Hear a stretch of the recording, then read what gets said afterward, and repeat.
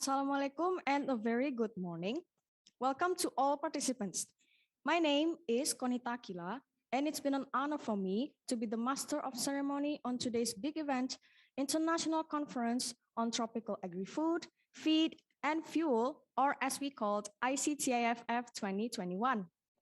For your information, this is the second ICTAFF with the topic, the sustainability of tropical agriculture in the changing world. Bismillahirrahmanirrahim. Praise to the Almighty God. We have been graced by the chance to gather in this momentous event.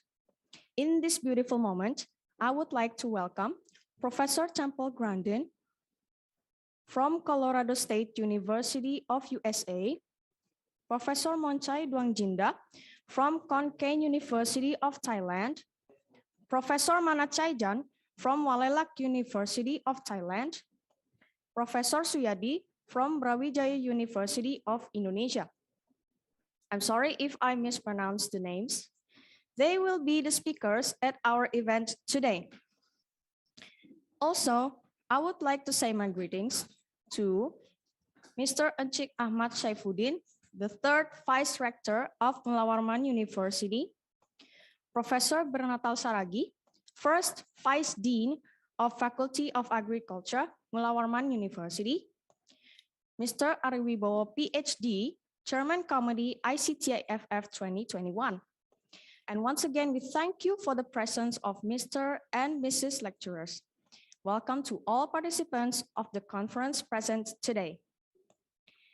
Moving on for the next agenda is singing National Anthem of Indonesia, Indonesia Raya. Participants may adjust.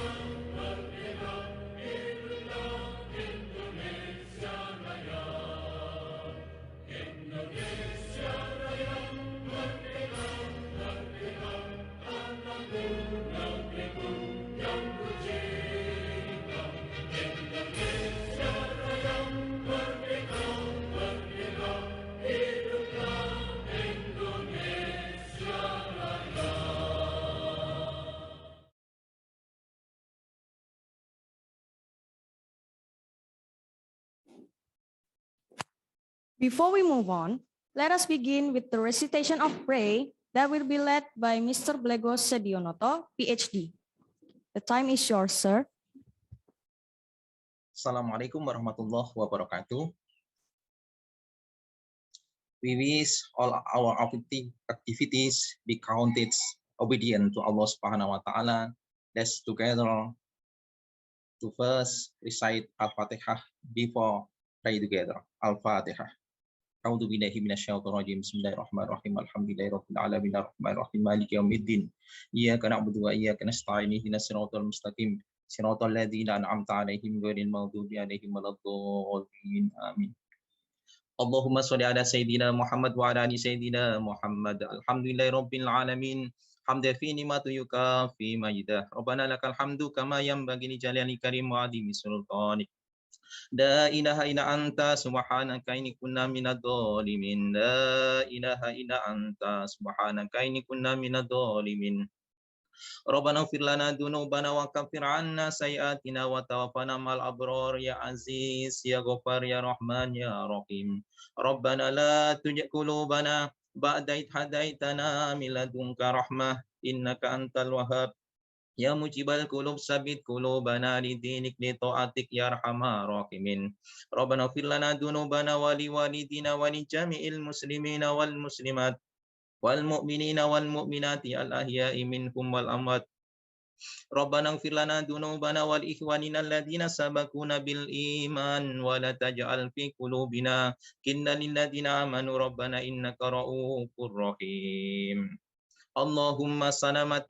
في الدين والعفو في جسد وزيادة من علم وبركة من رزق اللهم توبة قبل الموت ورحمة عند الموت ومغفرة بعد الموت وهون علينا في صراط الموت ونجاة من النار والعفو عند الحساب اللهم إنك عفو كريم تكيف العفو فاعف عنا يا كريم ربنا آتنا في الدنيا حسنة وفي الآخرة حسنة وقنا عذاب النار وصلى الله على سيدنا محمد النبي أمي وعلى آله وبارك وسلم سبحان ربك رب العزة عما يصفون وسلام على المرسلين والحمد لله رب العالمين. We wish the blessing from Allah Subhanahu wa Ta'ala back to MC. Wassalamualaikum warahmatullahi wabarakatuh. Thank you to Mr. Blego Sedionoto, PhD, for the recitation of prayer just now. Pardon me if I mispronounced the name. Without further ado, I welcome Mr. Ariwibowo, PhD, Chairman Committee of ICTAFF 2021, to give a welcome speech. Mister, the time is yours. Thank you very much. Can you hear my voice? Yes, we can hear you clearly. Okay, thank you. First, I would like to acknowledge the Rector of Mula Warman University, Professor Mahjaya, and then the Dean of School of Agriculture, Mula Warman University, Professor Rustiansa, and then Professor Manat Chayan from Walayla University, Thailand, and then Professor Monchai Duangjinda from Konkan University, Thailand, and then Professor Suyadi from Brawijaya University, Indonesia, and then Professor Temple Grandin from Colorado State University, USA, and then all invited speakers, Mr. Sugiharto, PhD, and then Ms. Samala Marinitu from Manipal International University, Malaysia, and then Dr. Ndanimang from Mula Warman University, Indonesia, and then Professor Dr. Frederick Masangkai, Far Eastern University, Philippines, and then Professor Giovanni de Jesus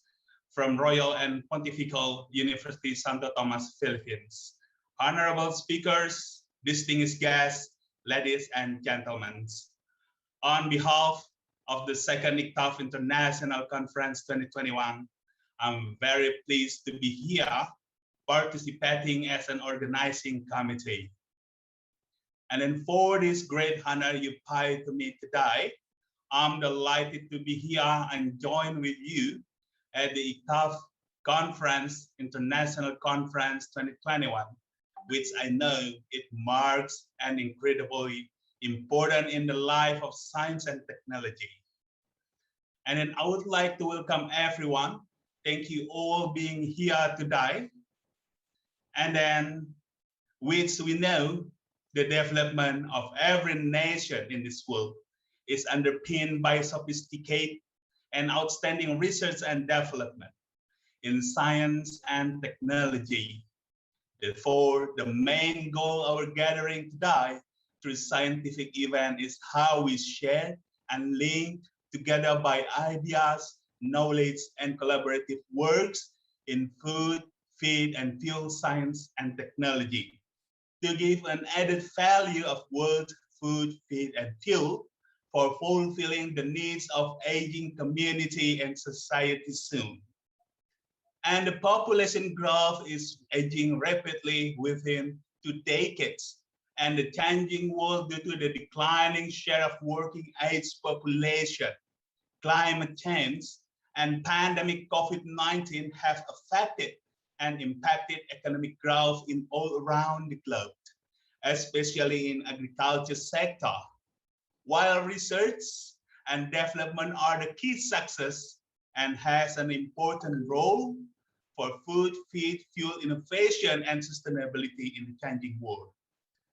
Therefore, through the second ICTAFF conference has become a leading event in bringing together academic and industry professionals from all sectors related to food, feed, and fuel.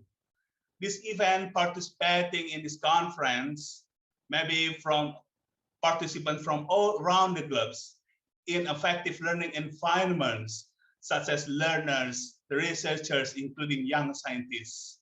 In the current situation and coming decades, building partnership between academia and industry bridges the gap of the innovations, opportunities, and challenges. Science and technology will position our country as a provider of food, feed, and fuel services to growing population across the world.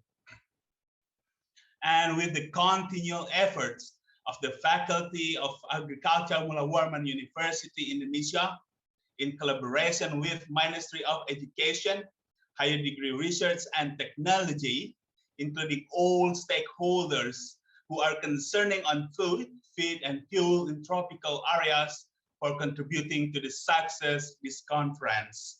Special thanks and gratitude to all distinguished guests and speakers who will share their knowledge and perspectives. And I hope you enjoy the various sessions and networking at the conference. May I officially declare the second ICTAFF International Conference 2021 open and wish this conference great success. And then before we are going to start open this conference, I would like to inform that and then deeply apologize because our fourth keynote speaker, Professor Temple Grandin, she couldn't attend due to some reasons, reasonable reasons. And then thank you.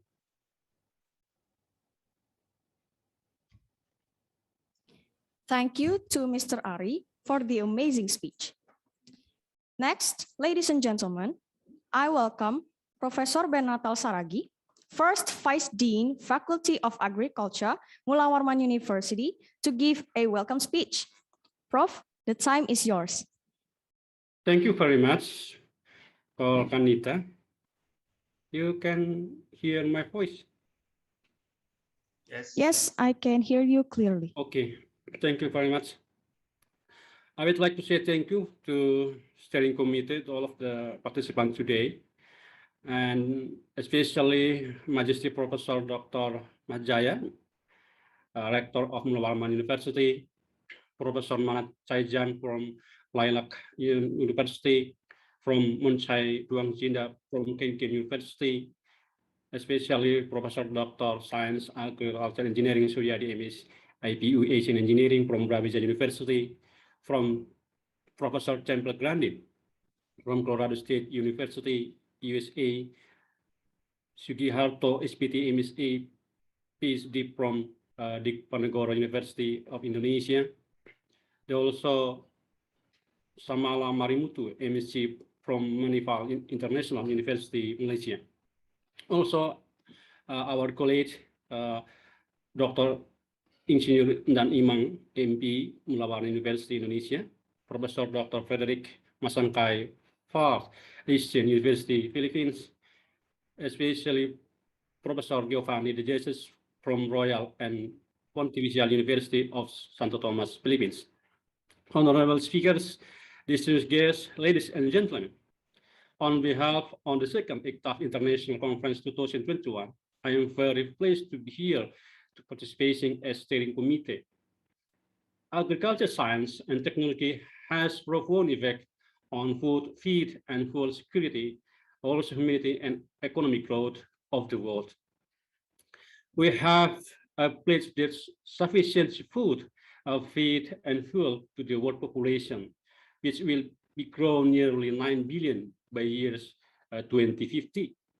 The agriculture, science, and technology has evolved proven with several innovations from science ancient time to millennium era, where food, feed, and fuel are available readily to serve a variety of purpose and need. Ladies and gentlemen, from farm to fork, people grow crops, make food products as well for food at home, in restaurant, cafe, and catering and various purposes. Furthermore, feed also has a vital role to support sustainable animal production for producing protein sourced from red and white meat. The food, feed, and fuel industries are based on humanist tradition, culture, customary practices, and communities. Nowadays, more sophisticated research and development require aggressive strategies in order to improve the business and product positioning for delivering value to the consumer, such as better nutrition, and also high quality product with the green technology for convenience and for other consumer preference. Ladies and gentlemen, the new violent agriculture, innovative area and smart utilization for natural and energy resources, drive for competition and change the world.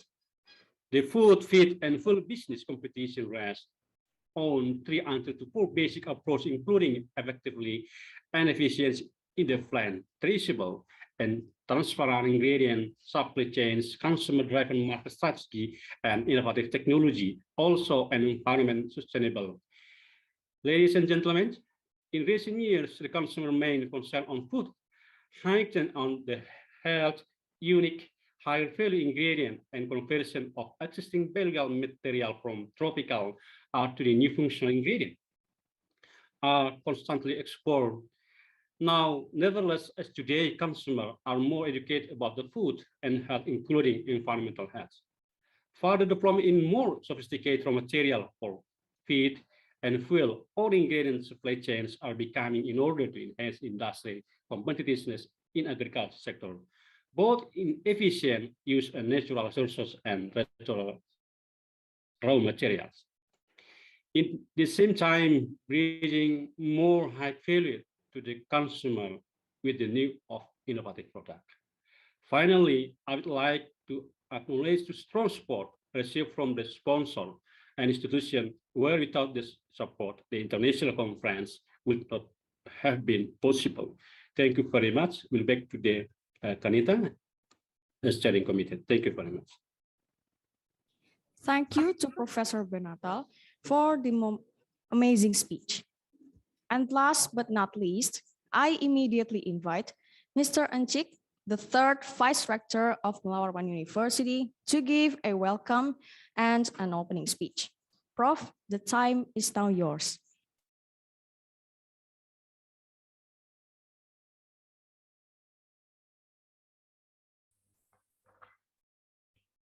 Bismillahirrahmanirrahim. Assalamualaikum warahmatullahi wabarakatuh. The Honorable the Dean of Agriculture Faculty, Professor Rusdiansah, the Honorable the Vice Dean of Agriculture Faculty, Honorable the Head of Committee of the second ICTAFF, Dr. Ari Wibowo, esteemed keynote speakers and all other speakers, distinguished guests, ladies and gentlemen. May peace and God's mercy and blessing be upon you. Good morning.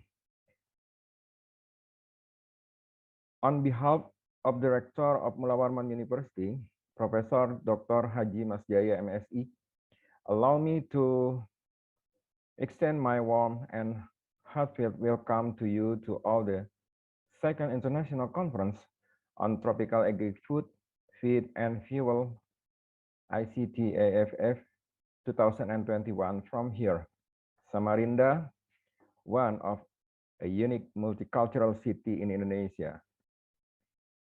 It is indeed an honor and privilege for me to have an opportunity to welcome you all to this conference in which policymakers, experts, practitioners, researchers get together to share ideas, experiences, aspiration, expectation, and research findings. Mullah Warman University, via the Dean of Agriculture Faculty, this year has the privilege to conduct this international conference for the second time, underlining the sustainability of tropical agriculture in the changing world as its themes.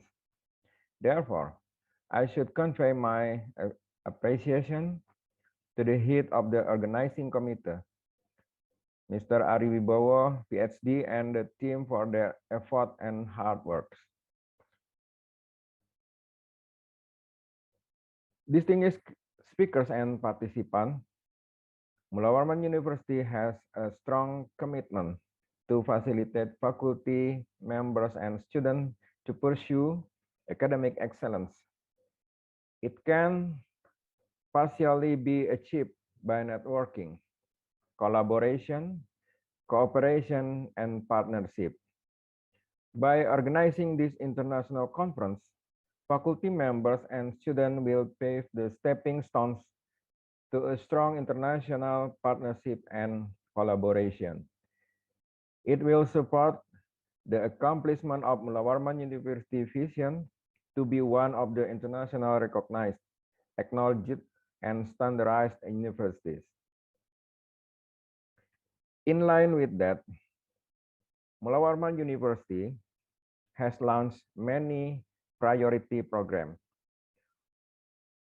one of which is promoting research and publication among academics.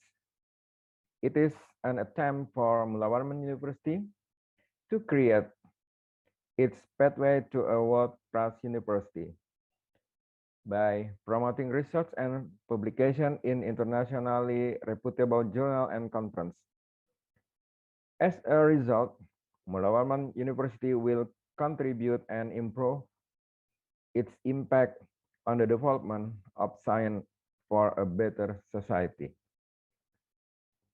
Distinguished speakers and participants, the second ICTAFF 2021 will be successful only with the support of the invited or keynote speakers, featured speakers, parallel speakers, and other participants as well as sponsors. Allow me to take this opportunity to express my sincere gratitude to all participants and sponsors. And again, as I have mentioned earlier in my speech, I should deliver my appreciation to the organizing committee for the hard work and the excellent teamwork. Well done. To conclude, I wish you to all a successful deliberative discussion and have a good conference. Before I close my speech, on behalf of Director Mullah Warman University, I declare that the second International Conference on Tropical Agri-Food, Feed, and Fuel, ICTAFF 2021, with the theme, the sustainability of tropical agriculture in the changing world, is now officially open. Thank you very much. Assalamualaikum warahmatullahi wabarakatuh. Thank you.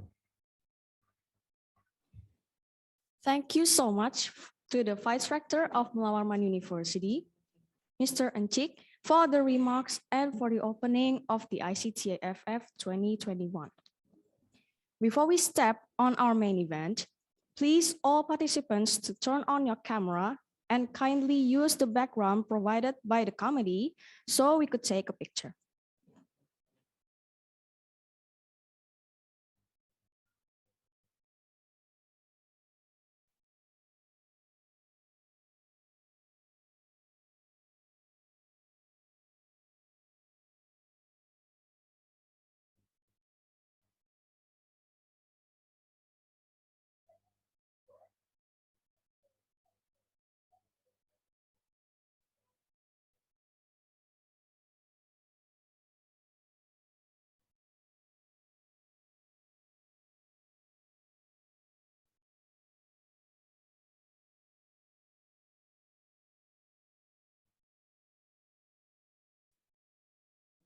I'll start count on the first slide.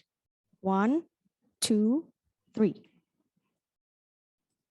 On the second slide, 1, 2, 3.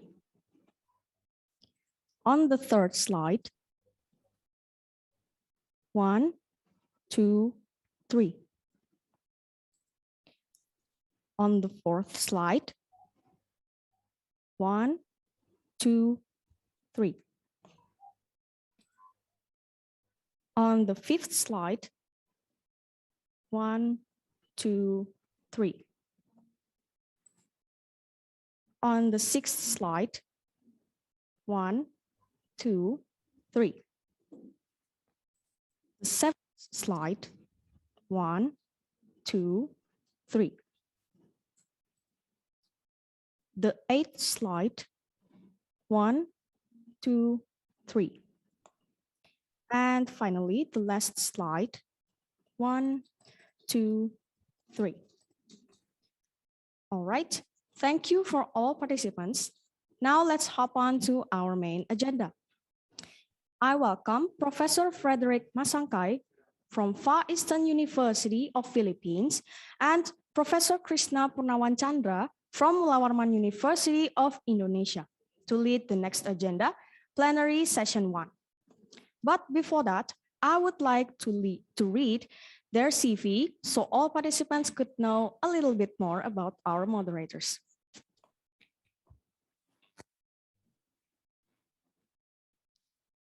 Right, for our first moderator, Professor Frederick R. Masangkai. He is from Far Eastern University, Manila, Philippines. He pioneered the works on the natural contamination of Cryptosporidium species and Giardia species in environmental aquatic biofilms. He's also an international advisory board on Asian Journal of Biological and Life Sciences.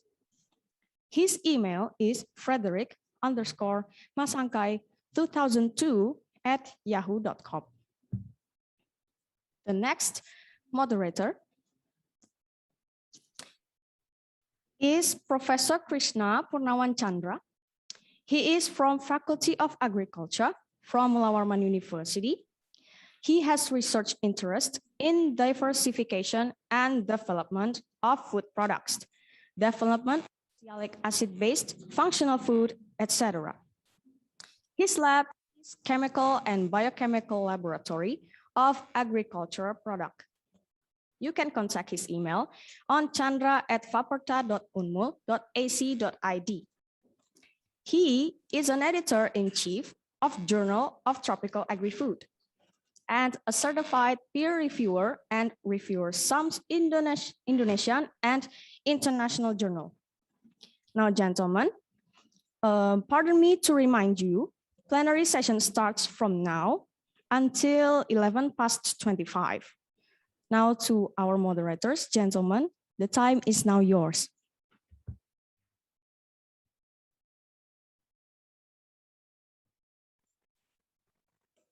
Good morning. How is my audio? Is it clear? Clear, sir.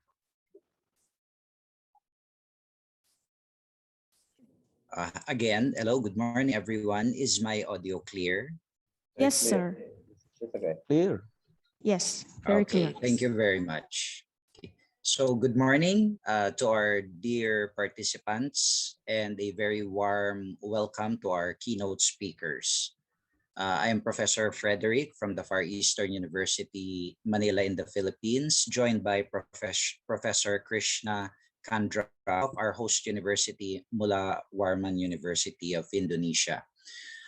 We will be your moderators for plenary session 1 this morning. Plenary session 1 will delve into the field of animal and food technology. May we request all participants to kindly mute your microphones so we can ensure a smooth and clear presentation. We also encourage our participants who may have any questions to enter your questions in the chat box.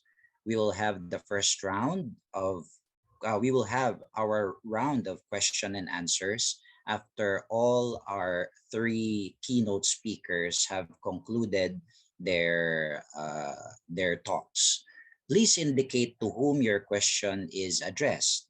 When you type in your question, you could also include there for speaker one, or for speaker two, or for speaker three.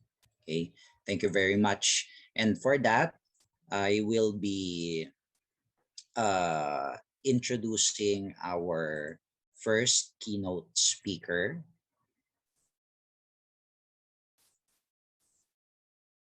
So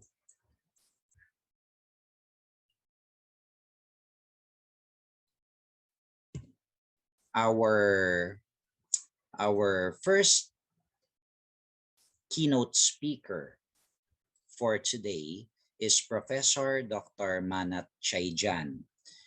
He was awarded his PhD degree at Prince of Songkla University in the Kingdom of Thailand, and continued to pursue his research interests in chemistry and technology, fishery products and seafood, meat science and technology, as well as healthy meat products. He is the head of the faculty of the School of Agriculture at Walaylak University in the Kingdom of Thailand, with an impressive publication record of 100 articles and over 2,300 citations. Let us all welcome Professor Dr. Manat with a warm virtual applause for his presentation titled pH Shifts Processing as a Cold Biorefinery Approach for Recovering Protein from Animal-Derived Raw Materials. So good morning, Professor Dr. Manat. Thank you very much. Good morning. Can you hear my voice? Yes, Professor Dr. Manat. Okay, I would like to share the screen.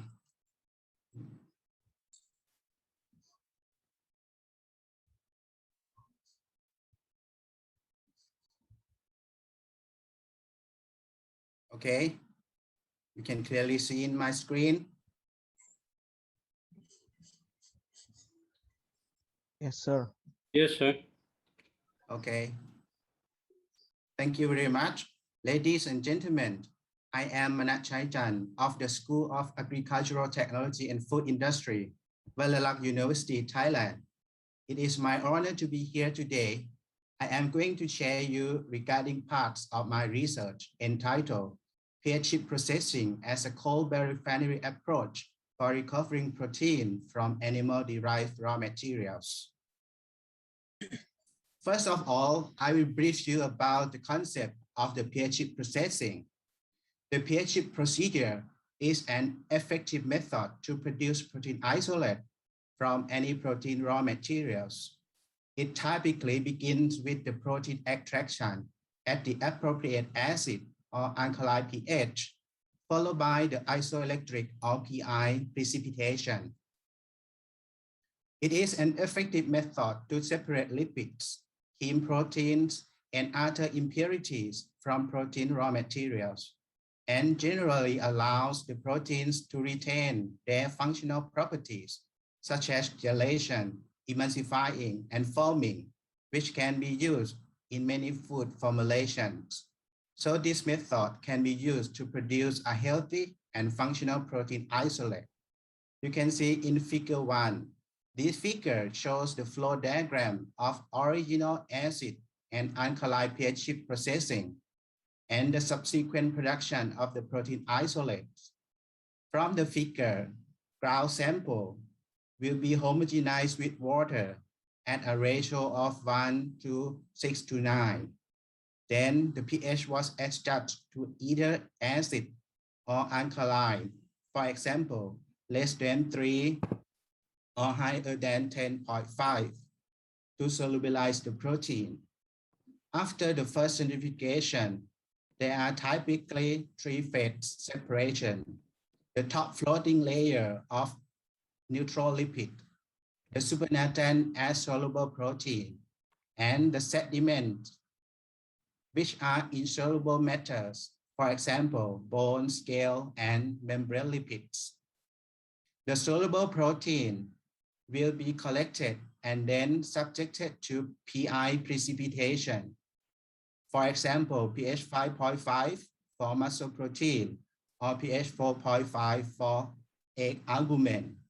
After the centrifugation, with the same speed, the precipitate is referred to as protein isolate. The pH shift technology efficiently recovers functional and nutritious protein isolate from food proteins, including fish and their byproducts, poultry meat, egg, byproduct, insects, and it has been used to eliminate toxic compounds and off-odor substances contaminated in muscle food. In this slide, you can see the application of pH shift, which I will show you in detail today. All the details can be found in my published article. Here are the examples. So I will start with the typical process for protein recovery from fish and fish byproducts. Here is the process for recovery of protein from fish. It starts with homogenization with water, followed by protein solubilization, separation by centrifugation, and protein precipitation at pI, which is around 5.5 for muscle protein. And the second centrifugation for dewatering. And finally, you can get the protein isolate in this picture. When we take a close look, what happened with the fish protein during pH shift processing, you can see that the color of the homogenate, the supernatant, and the protein isolate differ considerably depending on the version of the pH shift, I mean the acid or alkaline version. The pH shift processing has shown significant potential as an effective method for maximal protein recovery from fish processing byproducts, such as frame, bones, skin, and etc. So I'm gonna show you the biochemical and physical chemical characteristic of protein isolate from big eye snapper head byproduct using pH shift method. Big eye snapper is one of the important raw material for ceramic production, and head is the major byproduct. From our study, around 30% protein yield with a significant reduction of lipid and ash was obtained from both acid and alkali process. However, the partial denaturation of the isolate was found in both processes, as shown by the decrease in calcium ATPase activity and sun hydryl content. Acid process recover less total pigment with lower heme protein content, resulting in a greater whiteness of the isolate. Both acid and alkaline method effectively remove total volatile-based nitrogen and fishy odor from the head byproduct. The highest heme protein destruction indicated by the disappearance of the solid peak of the myoglobin spectra was noticeable in the acid process. You can see right here, it's flat with the acid one, and it's so high in the raw material. So the acid process gave a protein isolate with better overall quality compared to alkaline version. The off-odor problems in farm-raised catfish have been reported to be mainly caused by 2-MIP and jasmine, which are associated with earthy, musty, and muddy off-odors. So let's move to another application of pH shift processing, elimination of off-odor compounds from fish muscle. From table 2, you can see that the pH shift process effectively reduced the amount of jasmine and MIB and increased the acceptability of a pH shift process catfish product. Apart from the elimination of jasmine and MIB, it has been found that the pH shift process can remove other off-odor compounds, for example, total volatile-based nitrogen. The protein conformation changes by the pH shift process may have helped to facilitate the releasing of volatile compounds from the main fish. Let's look at the gel of the pH shift isolate.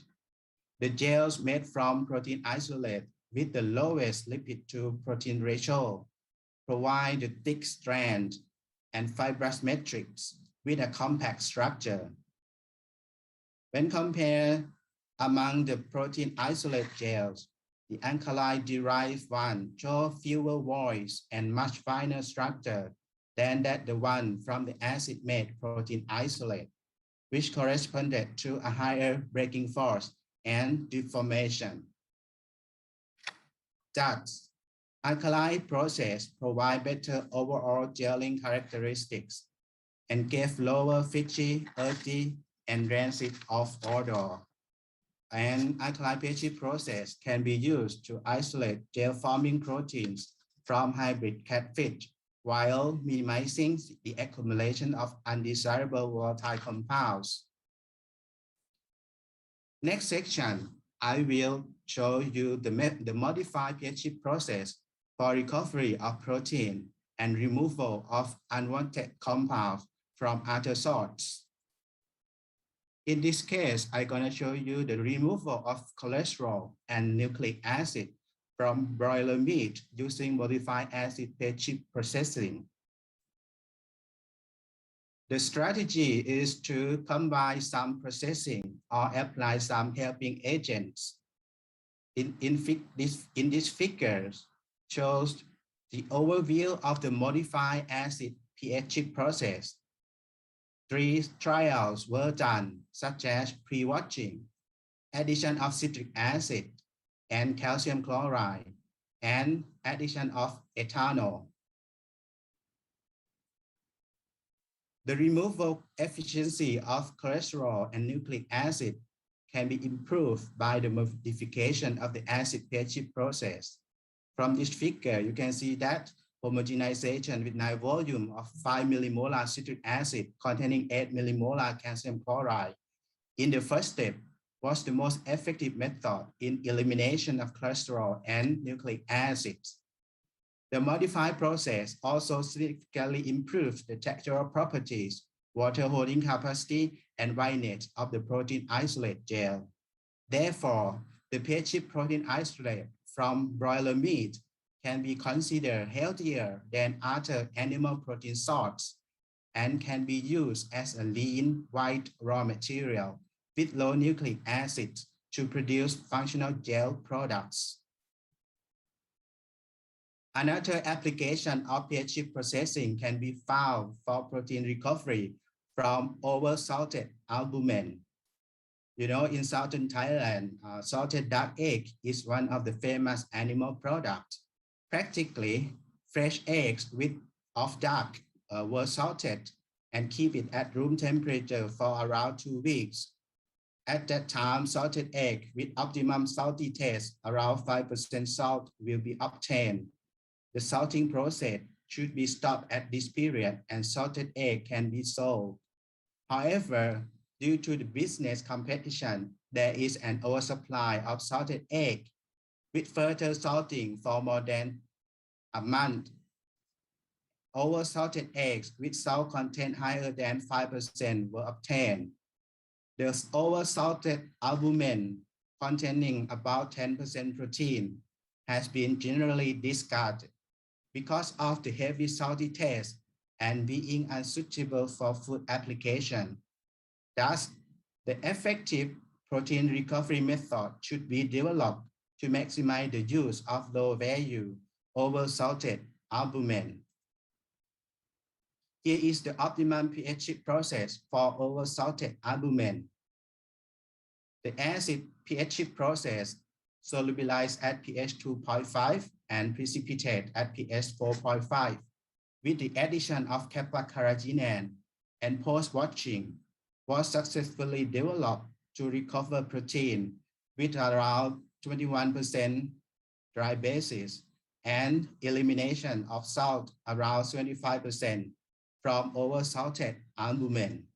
So this is the modified method. We use the kappa carrageenan as a flocculant to help protein separation. And we use the post-watching with the cold water to refine the protein isolate. When we look at the chemical structure of protein isolate, it was not changed much based on the SDS page and the FTIR spectra. So the form capacity and form stability of pH produced protein isolate was similar to the fresh albumin. And here is our recent published article. We applied the pH processing for protein isolation from sago palm weevil larva as an alternative protein source. As you know, a decrease in livestock-based protein prompts the researchers to look for a better long-term food supply chain, and insects are considered a possible protein source among other options. The sago palm weevil is a popular Thai edible insect. Due to their delicacy, protein-rich, fast growth rate, and short life cycle, sago palm weevil larvae are regarded as another source of protein that should be recovered for commercial reasons, utilizing optimal processing. When we deal with the new protein source, the protein solubility profile should be studied in the first step. In my study, for the acid and alkali process, the greatest solubility was found at pH 2 and pH 11.5 respectively, which are designed as the solubilization pH. With the protein solubility, the zeta potential of the protein solution close to zero at pH 4.5, which was designed as the precipitate pH. So we can, from the solubility profile, we can get the solubilization pH and precipitation pH. This figure shows the effect of pH adjustment on the browning intensity of the sago palm weevil larva protein solution. The lowest browning intensity was found at pH 4.5. The browning intensity increased significantly when the pH higher or lower than this point. When the pH was higher than 10.5, the darkening tended to be more pronounced. This was most likely due to the activation of the endogenous polyphenol oxidase, or PPO, in this pH range, as well as some non-enzymatic browning, such as Maillard reaction. So at alkali condition, the protein solution tend to be darker, resulting in a reduced whiteness of the alkali protein isolate, although the recovery yields were similar for acid and alkali procedure, which is around 66% recovery yield. When look at the nutritional value, the alkaline protein isolate had higher essential amino acid and essential amino acid index value, indicating a higher nutritional quality of this protein isolate. Also, you can see that the umami taste active amino acid still retained in both protein isolate. Overall, I'm gonna conclude my talk. The pH procedure typically begins with the protein extraction at the appropriate acid or alkali pH, followed by isoelectric precipitation to produce a healthy and functional protein isolate. From the finding, the pH procedure might potentially be used to produce protein isolate from any protein source. When compared to traditional recovery method, the pH technique provides significant advantages for recovering protein isolate from various sources with higher yields, better quality, greater functional characteristics, and a higher impurity removal rate. I would like to thank Walalak University, Thailand Research Fund, and Food Technology and Innovation Research Center of Excellence for the financial support. Also, thanks for my colleague and all graduate students. Thank you.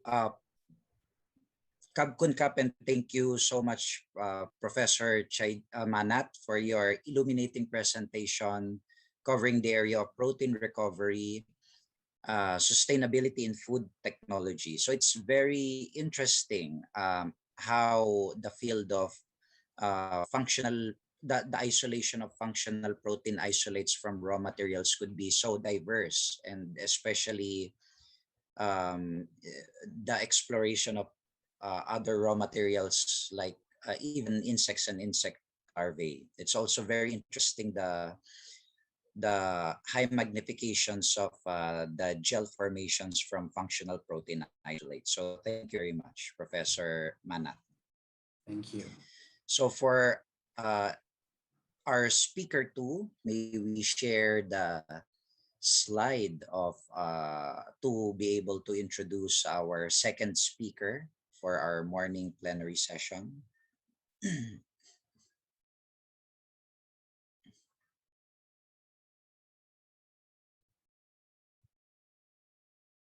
Thank you very much. So our second keynote speaker is Professor Dr. Monchai Duangjinda. He took his PhD in the University of Georgia, the United States. He is an animal breeder and geneticist who specializes in population genetics and animal biotechnology. He is presently the Vice President for Research and Graduate Studies at Kon Kaen University in the Kingdom of Thailand and has an impressive publication record of over 150 articles with close to 700 citations. Let us all welcome Professor Dr. Monchai with a warm virtual applause for his presentation titled Tropical Animal Genetic Resource Utilization as Functional Food for the World. So good morning, and you have the floor, Professor Dr. Monchai. Thank you very much. Good morning, everyone. Good morning, I'm very glad, good morning. I'm very glad to be a speaker today, and if anything, we can share the experience and we can continue the collaboration. I'm very welcome for the Kon Kaen University. Let me share the slide first. Okay.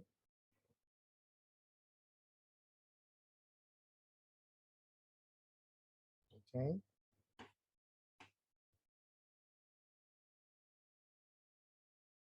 Have you seen my slide? Yes, Professor Dr. Okay. Monchai. So I will start. First of all, I think we are in the same area we call tropical countries, and we have lots of genetic resources to utilize. And if we think like the old paradigm, it's like we sell chicken as a chicken, we sell dairy or milk like a milk. It cannot improve the economics or even grassroots economic. So now people thinking about functional food. And the good thing is the genetic resources like for native animals, has several benefits in terms of the functional food. So today I will give you some example that I have worked on my research and share my experience for you. Okay. Is the tropical animal genetic resource characterization for the cattle, like beef cattle. We know that our cattle is like Bos indicus, and in Thailand, in Indonesia, in Malaysia or China. This is one of my paper that I collaborate with the Ministry of Science, and we found that genetic analysis of Thai cattle reveals that the ancestor or ancestry of the native cattle may be around over here. Okay, and this is we use the genome-wide technology. So now when you do the genetic or biodiversity or genetic diversity, now we use the technique like genomics or genetic analysis. In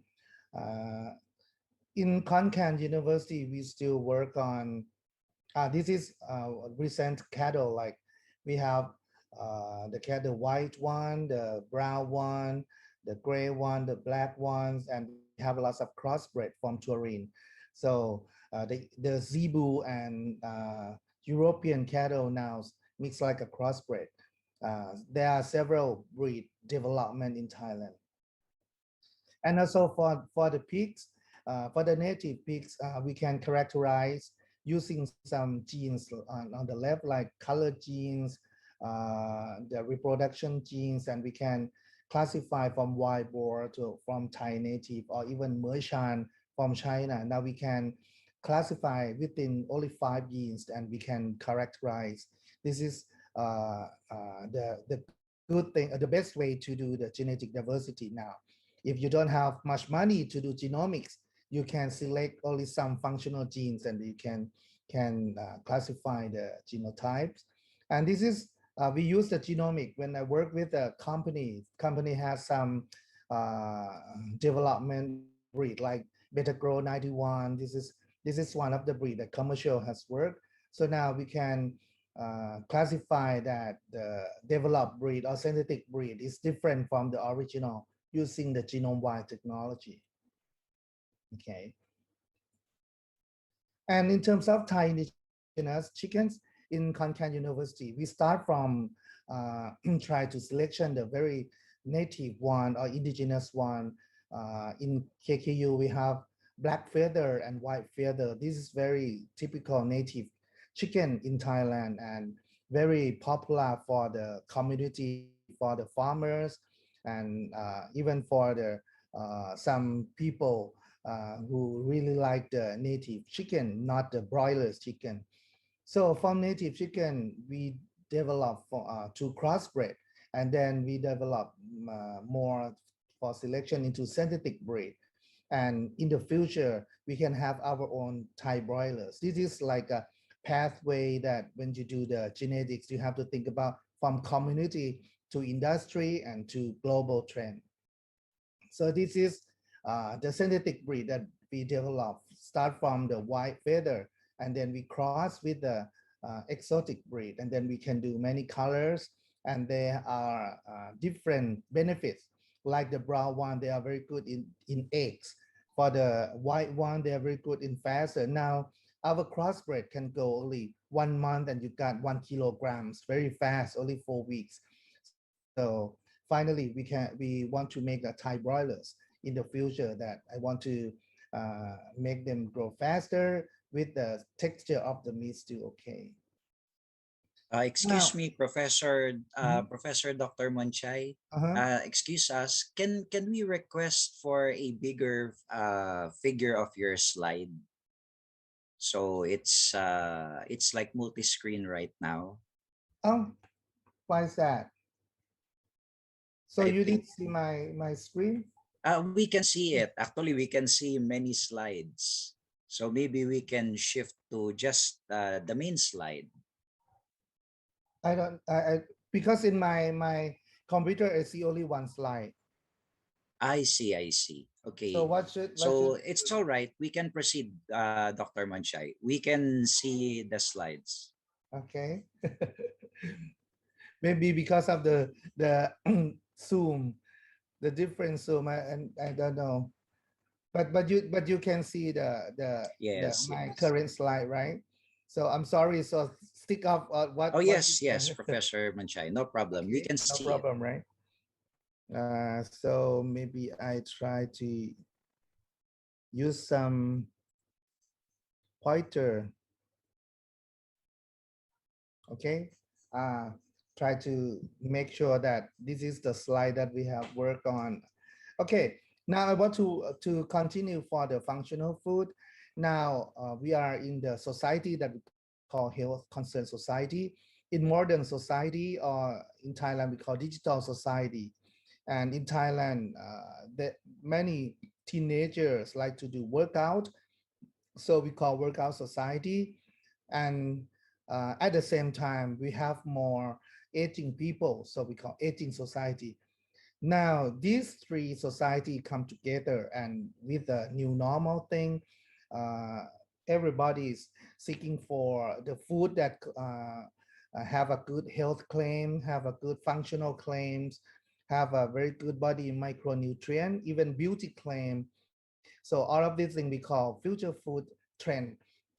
I'm not sure that many countries think about this from the beginning. Like most of the industry think of this, but for the community, maybe we don't promote to them yet.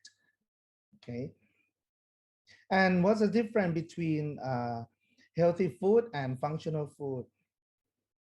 Okay, in definition of functional food, that means the food that claims specific function, not claim any good healthy. Like if you can call that the food that claims immune function, the good that claims that it improves muscular function or cardiovascular function, or maybe some food that help for digestive function, or some food that good for brain function or another body function. So if you can claim that what of the your food is good or have benefit on any function of your body, this is we're going to call functional food. That means you have to explain that what ingredients or what bioactive compounds in that food that help your body. And in terms of health, not only the body health, now for functional food, we claim further on skin health and mental health. So not only your body. So the healthy food is a general term, but for the functional food, you have to claim that it's good for your body health, skin health, or mental health, and what is the active ingredients. In functional food trend, uh, everywhere in the world, I think, look at the pie chart. Japan is the functional food is the most popular. And then in the United States now it's increasing the demand every year. But that function is like for brain function and for digestive function in your European country also.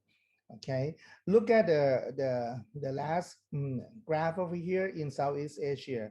Maybe you don't know that Indonesia is increased the functional food every year. Okay, maybe you have done, or you have eat, or you have drink it all the time, so you didn't concern that what's the benefit of your active compound over there. But every countries in our Southeast Asia is going to increase in terms of the functional food. This is one example that is we promote the functional food, functional meat from the native chicken. Okay, in broilers or commercial chicken, you will find these kind of compounds less than native chicken. This is our research. For such as our functional meat from native chicken, it will contains very high in anserine, very high in ACE inhibitor. This is going to decrease your blood pressure. For some black bone chicken, you have melanin. And carnosine is very good for anti-aging. And I developed some breed that can make native chicken has low purine. You know that when you have gout disease, that's caused from high purine in the commercial in the broilers. So many medical doctors try tell you that eat small chicken because when you eat more chicken will cause high purine or uric acid in your body, and then maybe you can cause gout disease in the future. So we develop some breed that have very low purine, and for sure native chicken has low cholesterol and triglyceride, something like this, and low abdominal fat. This is, you can see that the native chicken, I think native chicken around the world, even your country, has the same characteristic like this, because it's very different from the broilers or commercial broilers. Okay. This is in, you can see that what is the benefit of anserine in the chicken breast. It has some function of anti-aging, anti-glycation, anti-Parkinson, anti-cardiovascular disease, something like this. And this is some reference. And carnosine is anti-diabetes or anti-aging, and it's very high value in black bone chicken. But for native chicken, it's like this. As you can see that broiler has small amount of smaller in terms of the, when you compare to the native chicken. Okay, and this is in our lab. We can check that in our native chicken we have high anserine, and we have a lot of. This is broiler. You can see that the peak of anserine is over here when you do synthetic breed, and when you compare with the pure breed of native chicken, you can see that the anserine is higher and higher compared to the commercial broilers. And for black bone chicken, when I call black bone chicken, it's not only feather that got a black color, but everywhere in their body, from the skin, from the meat, even blood, they are all black. They has high melanin, and melanin is a very good antioxidant for the food. And this is the benefit of black bone chicken. Black bone chicken can make a very good soup powder, or you can do melanin capsule. This is we call dietary supplement.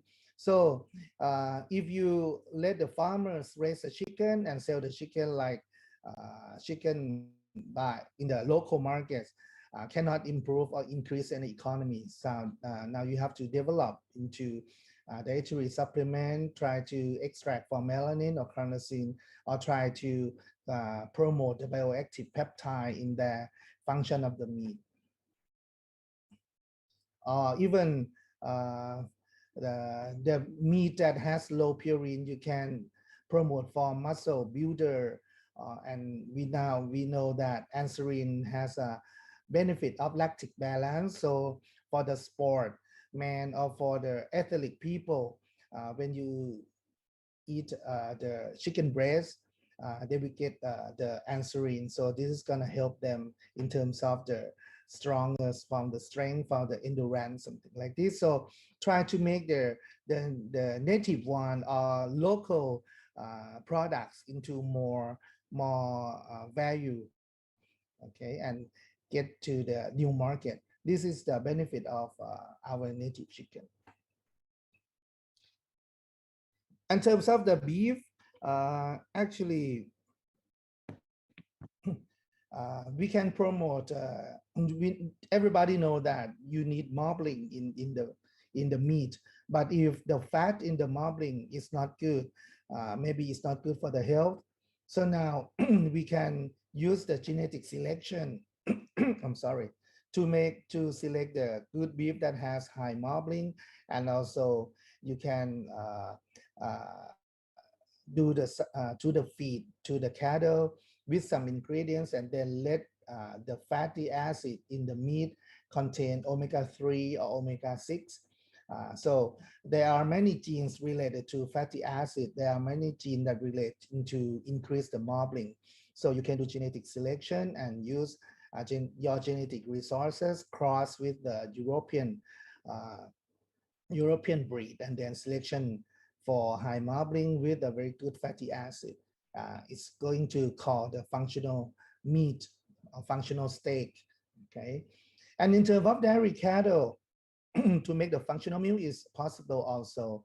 In Thailand, the pure Holstein Friesian or pure blood of the European dairy cattle cannot raise easily in tropical country. This is the impact of heat stress that we study in Konkan University. For the very high European fractions, they we got heat stress very fast, and after THI over 82, the milk will drop very fast. So this is getting from the heat stress effect. So we have to do the crossbred. So for the crossbred, in the middle, you can see that the effect of heat stress is smaller. And for the heat stress, not only affect to the milk production, it affect to the negative energy balance also. Okay, so now to do the negative energy balance, we use the indicator of fat to protein ratio. So if you found that fat to protein ratio over 0.9 in the milk, that means your cattle's got a negative energy balance. Anyway, the good thing of do the crossbred, we found that in the milk from the crossbred Holstein Friesian, it found the beta casein protein more than you use the pure blood in the European country. Normally, the pure dairy cattle like pure Holstein Friesian will build the A1 beta casein. Okay, but when you do crossbred, it will found the A2 beta casein. What's the difference between A1 and A2 beta casein? In the milk, you know that casein is the main protein in the milk. But casein, especially for the beta casein, has two types. One type we call A1, another type we call A2. The difference is one amino acid, it's histidine here and proline over here. For A1 and A2, we found that when you digest, the A1 beta casein will digest first to get small fragment of BCM7 before they digest into small amino acid. But with this fragment, the 7 fragment over here, now in the medical papers, we found that this fragment, the BCM7, is not good. It can trigger many diseases, and it can make you bloat, it can make you allergic to casein and many things. But if you eat, if your milk contains A2 beta casein, at the first fragment, they cannot cut over here. So they don't cause the BCM7 fragment because it has proline. So it will cut somewhere else, and then finally they got the single amino acid for absorption. So this is make our Thailand, some company in Thailand start new business. They start from typing the DNA from the dairy cattle around Thailand, and then use the PCR and select only A2 genotypes to produce the milk with only the beta casein A2 only, and they sell in another price, and this is we call functional milk.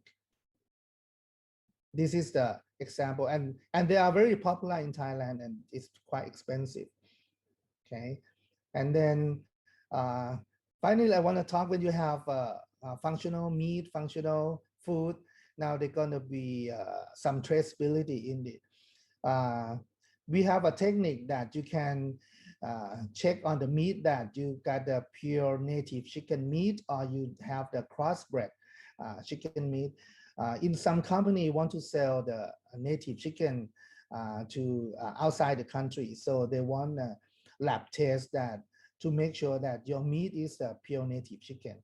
And sometimes when you do the products, when you look at the meat, maybe you don't know that this is a beef, or this is a cattle, or this is a buffalo, or goat, or sheep. So we develop the DNA analysis to check that some species.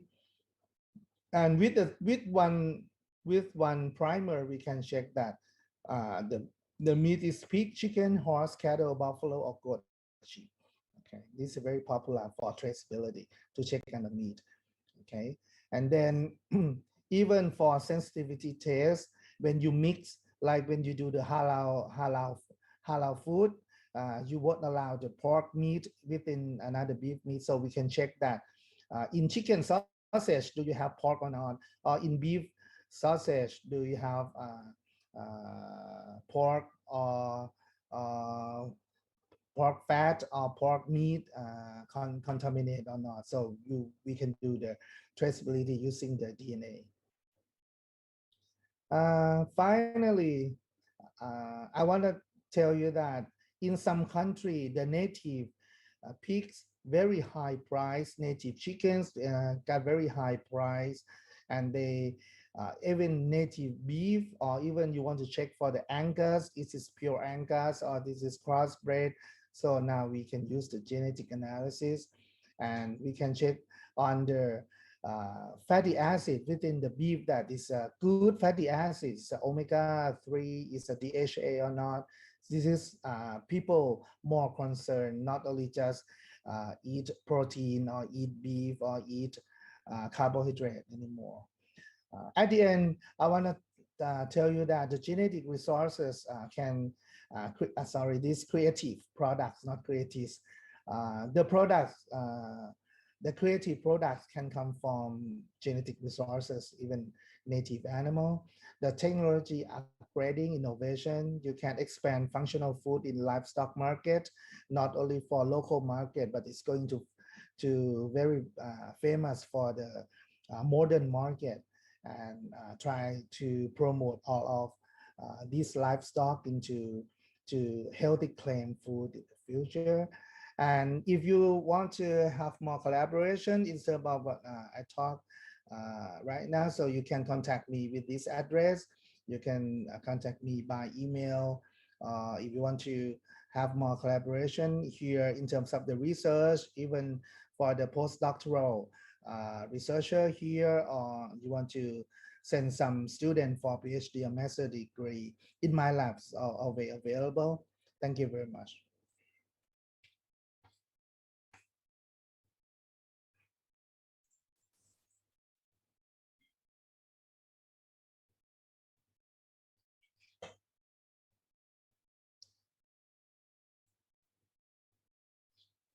Kabkun Kap, and thank you very much, Professor Dr. Monchay, for your very interesting talk. So it's very interesting as it covered projects of tracing livestock and ancestry to functional foods and future food trends. And it's very important as it reminded us of the idea of functional foods as we encounter, you know, as food consumption is a habit, a daily habit in our lives. It reminds us to be conscious of each food's impact on our quality of life. So thank you very much, Professor Dr. Monchay. Thank you. So thank you. So everyone, for our third speaker, we would like to welcome Professor Dr. Suyadi. So may we have Professor Dr. Suyadi's profile flashed in our conference screen? Thank you very much. So Professor Dr. Suyadi awarded his PhD degree in the University of Göttingen in Germany. He specializes in livestock breeding and reproduction, the exploration of genetic diversity in goats, cows, and chickens, to name a few. Professor Dr. Suyadi is the Dean of the Animal Science Faculty of Brawijaya University in Indonesia, and he is also the head of the research group in animal genomics and proteomics in the Faculty of Husbandry in the same university. Let us all welcome Professor Dr. Suyadi with a warm virtual applause for his presentation titled Strategy in Livestock Breeding and Reproduction Technologies Toward Challenges in the Changing World. So good morning, Professor Dr. Suyadi. You have the conference floor. Okay, thank you very much for this opportunity, Dr. Frederick. I am very glad today and very happy meet you all here in this very nice and very special international conference here. I'd like to present my slide here. So, as Dr. Frederick introduced me, this so already very nice introduction. Thank you very much. and also for the title here, Strategy in the Livestock Breeding and Reproduction Technologies Towards Challenges in the Changing World. So this is the topic. I think I will begin this topic with the general and then to the specific theme and discussion about our roadmap research here in my laboratory. So my team is me, Suyadi, and also Ahmad Furqon and Wika Andre Septian. We are 3 persons here as the management, also the worker and collaboration in our laboratory. That is the laboratory of the animal molecular genetics. So that is very nice. That's today I meet with Professor Monchai. That's very nice because also we have the similar topic and subject here in our research. So I think we can communicate after that, and maybe we can collaborate with about the research, also the student exchange, sometimes also lecturer exchange, also the other research and publication. That's very happy today. Okay, as I told you that I begin with the general topic in Indonesia. Some issues in Indonesia is like this one. Supply and demand in livestock production. So that is very big problem in Indonesia. And also followed by the improving the efficiency of livestock production. Also, there is many and huge and very big problem in Indonesia. And also the current issues moving Indonesian capital from Jakarta to Kalimantan. Why I mention this one? Because if it's occurred, that means we must redesign the livestock farming in Indonesia. Maybe we design the landscape, we redesign the pasture and feeds, resources, and so on. And then closing remark. So as increasing human population, also in Indonesia, the human population grows very fast and also can increase the animal or reproductive or livestock production demand. And this challenge, educated population and also the educated and population and lifestyle can also improve the livestock product consumption. And also human population bring some problem because they need more land for building, for street, for road, and so on. That affect in the decreasing area for agriculture and livestock farming. And then we have a limited area. There's limited area challenge or need high efficiency agriculture and livestock farming. And we must find and use the applied technology in feeding, breeding, and reproduction. So we can make a farming with higher efficiency. And the other issue in the Indonesian capital moving plan and needs preparing new design in livestock production in Indonesia. So we look at very fastly here about the supply demand livestock production in Indonesia. In Indonesia, there are two characteristics in the meat consumption. The first one is about red meat, and the other is, but the number is not higher like the commercial chicken. But also this chicken has significant means or beneficial for the farming, especially for the small farmer. And here there is no increase the native chicken. For the layer or for the broiler, not layer, broilers here increase significantly. How? Because now in Indonesia, the broiler industry grows very fastly. And now not only in the big town or in the municipal, but also now until the village already has the industry. Also, the government bring or want to bring the farmer, small farmer, bring to the industry. And the other is poultry consumption. How is the poultry consumption? And until now, because the poultry industry in Indonesia grows very fastly, and the supply in Indonesia is is adequate, is already okay, it's not problem.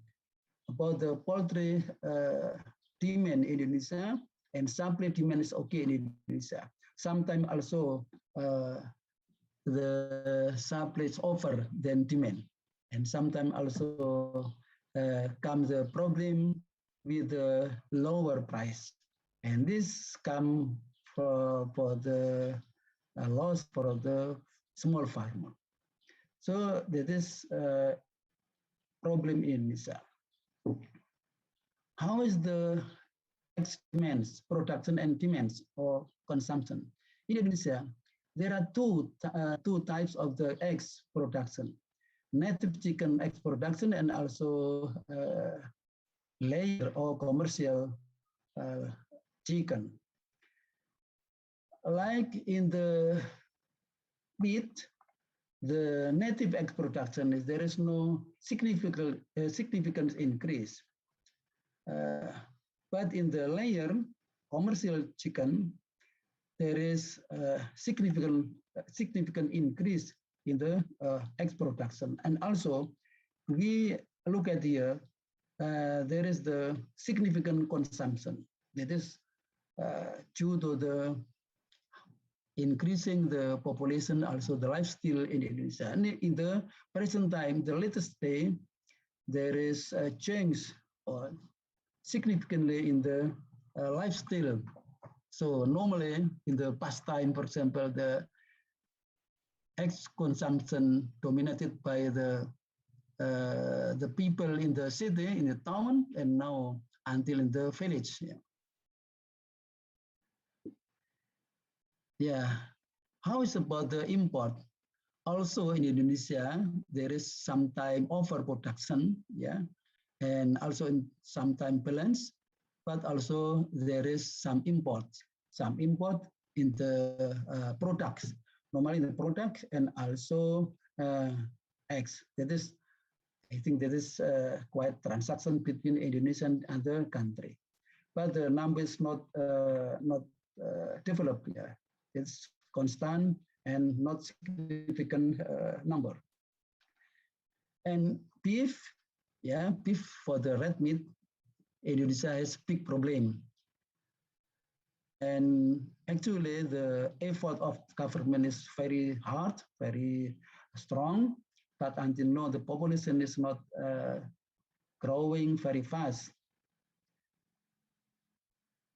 Nowadays, the consumption in Indonesia for the red meat is very low, only about 0.5 kilogram per capita per year. That is very low.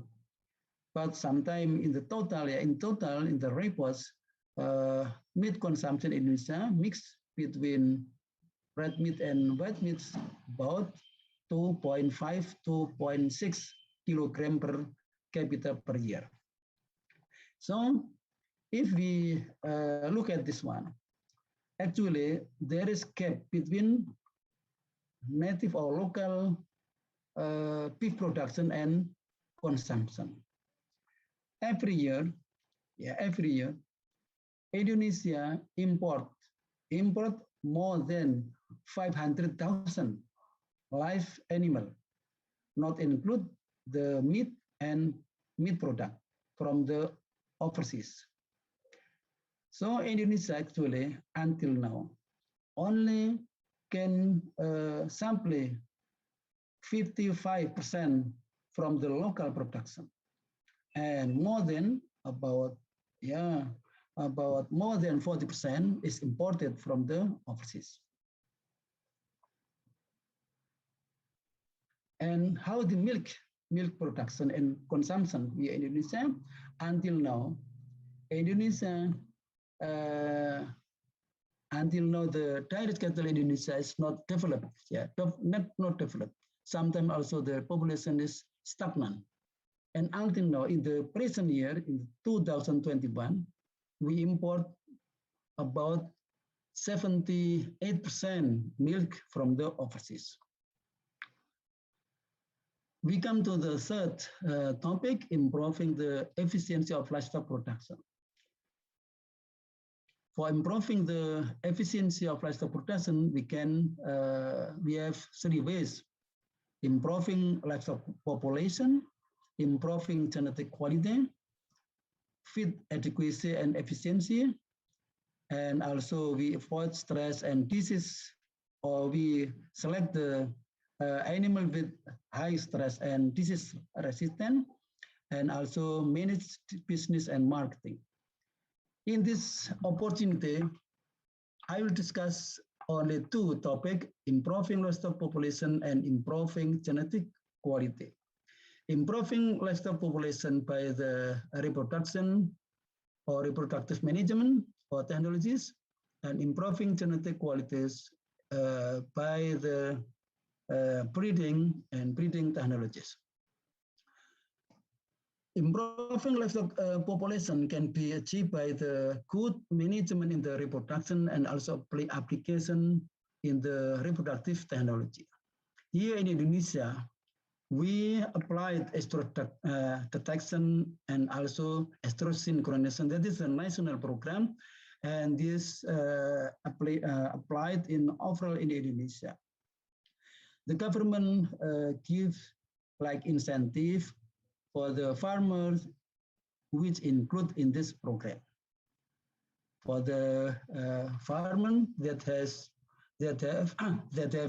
dam and pregnant with this program, and then government gives some incentive. Also, estrogen detection, pregnancy diagnosis, monitoring reproductive disorder, and calving and calf management. That is very important thing. This already applied in Indonesia until now. However, until now, the number or the population of cattle or beef cattle in Indonesia is under our expectation. Until now, the population is about 17 million, or around 17 million in Indonesia. And there is application of reproductive technology. Two here in Indonesia already applied this artificial insemination. That is for the farmer, and then the other is embryo transfer. Embryo transfer in the present year, or the nowadays, government introduced the Belgian blue.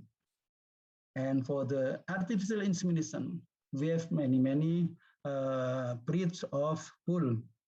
Yeah, we have a local bull and also imported bull from Post-Taurus. This the embryo transfer initiated by the government from the 2016, and until now there are many or some calf born, and we don't know in the future because many requirements is needed for the growing this animal. That is in station, normal in station. Yeah, like this one is in station in embryo transfer institute in Bogor. Yeah.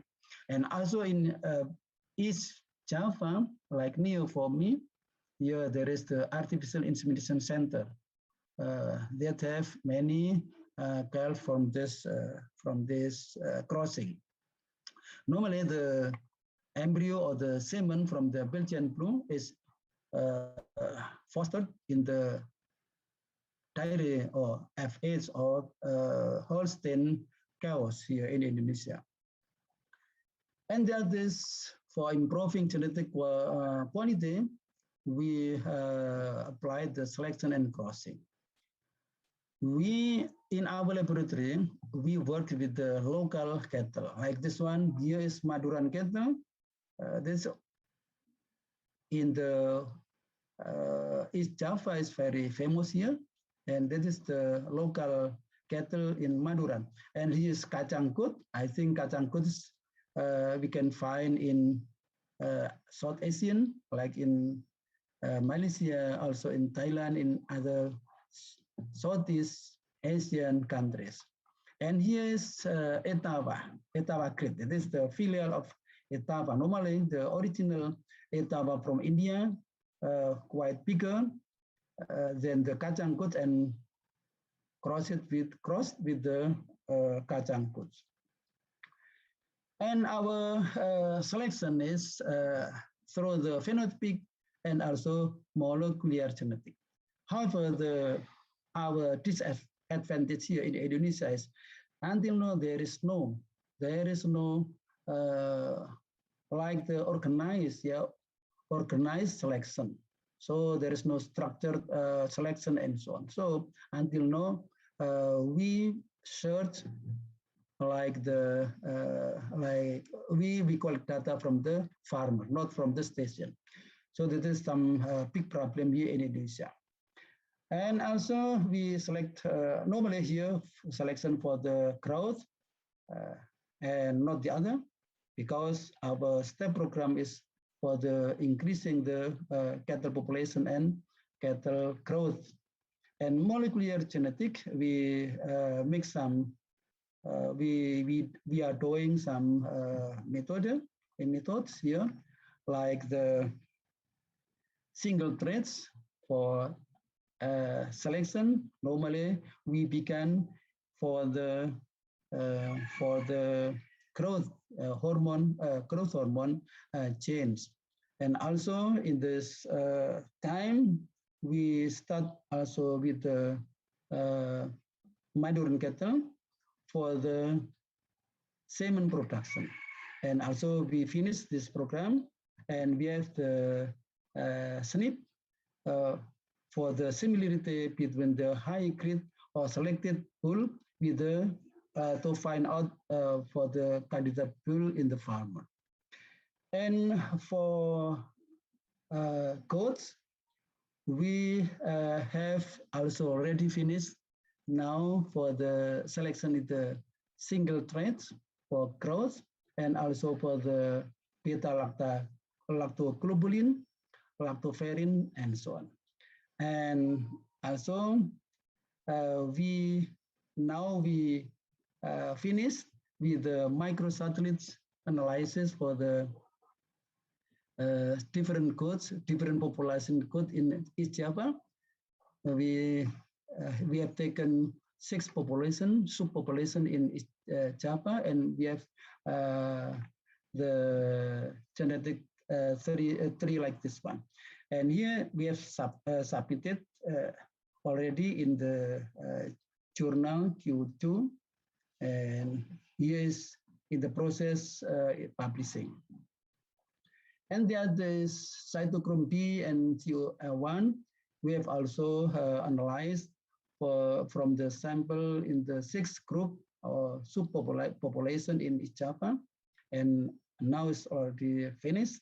And in this year, we have submitted the article to the Scopus Index Journal in Q2. I think, I hope that will be in the short time published. And the 4th topic is redesigning the livestock area development. So we know that Java Island is a small island, but here concentrated population of human and also animals. Java population has now more than 150 million, or about 56% from total. But the other hand, area of Java Island only 7% from total Indonesian.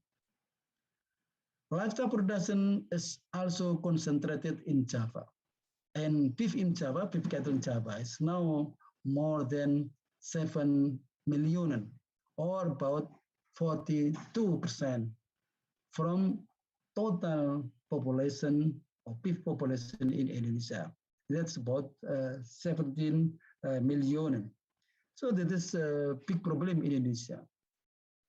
In other hand, there are many areas wide and low population in human and low population in animal. So our program next, when it's possible, it is redesigning of the distribution of human population and also animal population.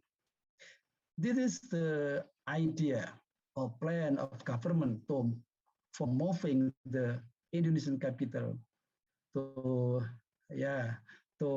outside of Java. This is to the East Kalimantan.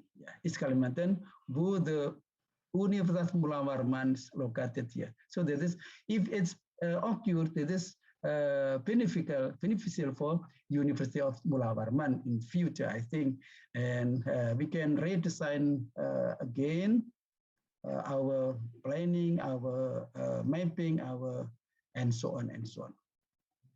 So some fact, breed or genetic quality of animal in Indonesia is very low. Human resources, farmer in knowledge and practical skill also still in problem. Long chain in marketing system until now is already still exists. Reproduction problem with the long calving interval in overall beef cattle in Indonesia, also in the dairy cattle. And also the problem, there is problem feed adequacy and quality.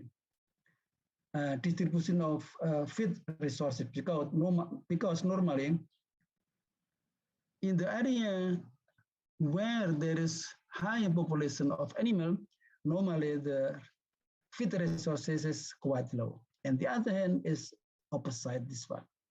So this is make a problem and must be solved.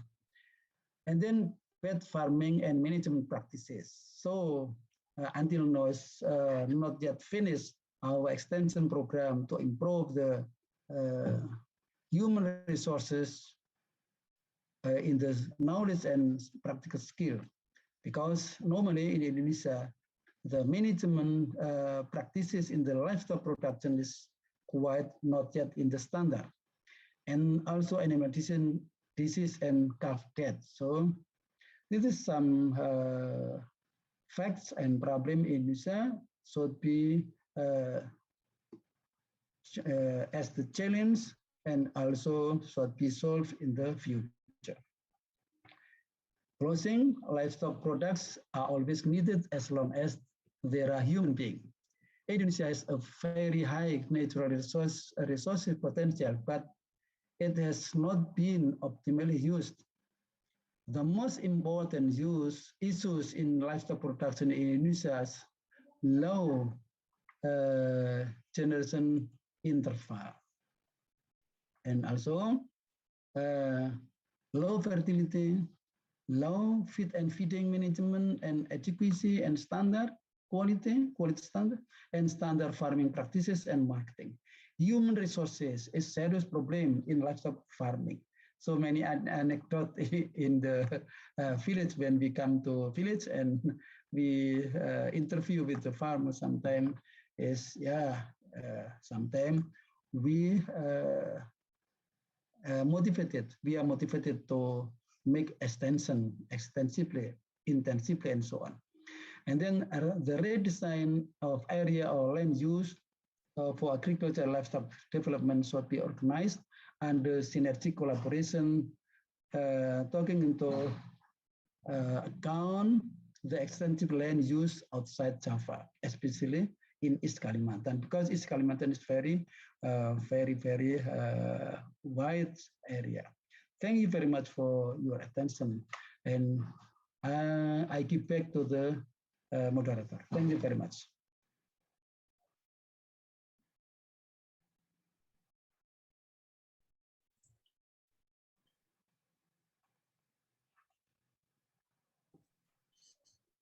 Terima kasih, and thank you so much, Professor Dr. Suyadi, for your illuminating presentation on the challenges and ways in improving genetic resource in livestock. So indeed, we realize here that molecular techniques play a central role in creating a roadmap for strategies in sustainable livestock breeding, and a very, very good relationship, an overall relationship among all stakeholders, with the farmers playing a central role as having a direct contact with the livestock. So thank you very much for sharing all this information. So thank you very to much. our three speakers. So now we shall proceed to the question and answer and discussion segment of this plenary session.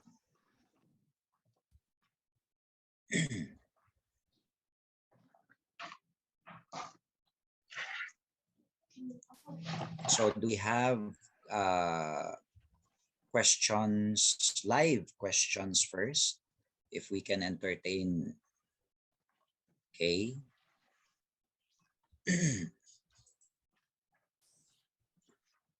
So here is our first question.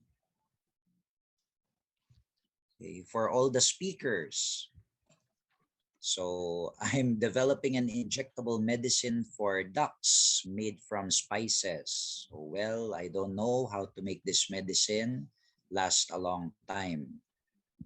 I tried this medicine only for 3 days, and before 3 days, I injected it into livestock. Now, what opinion of all the speakers, whether the initial product or the final product in the form of eggs can compete in the world market? Okay. So any from our speakers would like to share his perspective on this question? Maybe we can have Professor Manat first. Oh, I'm sorry about this because it's far from my area. Maybe Professor Monchai, please. Okay, thank you. Thank you for the suggestion, Professor Dr. Manat. Can we have Dr. Manchay to share his opinion on this? Expert opinion. Because the questions is like kind of related to veterinary science. So I'm not sure that what kind of medicine is that you say medicines from spice. Oh, you mean from spice? Not normally when you do in Thailand, if you want, there are two options. If you develop some spice to use for the medicine, you need the committee for animals medicine and for human medicines to do the research. It's quite difficult, but it's very, very strong limitation. But if you do it as a herbal, like a herb or dietary supplement from the spice, and you think it's going to improve health or something like this, there are another laws that try to promote to use spice or herb into the dietary supplement, or use as a herb and herbs for health promotion.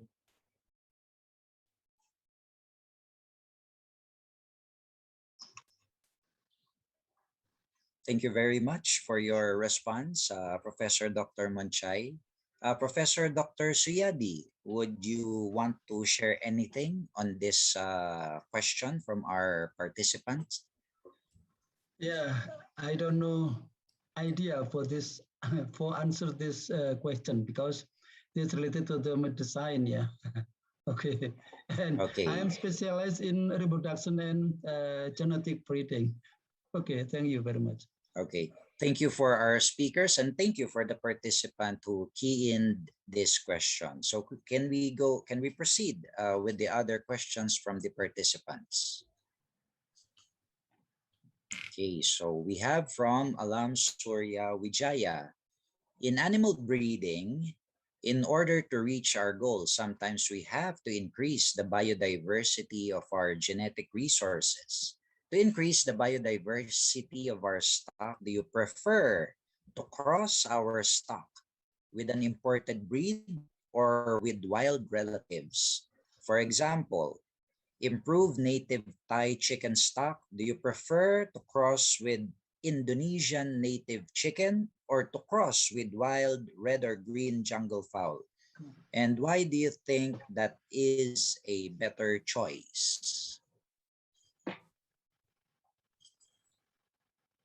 Okay, so any of our experts, keynote Me? speakers could share his expert opinion on the question.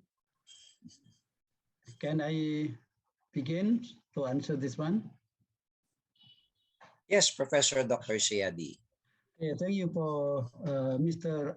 Alam Surya Wijaya. This is also now in Indonesia is running about the crossing between local chicken and commercial chicken, and also the other researcher and research institute also if yeah effort to produce also new breed Indonesian or local chicken, new breed of local chicken.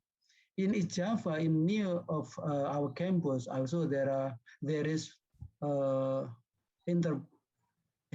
enterprise like industry crossing between the we call it the Bangkok chicken, Bangkok chicken. That is native chicken, male native chicken with the commercial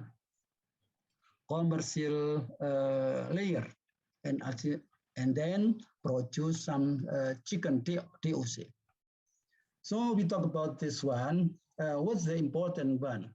The most important, maintain the local or biodiversity, and also the maintain the like the germplasm, local germplasm, or also we cross with the other to improve the productivity. So I think in Indonesia,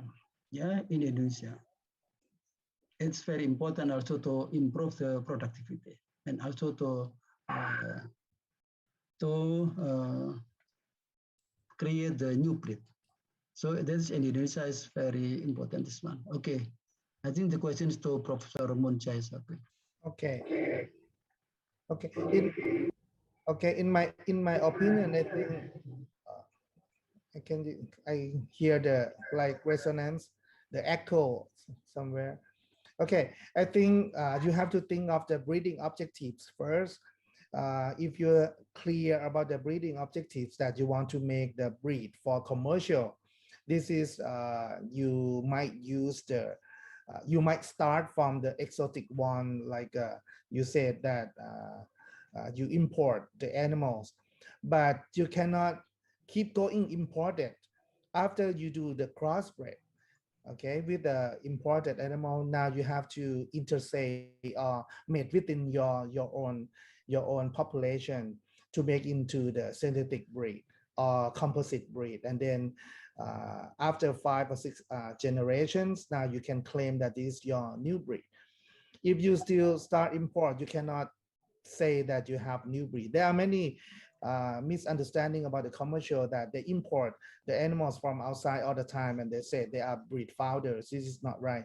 After you start things, okay, you import the breed, and then after that you have to do your own breed. You have to calculate for the number of effective samples of your population, and then you start mating, avoiding the inbreeding, something like that, until you get your own breed.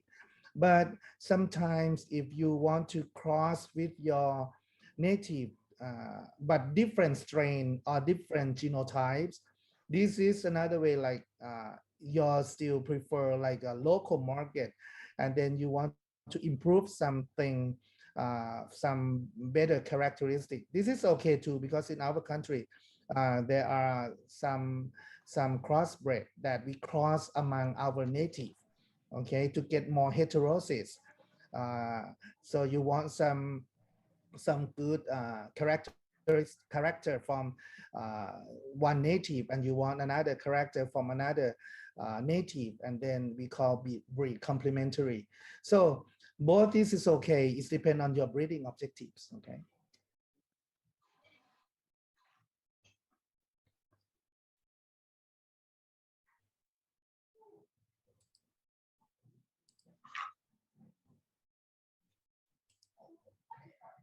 Thank you very much, Professor Dr. Mancha and Professor Dr. Siadi, for your illuminating explanations. Can we proceed to other questions from our participants? Okay, so to Professor Dr. Monchay, we have a question from Hardy of Mulawarman University. I'm really interested in your topic as you mentioned that we are in a tropical country with huge biodiversity. Based on your experience, what are the most effective steps in genetic resources, biodiversity conservation to optimize livestock productivity and population as a functional food? Okay, this is a good question. I start first, and maybe another speaker can add it up. Many biodiversity policy is not success because you want to do the conservation, just keep it. So at the beginning in Thailand, we try to keep the herd of buffalo. We try to do the conservation of the native chicken. So it's not sustainable. You have to do conservation plus utilization. So that's why our native chicken, okay, we have the gene pool founder. This is for Department of Livestock Development or Ministry of Agriculture to keep it. But in the university, we pick some of those upstream to increase something. It's still a native chicken, but it developed for the market. Okay, developed for the functional food, and we try to promote the whole supply chain. So now you have conservation, you have diversity, and you have the utilization, and then you promote the production from the farmers to the market using the supply chain, like from downstream to product development to increase the biosecurity for the farmers, and then you try to convince the commercial to do the functional food and something like this. So you work along the supply chain, start from the genetic resources at the beginning and try to utilization into the market. This is the best way to do the genetic resources. Now, our native chicken start not only conservation, but also actually conservation mean keep it and utilize it, not just only keep it, okay? Thank you very much, Professor Dr. Monchay. So do we have the next question? Can we have the next question from our audience? Okay, to Professor Dr. Monchay from Surya of Mullah Warman University. Regarding the results of the professor's research that was conveyed earlier, there are interesting things related to Thai broiler. If you may know, can you tell us about the elder of the chicken? Then regarding the purpose of production, is there a possibility for laying eggs other than broilers? Okay, this is a good question. Actually, we're still in the developing process for Thai broilers. Nowadays, you know that the commercial broilers breed is come from 4 or 5 companies around the world. So we import the GP and from the broilers company in Thailand, and then we do the raising the production of broiler, and then we call Thai broilers. This is not right. But my Thai broilers is we have the Thai native chicken within this breed, and I try to make it like from 50% of Thai native into 25% of Thai native, but now we trying to 12.5% Thai native, and another is like an exotic genetics. So it grow very fast. Come from our synthetic is like 35 days for this new breed. It's going to be like 28 days, or I try to make into 25 days to get 1 kilos. And you know, we cannot use it in local or smallholder housing because it's a broilers. So this is for commercial purpose. You have to raise it to evaporative cooling system. And when you do when you make them grow faster, the egg, it's like a negative genetic correlation, this go down. So nowadays we have to make it grow and keep the eggs like at least 150 eggs per year. You cannot make it less than this because the cost is going to be very high. Okay.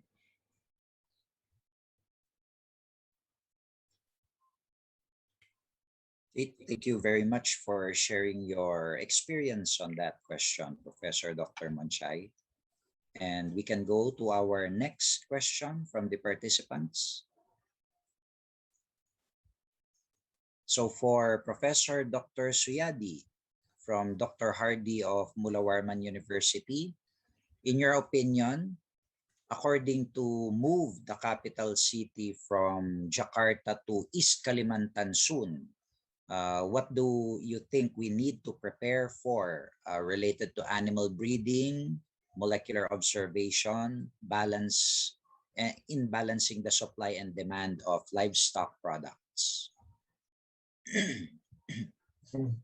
Thank you very much for Dr. Hadi, Mula Warman University. In our opinion, that is, as I mentioned, that we must redesign the planning and also capturing the area here, because until now in Indonesia, beef cattle production there is has no the special pasture, special feed resources. Also, actually, we have proposed to the government in Jakarta last time to make available area for the livestock production for feed resources. This is also very important here.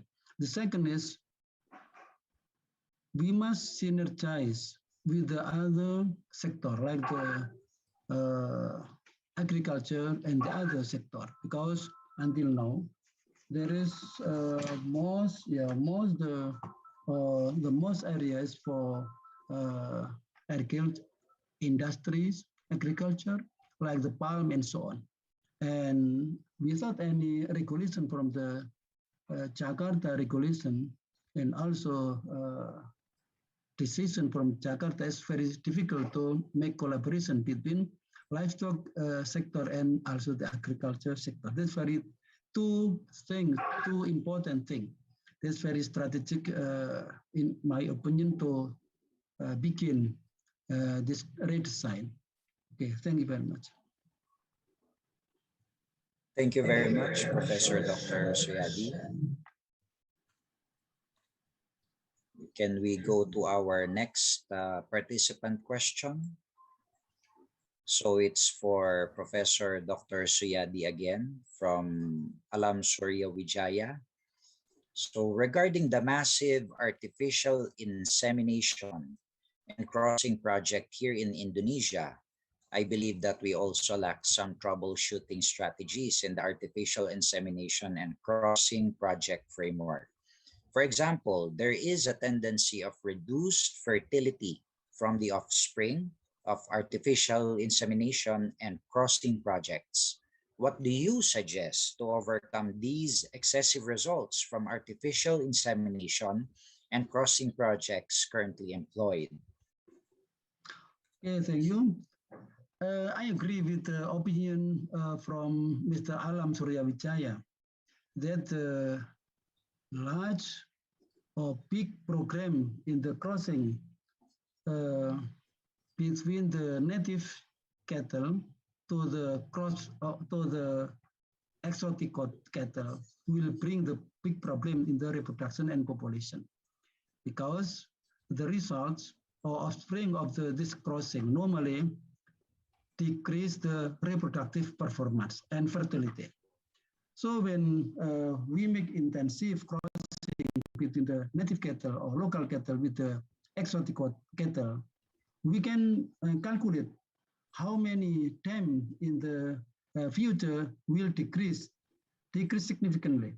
So in the future, that is very difficult to improve the population. And sometimes I have discussed intensively with the person and government in Jakarta last time, actually we can improve the local cattle by gradually selection and also with structured selection. Until now, we have no strategic breeding in Indonesia. We are extensively AI program, artificial insemination program, but there is no direction. There is no defined how many percent at least the local cattle for the offspring. So my opinion is actually very important here to determine how many percent should be the offspring consists of the local cattle genetics. Thank you. Thank you for sharing your knowledge on that, Professor Dr. Siadi. Let's proceed to our next question. Okay, from Professor Dr. Manap. The question is from Dr. Wibowo of Mula Warman University. The process uses the principle that the solubility of a solution containing protein is influenced by the pH of the mixture. In general, proteins in a solution are held together by weak protein-to-protein interactions. The side chains of the proteins can assume different charges with change in pH of the solution. During an increase or decrease in pH of the protein solution, the side chains can assume strong positive or negative charges, resulting in strong repulsive forces between the proteins that pull proteins apart from each other. So how does the pH shift method, how will it be able to reduce the case of lipid oxidation, myoglobin oxidation in dark muscle in surumi products? Okay, thank you very much for the question. Dr. Ari concerned about the effect of pH shift method on the lipid oxidation and myoglobin oxidation in dark muscle, surimi, right? Actually, the lipid oxidation is still the problem in the production of protein isolate using pH shift method.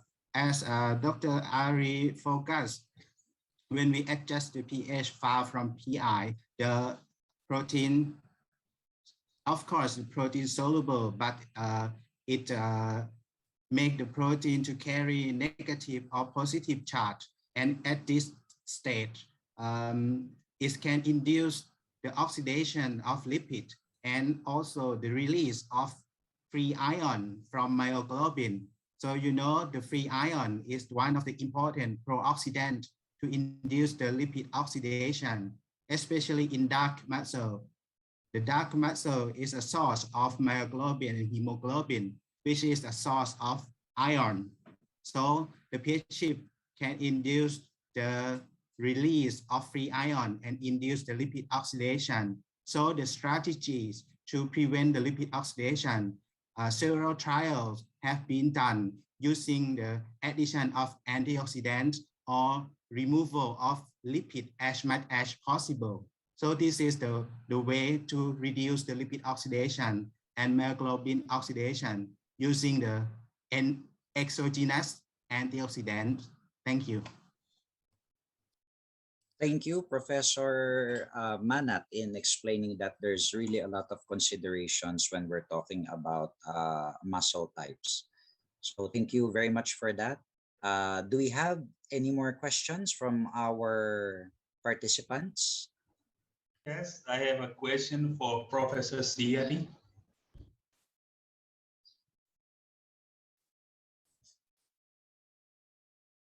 Okay, yes, please proceed.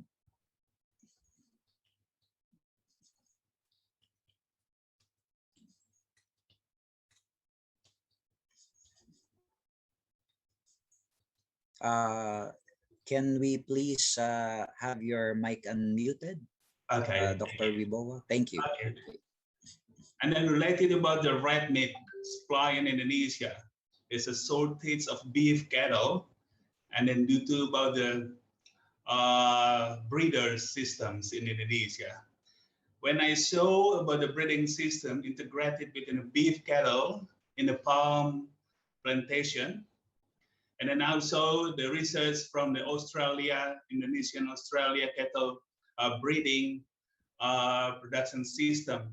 And then it shows when they're using the cattle from the Australia imported like a BX, it has shown a good calf percentage of a calf delivering calf. Okay, is high percentage compared to the local breed in Indonesia. It is related with the genetics or the nutrition, or could be both. That's my question. Okay. Thank you very much. Yeah, the big problem in Indonesia is actually the management. Yeah, management is more dominant factor for exposing the genetic potential for the growth and beef production.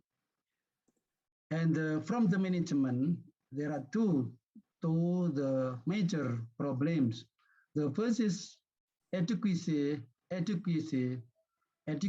and also quality of feed. So the second is the human resources.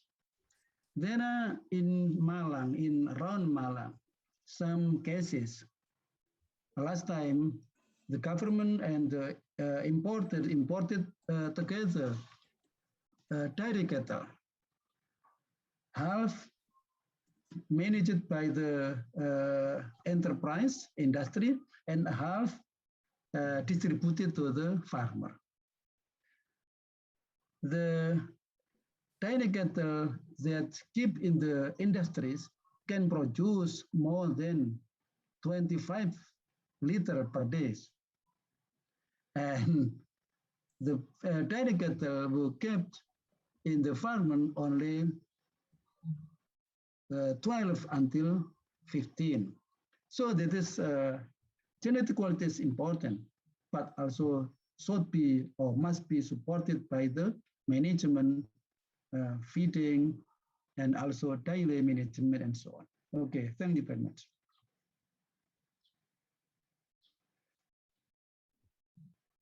Thank you for your expert opinion on that, Professor Dr. Suyadi. May we have some other questions that came in, and we would like to share it also with the audience. A question for Professor Dr. Manat. Professor Chaijan, it's very interesting that you talked about how to prepare healthy and high quality food-based proteins. Can you please share your opinions or concerns about allergens that are incorporated in this process, like TVBN or other allergens? Okay, thank you very much. Basically, the concept of pH processing, we solubilize the protein, and after that we separate the protein from other components. So the impurities, the lipid, the toxics or volatile compounds can be separate from protein. So this is one of the refinement method to produce functional protein with low toxicity. As I show you, we improve the pH method to reduce the cholesterol, to reduce the purine, total nucleic acid from broiler. So it can produce the healthier meat using this method.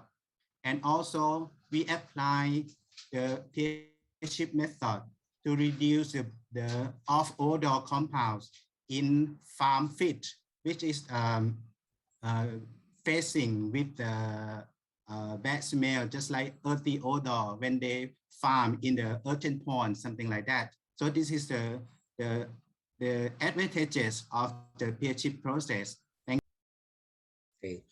Thank you, Professor Dr. Manat. So you mentioned a lot of consideration about it's like for different types of food, there are many different analytes and many different processes.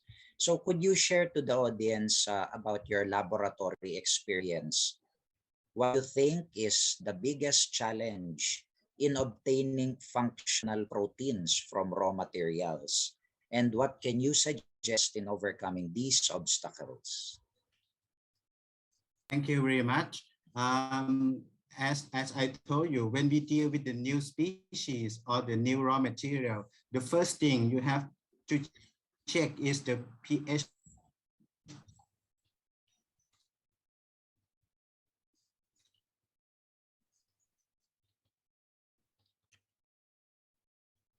profile of the protein. So you file and you can know it, and you can know the precipitation pH, because different raw material have the different solubility profile. For example, if we're dealing with fish muscle, of course, the pI is around 5.5.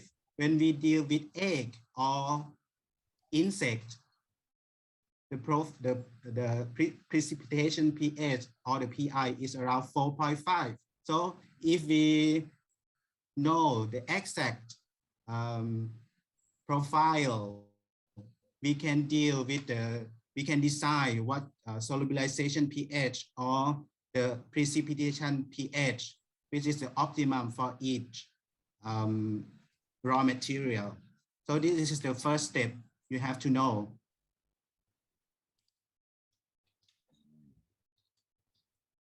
Okay. So yeah. Okay, thank you very much for giving that very practical approach in trying to obtain possibly the best results that would be provided in as far as isolation of functional proteins is concerned. Also, can you share some ideas on like one of your publications explored weevils. It's actually a larva of a beetle, of an insect, in as far as a functional protein source is concerned. Can you share a little bit more on that and how the world of insects, there's a growing trend now, an increasing trend of supply and demand of exploring insects as a very sustainable source of protein.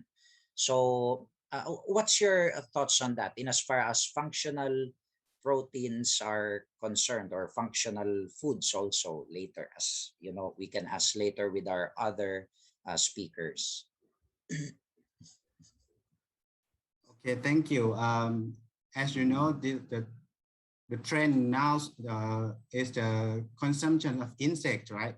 And in southern Thailand, especially in Nakhon Si Thammarat, we have a lot of sago palm weevil larva farm, and we also developed the feed ingredient to produce the healthier worm. We balance the fatty acid profile. We improve the essential amino acid profile in that kind of worm. And to me, we know that this insect has a lot of lipid and protein. So the lipid commercially they extract and use just like for the skincare or something like that.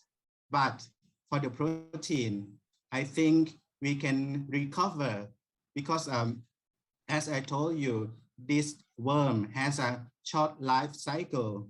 If we use the livestock or we use fish, we have to wait for a long time, right, to harvest it. But for this kind of worm, just 1 month or 1.5 months, you can collect.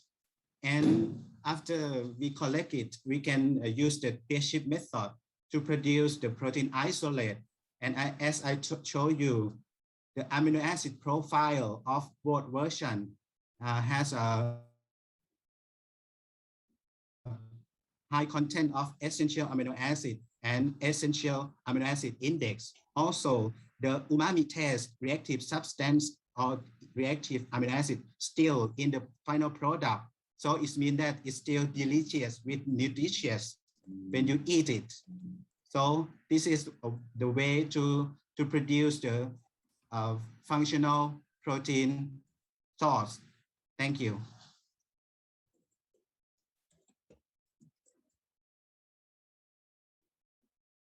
Okay, thank you very much for that, Professor Dr. Chaijan. So it was, thank you very much for the questions of the audience. By doing this, we were able to gain more knowledge from our keynote speakers. So again, thank you very much, Professor Dr. Manat, Professor Dr. Monchay, and Professor Dr. Suyadi for sharing your time and knowledge with all of us. Kabkon Kap and Terima Kasih. So if it's so wonderful that the three of you got together in this session because one topic is related to the other. We're talking about, the first speaker talked about proteins, and then the second speaker talked about functional food, and then the third speaker talked about how this all ties into our society in general, and then what are our concerns now for sustainability, because we're always thinking there's so much animals out there, there's so many choices of animals that we can get raw products from, but maybe what we're really not always thinking about and what we should explore more is how to make it more sustainable and more accessible for everyone, especially those that are new trends, growing trends of sources of consumables or edibles. So thank you very much to our three keynote speakers for panel session 1. Thank you very much for our participants. So please, may we remind the participants to please do not forget to fill up the link, the form in the link for the attendance for the morning session. So may we now proceed to the awarding of the, for the awarding of the certificates for our plenary speaker for the morning.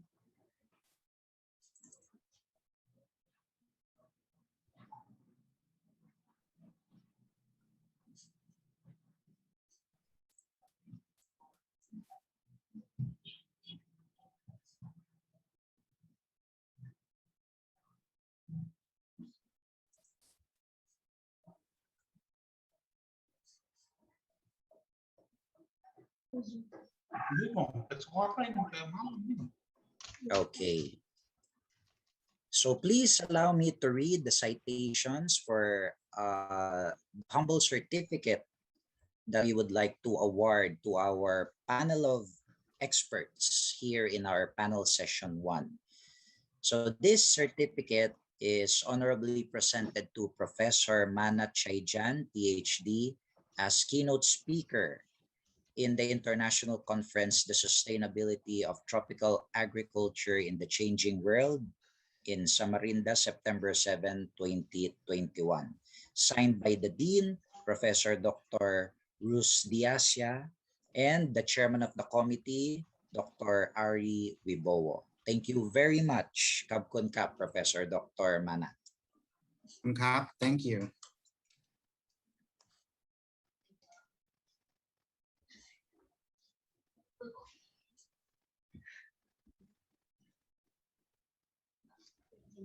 May we have our next certificate?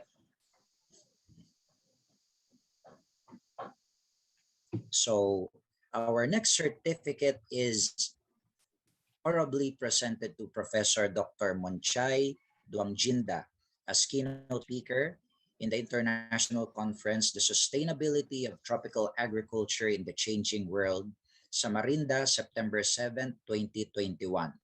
Signed by the Dean of Mulawarman University, Professor Dr. Rus Diansya, and the Chairman of the Committee, Dr. Ari Wibowo.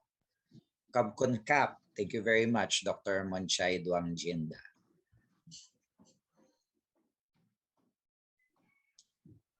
And for our third speaker, this certificate is honorably presented to Professor Dr. Suyadi, a keynote speaker in the international conference, The Sustainability of Tropical Agriculture in the Changing World, Samarinda, September 7, 2021.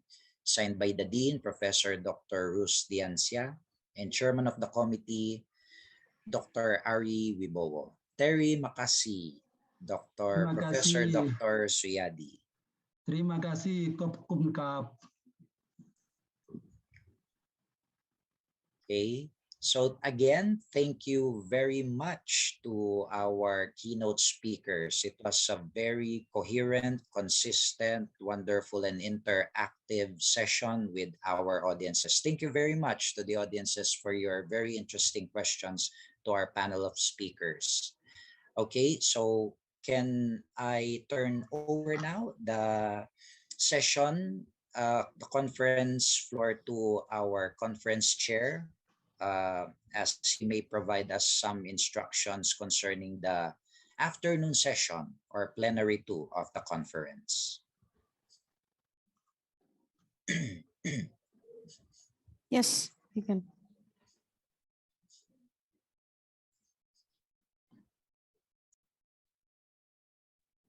Now we're done with plenary session 1. And now I immediately invite Professor Giovanni Jesus Milanes from Royal Pontifical University of Santo Tomas of Philippines and Mr. Fikri Ardani from Mula Warman University of Indonesia to lead the next agenda, plenary session 2. Before that, the same as our previous moderators, I would like to read their CV first so we could know more about them.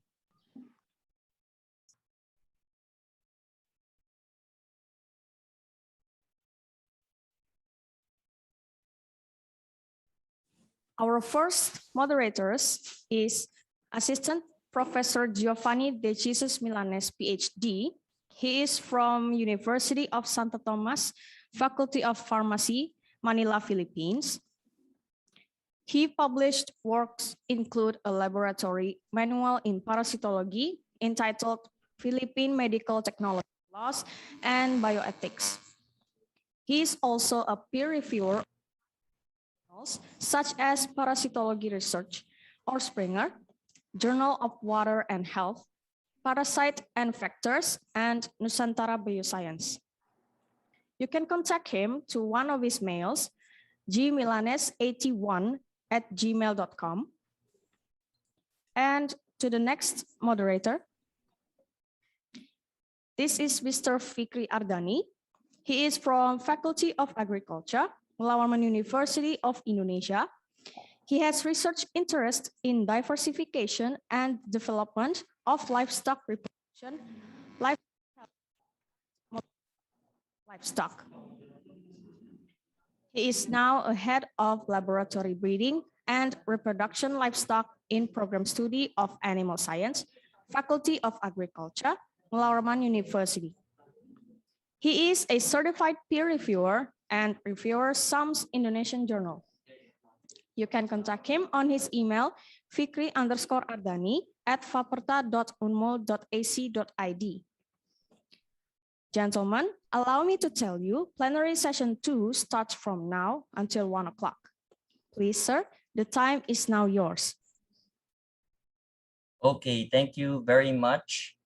I'm trying to open my webcam, but it seems that it's not working. I don't know why.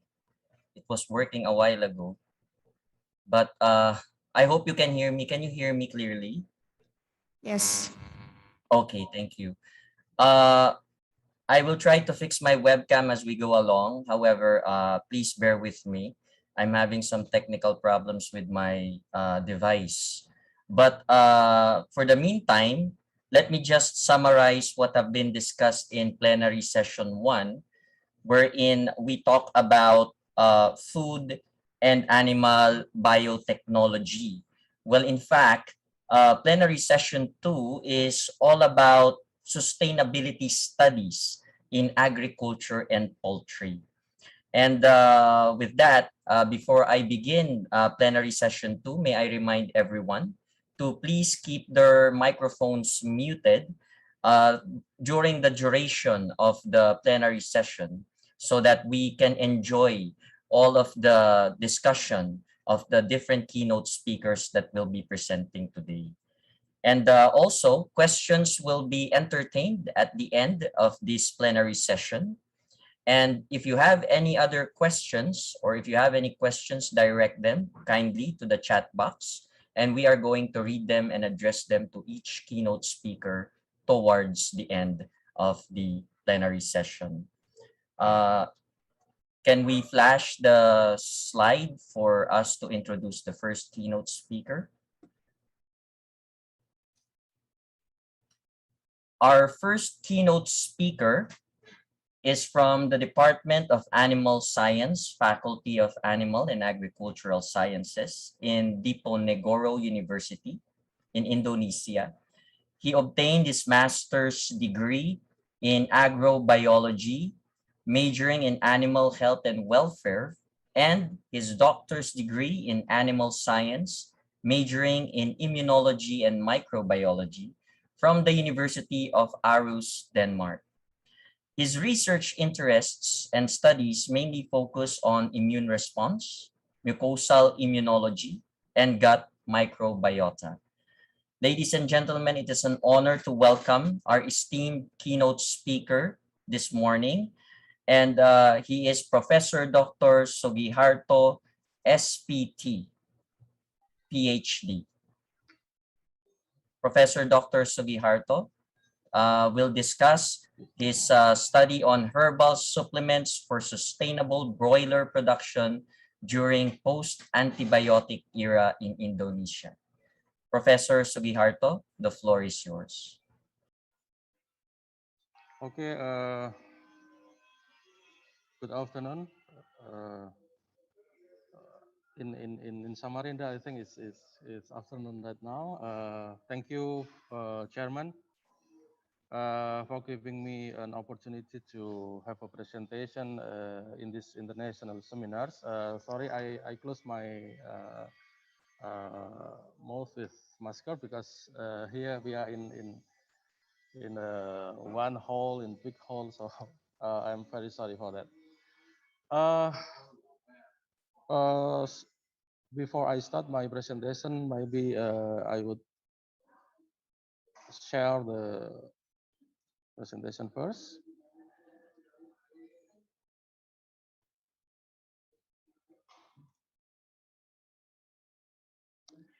Okay, my presentation will be about herbal supplements for sustainable broiler production during post-antibiotic era in Indonesia. Before we start with the herbal supplements, let's look at the use of antibiotic growth promoters in broiler production in Indonesia and all over the world. Antibiotic growth promoter have massively been used in broiler production all over the world for decades. However, due to some concern, especially related to the antibiotics residues in broiler meats and the phenomena of antibiotic resistance in consumers, here in Indonesia and also some countries in the world, we have already bans to use antibiotic growth promoters, especially for subtherapeutic use in feed antibiotic for broiler productions. And a lot of experience and also published paper, they suggest that by banning of the antibiotic growth promoters, it implies for the retarded growth and also some concern about the broiler health, the morbidities and also mortalities going increase and increase. Therefore, today we are encouraged to find alternatives to antibiotic growth promoter, which is very essential, we think, for the sustainable broiler production in future. Actually, there are a lot of alternatives for antibiotic growth promoter in broiler production, as you can see here. There are antimicrobial peptides, probiotic, prebiotic organic acid, enzyme, and also phytogenic feed additives.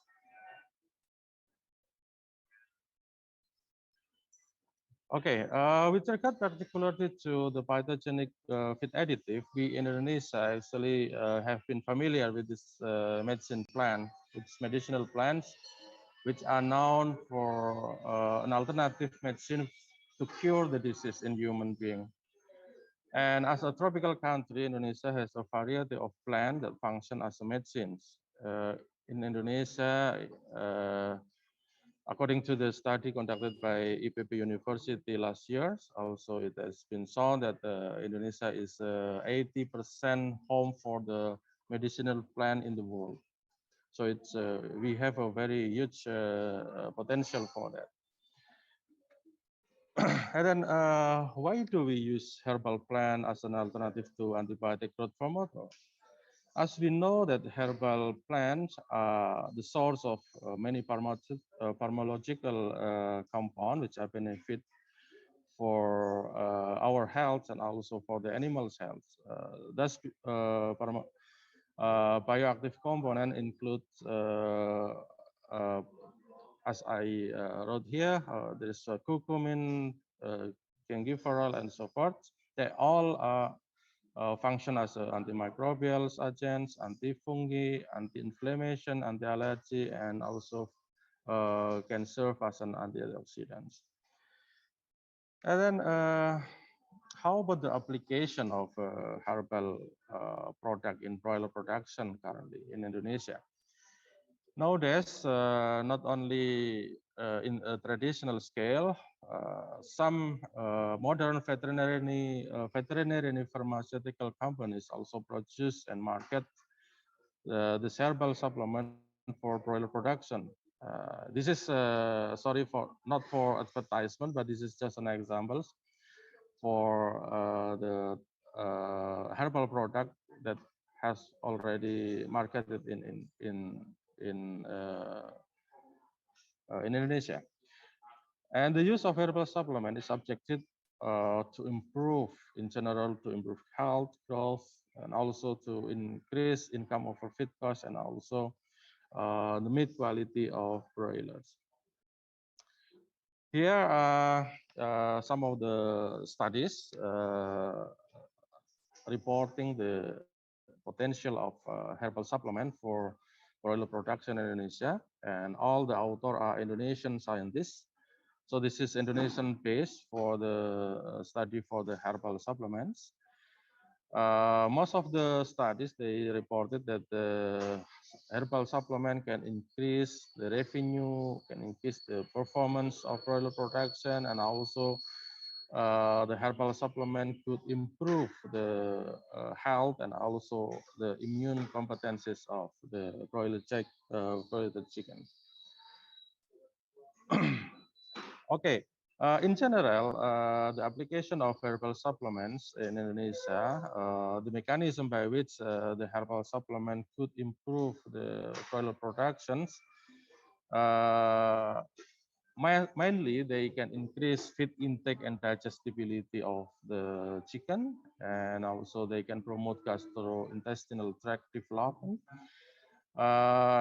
Herbal supplement also could restore intestinal damage and digestive enzyme activity due to stress and infection, improve the morphological and ecological condition of the intestine of broilers, and also immune competencies, and also they can maintain the normal physiological condition, and could ameliorate the stress condition, improve the stress condition in broiler chickens. However, apart from the benefit of the herbal supplements, there are some things that should be considered when you use a herbal supplement in broilers and also in other livestock, which are level of herbal supplement, as the high level might reduce the palatability because it might cause bitter taste and also pungent smell. And then delivery routes of the herbal products, we have also to consider this, whether through the drinking water or also through the feed. And then quality of the raw herbs, this is a challenge for the industry because mostly the quality, the standard quality for the herb are still inconsistent. And then the processing method and condition of a herbal product should also be considered well. And also packaging, this is very important because the oxidation could damage or could interfere the quality of the herbal product. And also storing condition in relation to the packaging as well. Here are the constraints of using herbal supplement for broiler production in Indonesia. The efficacy of the herbal product in acting as a natural growth promoter and antimicrobial still varies. There is no consistency data about this. Therefore, we have to make further research for validating the efficacy of the herbal product. And then the low bioavailability of the herbal product for monogastric animals. This is mostly related to the low lipid solubility and also improper molecular size, which is result in poor absorption and then the availability for the chickens. And then the phenolic compound in medical plant are generally unstable. This is due to oxidation during storage, contamination of the herbal product by toxic materials during the harvesting of the herbs and also during the processing of production of herbal supplement. And also the lack of standardization and quality control of raw herbs. This is very limited today, especially for the herbal supplement, which are produced by not the big company, but by the small industry. And also competition with the human need. This is also a challenge that we have to address in future. How to improve the bioavailability or also to improve the efficacy of the herbal supplement for broilers. We in our laboratory, our team, we have already done several experiments to modify, to improve the efficacy of the herbal supplement for broiler production in Indonesia, one of which is by extraction. We extract some of the herbal product. This is I include this example. We did 2017 and also just recently 2021. This is my PhD student. They did the extraction and they found that by extracting this turmeric or nutmeg flesh, they could find a better results compared to non-extracted one. And then also we do a fermentation for the herbal product by having a fermentation. It could increase some bioactive component in the herbal product so that it will improve the efficacy and bioavailability, of course, of the herbal product for the chicken. And also we do acidification. We did this on 2020 last year, and we could prove that by acidifying the herbal product in this turmeric and also black pepper powder, we could find that acidified herbal product could, yeah, of course, it's not been convincing yet, but there is a chance to improve the efficacy and also the potential of the herbal supplement for broiler production. And also we just recently did, we just recently done with my master student, it just accepted in Annals of Animal Science. We did the encapsulation of the Cosmos caudatus leaf extract, and we found that this is quite good for improving the efficacy of the herbal product. But again, the cost is a bit increasing, so that we have to do more research in terms of this technique. Thank you very much. I'm very welcome to have a discussion. Thank you, Chairman. Good afternoon.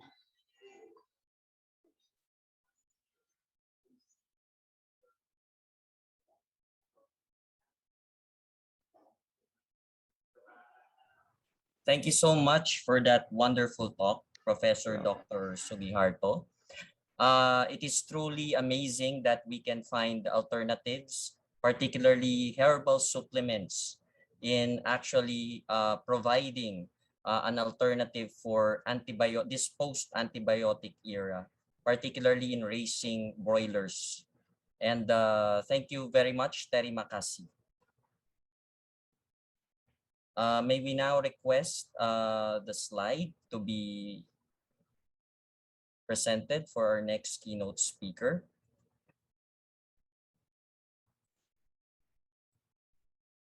Our next keynote speaker is from Manipal International University, and she obtained her Master of Science degree at the University of Malaya in Malaysia. Her research interests are mesenchymal stem cell studies with natural plants involving biochemical characterization, antioxidant and antimicrobial properties, as well as genomic studies and algal biotechnology.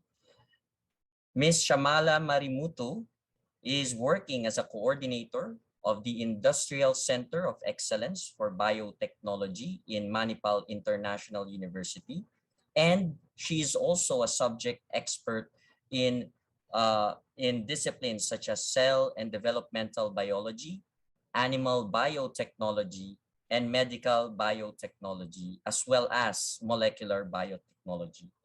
To discuss her insights on her study, Importance of Biosafety for Sustainable Agriculture, may we all welcome with a virtual round of applause, Ms. Shamala Marimutu, MSc.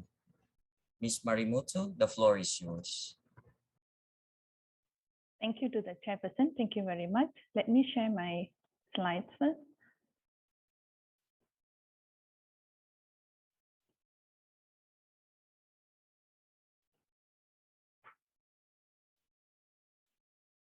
Can my slides are visible to everyone? Yes, we can see them. Okay, thank you so much. Okay. Thank you very much to the chairperson, to the organizing committee for inviting me to such a wonderful conference which is going on since morning, and also giving me an opportunity to talk about the sustainability in agriculture in the changing world. So as we know, agri-biotechnology has become a potential to advance crop productivity, production, and also improve food security at global level. Same goes to the animal production to produce the useful functional food using genetic modification. So this we have seen so far by our researchers who have presented about how animals are modified using genetic modification approaches for the functional food since morning. So what I thought was, as a researcher, as well as the biosafety of the university, I was thinking of sharing the importance of implementing the biosecurity measures and also biosafety measures in our research, which are pertaining to GMOs, such as like the GMO derived from animals as well as plants. So I thought this will be very beneficial for the young researchers, those who have joined here today.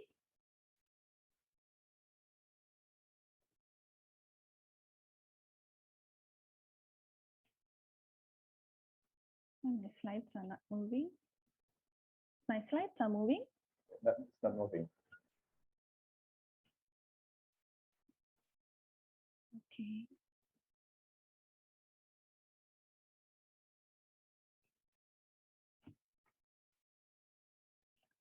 Can I reshare again, please? Sorry, it's not moving. Yes, you may, ma'am.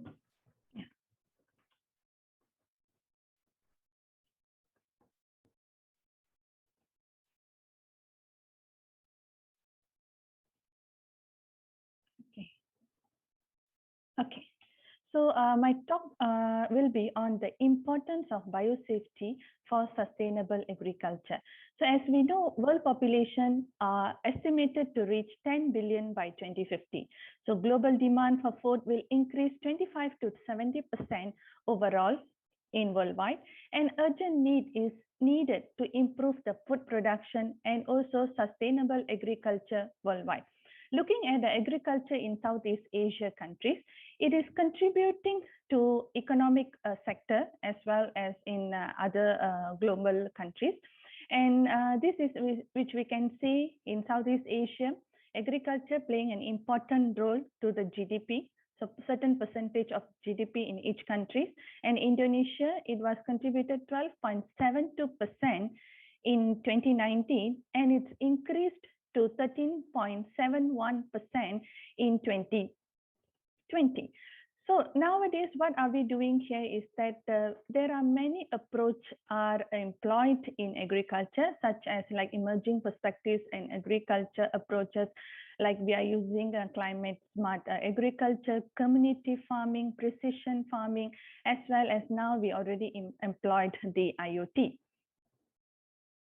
But looking at the cost, looking at the resources, as well as the time consumption, now we have moved on to the modern biotechnology to produce the GMOs. So modern biotechnology is basically, we are modifying the living organisms using the techniques such as transfection, introducing the gene of interest into the cell to modify the organisms for the benefit of us, even benefit for the animal as well. Modern biotechnology can be used also to speed up the process for precision as well as efficiency breeding program. And also it is useful for crops with complex genome and also for traits which are difficult to breed with traditional methods.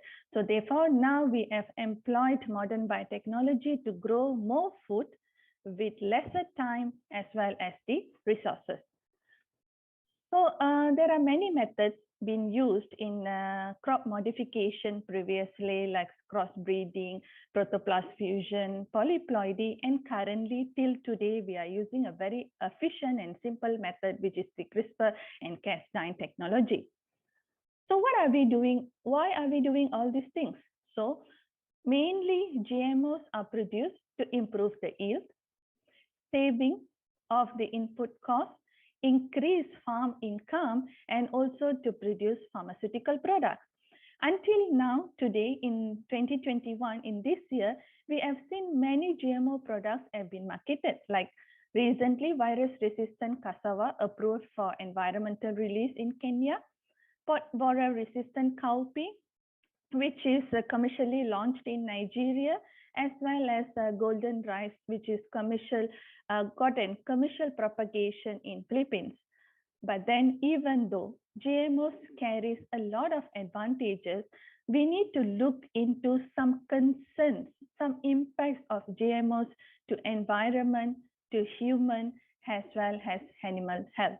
To environment, it can develop insect resistance, loss of biodiversity. It can even lead to increased weediness. In human or in animal, it can cause allergy, toxicity, pathogenicity, and so on. So there are many adverse effects already reported from GMO, which is not regulated well. Like we have seen adverse effect of BT corn from monarch butterfly, adverse effect of lectin, which is produced in a GM potato, which had adverse effect on rats, as well as Avantis, which is the animal feed, okay, which contain CRY gene, which is the gene which can cause allergic to human, as well as adverse effect of herbicide-resistant transgenic soybean, which have reduced the fertility rates of the rats. So GMOs need to be looked into carefully here.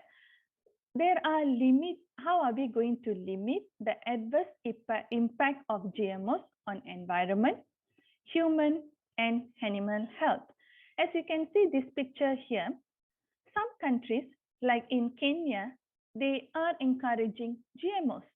And in some countries like in Korea, civil networks were protesting against GMOs because they are farmers. They don't want GMOs to be released out. Right? Okay. So how are we going to address all these things? How are we going to combine the farmers as well as the stakeholders together to bring out the GMOs to the market, as well as how are we going to regulate the GMOs before it's released to the market and make sure or ensure that this is a safe product.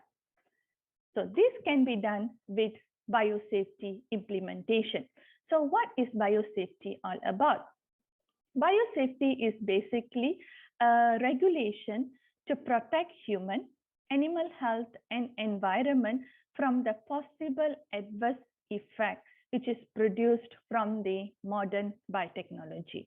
Why we need to implement biosafety measurements here in our research? To reduce and eliminate the potential risks which are resulting from modern biotechnology and its products.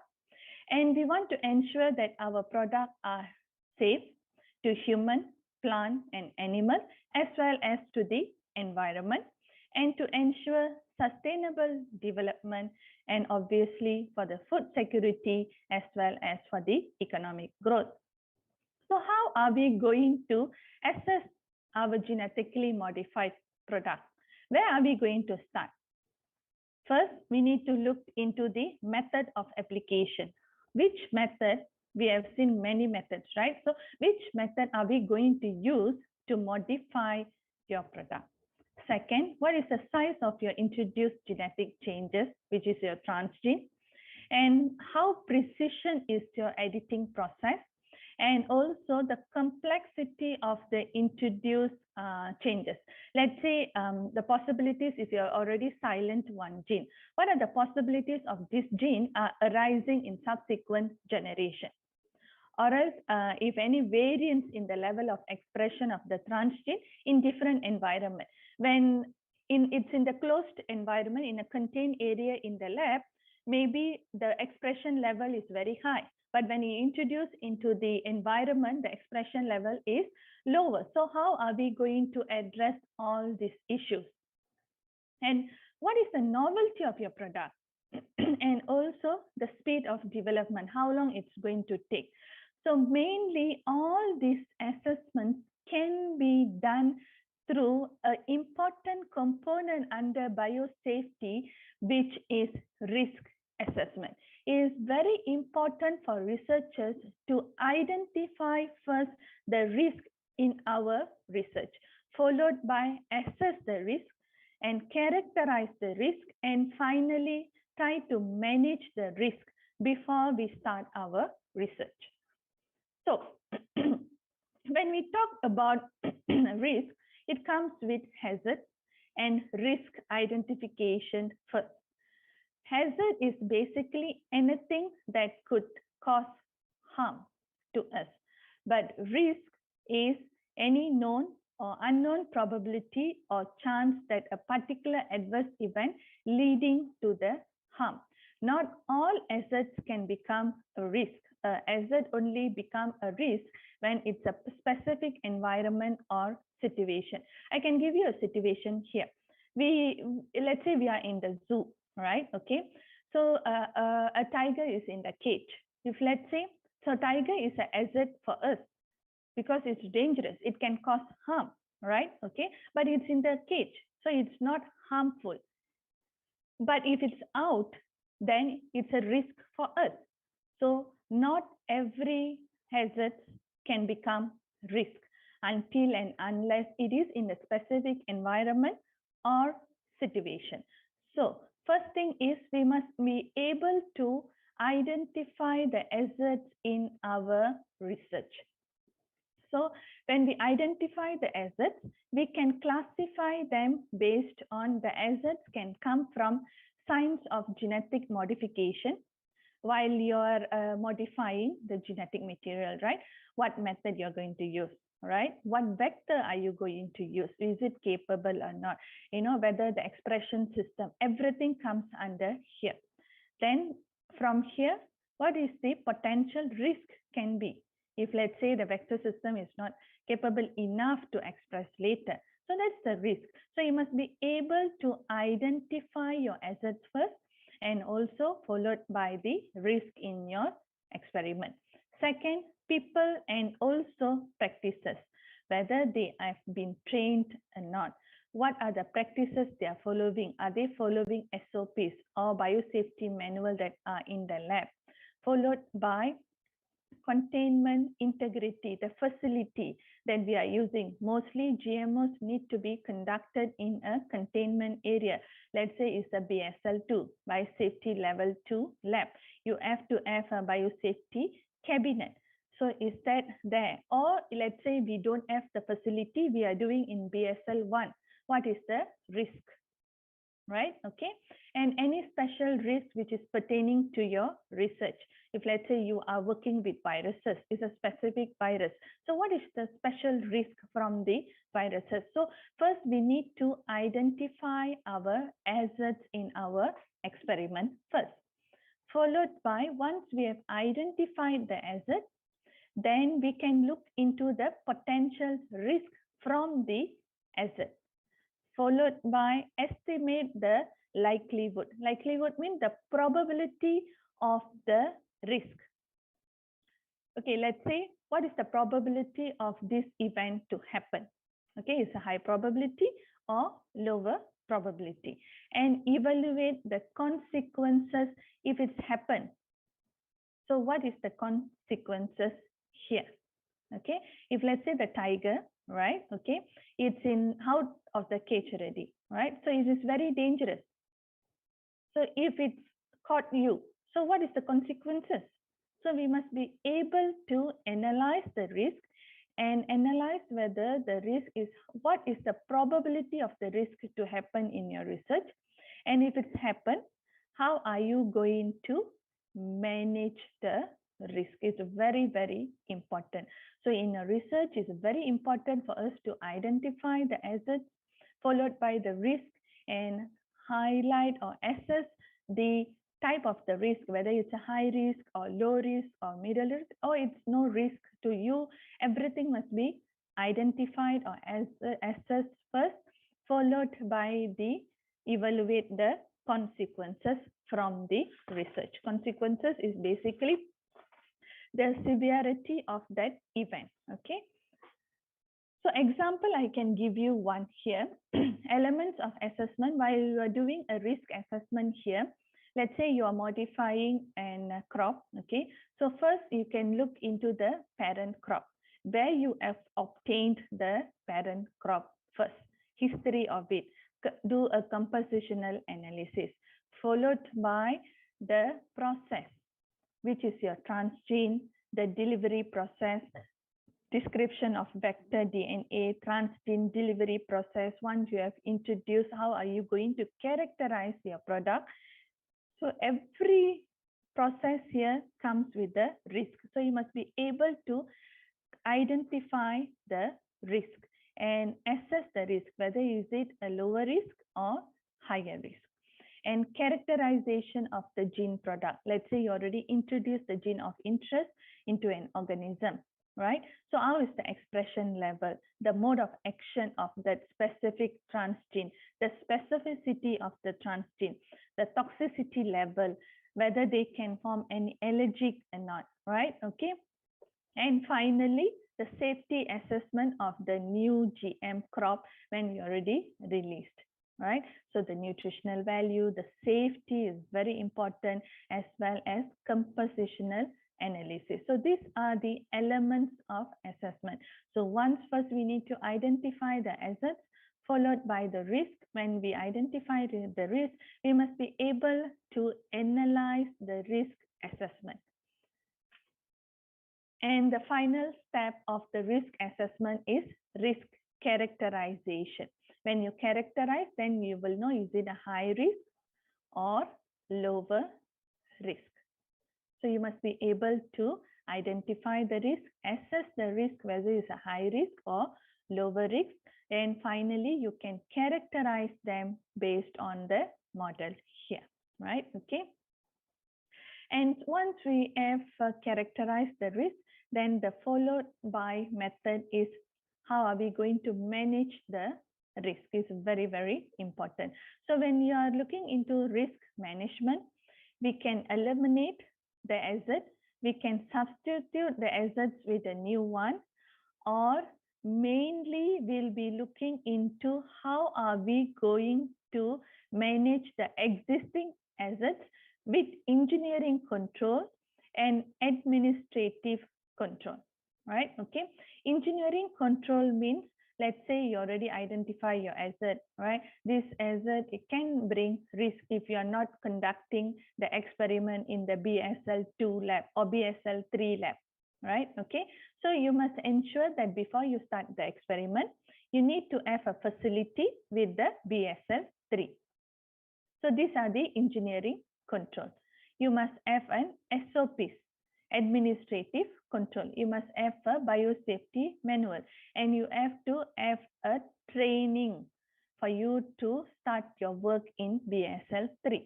So this kind of control measures can reduce the risk to an acceptable level. Not to eliminate the risk fully, but at least to reduce the risk to an acceptable level. So that's very important. Example, before we release the product to the environment, GMOs product, so what we can do, we can do a small facility, greenhouse, in our own facility, and then we see how is the crop performance, so how are we going to dispose the LMOs. That all comes under the administrative control. From starting getting the crop until we prepare the GMOs, till the disposal of the waste material, as well as the release of GMOs to the environment, every process is regulated. We need to follow the regulation as it is, okay?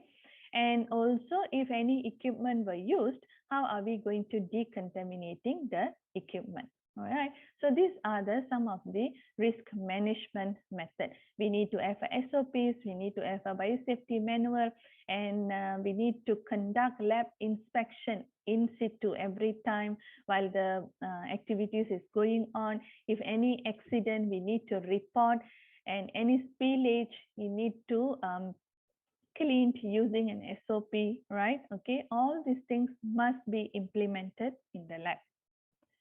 And most importantly, we also need to look into the operational standards like registration. If we are going to conduct any genetically modified organisms research pertaining modern biotechnology research, it has to be get an endorsement from the Institutional Biosafety Committee in your university, followed by the own regulation in your country.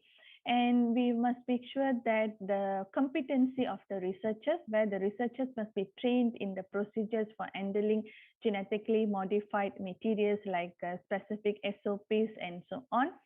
We have to have a proper labeling system, record maintenance, okay, in biosafety or any other regulation. If you are not recorded, that means you didn't do.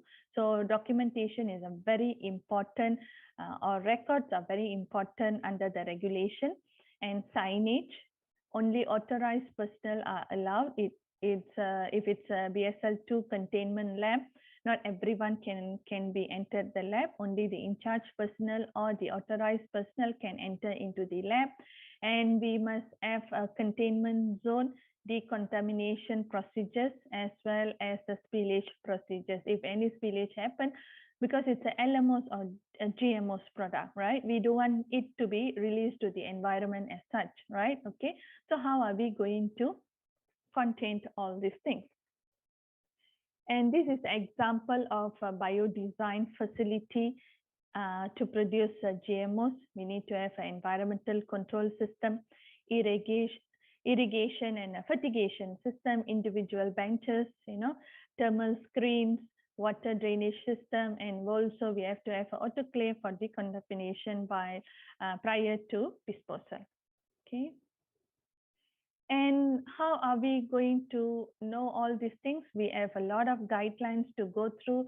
We have conventional on biosafety, biological diversity guidelines. We have Katarina protocol.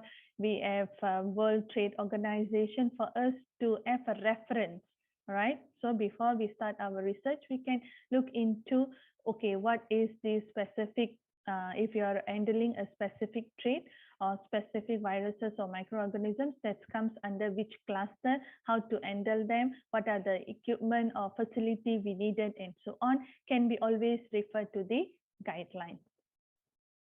And Katarina protocol is the one of the main protocol for biosafety. It's contributed to the development of many national biotechnology regulatory frameworks in developing countries. This protocol, okay, can be used. Article 15 and 18, they will be talking about the risk assessment, how you're supposed to do a risk assessment, as well as they are covering on handling, transporting, packaging, even identification of the specific asset in detail. So we can look into this, we can have this as a reference for us to come out with risk analysis framework. Talking about regulatory aspect, again, different countries have different laws and legal system. Like in Malaysia, we are following Biosafety Act 2007. In Indonesia, you are following National Framework, Biosafety Framework, which was developed in 2004, and so on. So therefore, we need to follow our own universities as well as the our own country's ministry in order to carry out a project which is related to GMOs or genetically modified organisms. Okay. So as a conclusion, the policies for ethical, safety, and economical and technical concerns associated needs to be synchronized. So now we can see different countries have different regulation. At one point, all this regulation must be combined, and we have to have a universal regulation worldwide, because sometimes we transboundary system is there. Sometimes we tend to release or transfer or import products from various countries, right? So which regulation are we going to use? So for that, we need to have all these things in place.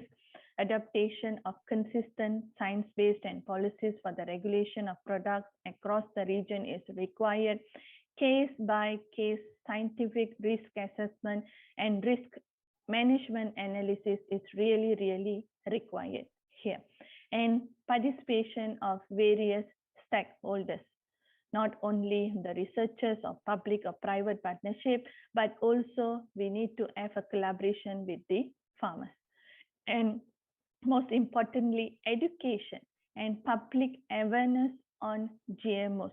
Sometimes public think GMOs are not good, but how are we going to educate them? How are we going to create an awareness among public is very important. And the development of advanced innovative breeding application also is important.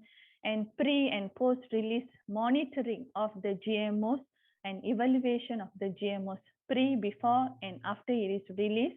How are we going to monitor them? And also accessibility of the approved GM seeds to the farmers. That's very important too, in order for farmers to grow as well. So these are the references that I've used. Thank you so much. So although our objective here to sustain the agriculture development, at the same time, I would say that we shall ensure that the product that we are releasing is safe to the environment.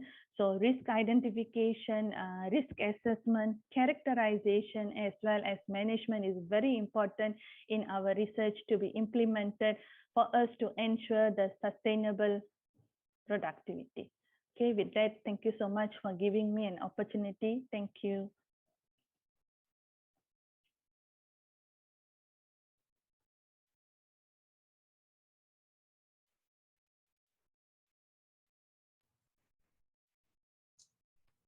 Okay.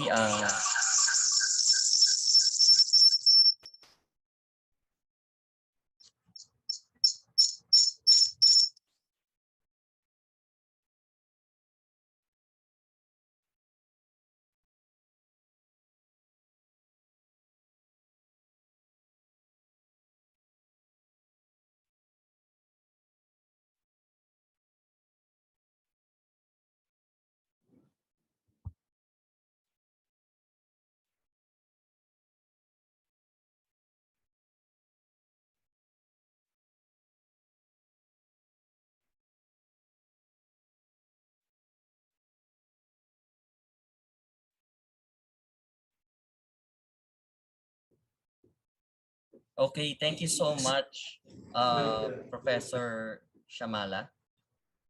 Sorry, I apologize for the inconvenience of the audio. Uh, Truly, I agree with what you have said that it is important for us to consider biosafety more than the output of the results of our research. Research is important and also the output that we get from that. But of course, uh, our safety comes first in everything that we do. And identifying biosafety is a priority and a start to every research that is being conducted. And your talk is truly illuminating. And I myself am dealing with environmental research at the moment. And biosafety is immaculate.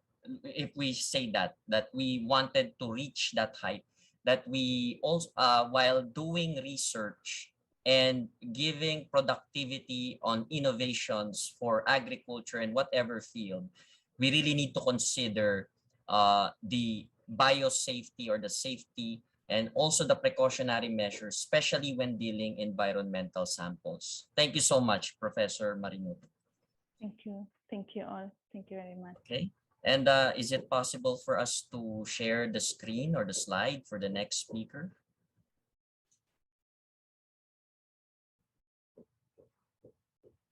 Our next speaker is from the Faculty of Agriculture in Mulawarman University. He is an esteemed professor there, and he obtained his doctor's degree in Tokyo, Japan. And he focuses, or the study that he focuses is on agriculture development science.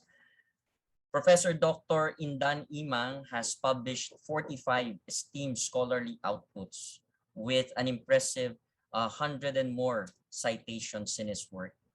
Professor Dr. Indan Imang is currently a professor, an esteemed professor in agricultural socioeconomics in Mulawarman University, and his extensive professional experience and attending seminars conveying his studies, as well as being a consultant in different environmental institutions, is what makes the profile of Professor Dr. Indan Imang. And we are happy to have him as one of our keynote speakers this afternoon.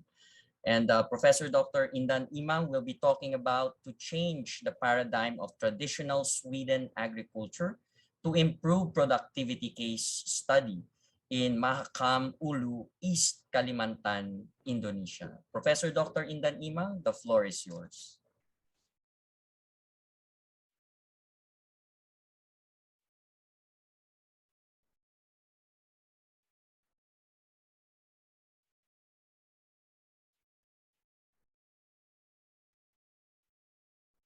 Okay, good afternoon, everyone. Just to check my sound is okay? Yes, Professor Doctor, we can hear you. Okay. Good afternoon, everyone, all participants, especially all distinguished moderator, Professor Giovanni from the Philippines. This is a precious moment for me to present the result of my research in regency, the new regency in East Kalimantan. The title of my presentation to change the paradigm of traditional Sweden agriculture to improve productivity from shifting cultivation to sedentary Sweden agriculture for rice self-sufficiency. My case study in a small new regency of East Kalimantan. Okay. Before I'm going to my presentation, I would like to introduce my presentation. So it is easier for participants to understand what I would like to present on my presentation today.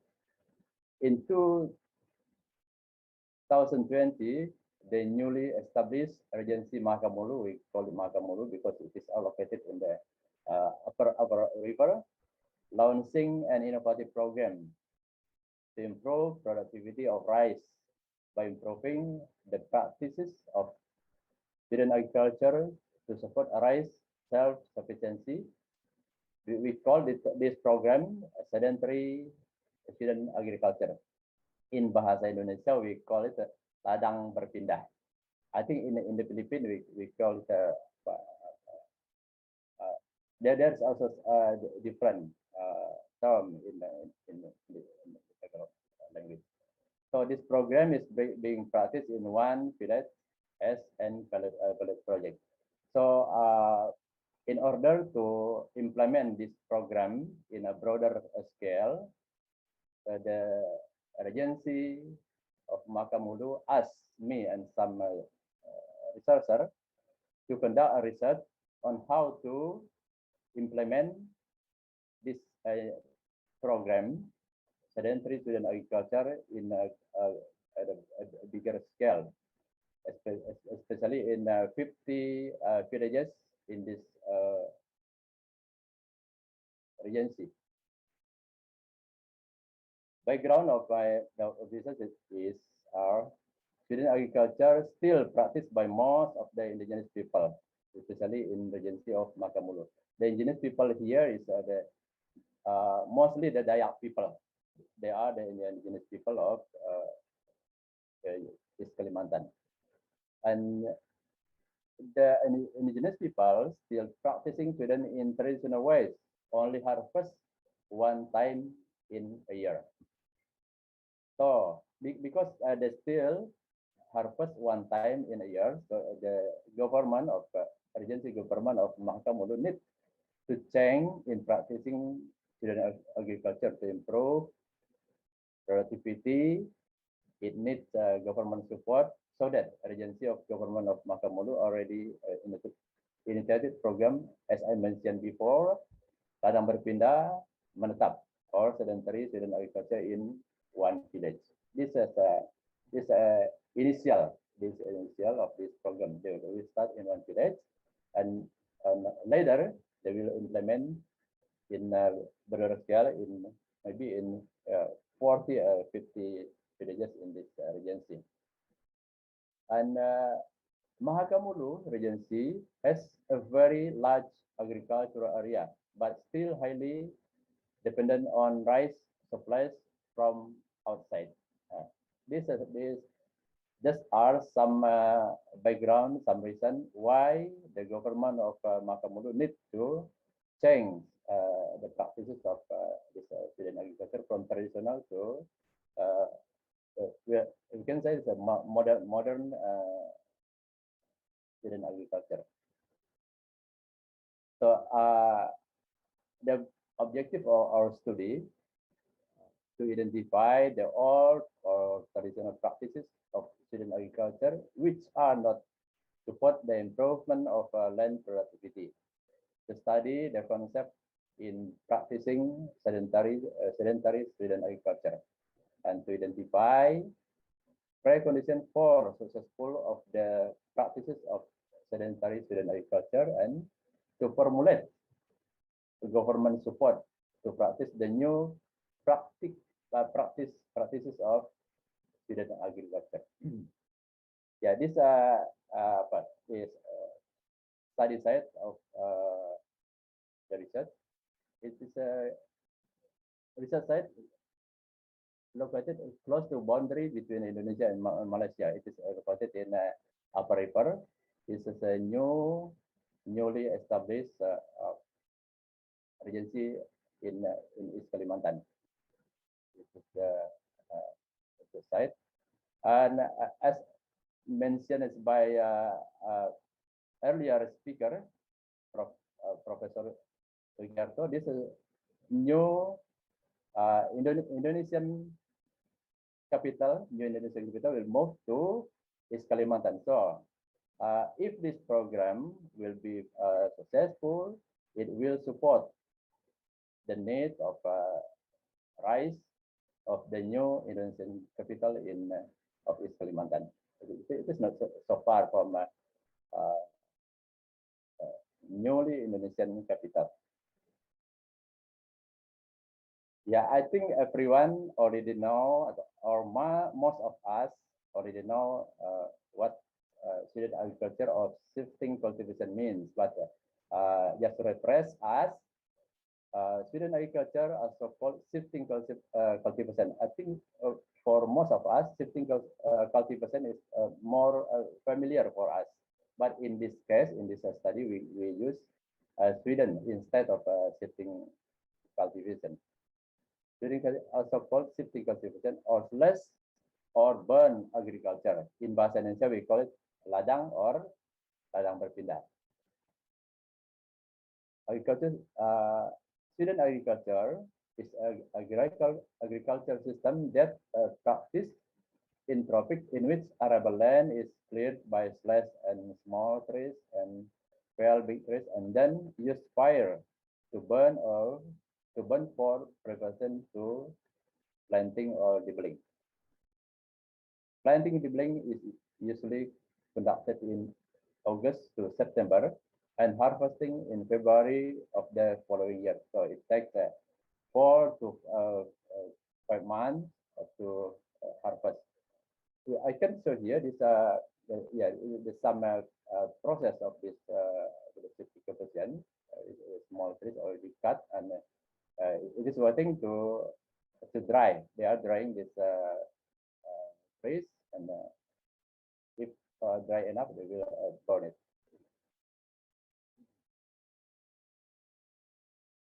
This is the process or stages of Sweden agriculture. The first stage, slicing and felling. So the Sweden farmer can choose whether they will open a new Sweden in a primary forest, a secondary forest, or very young secondary forest. It depends on the farmer. And if this is the picture of the next stage,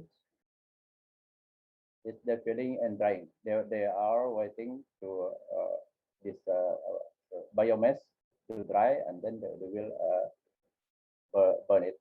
And this is the field already burned, yeah, and ready to plant. And this is a planting process. We in Bahasa Indonesia we call it menugal.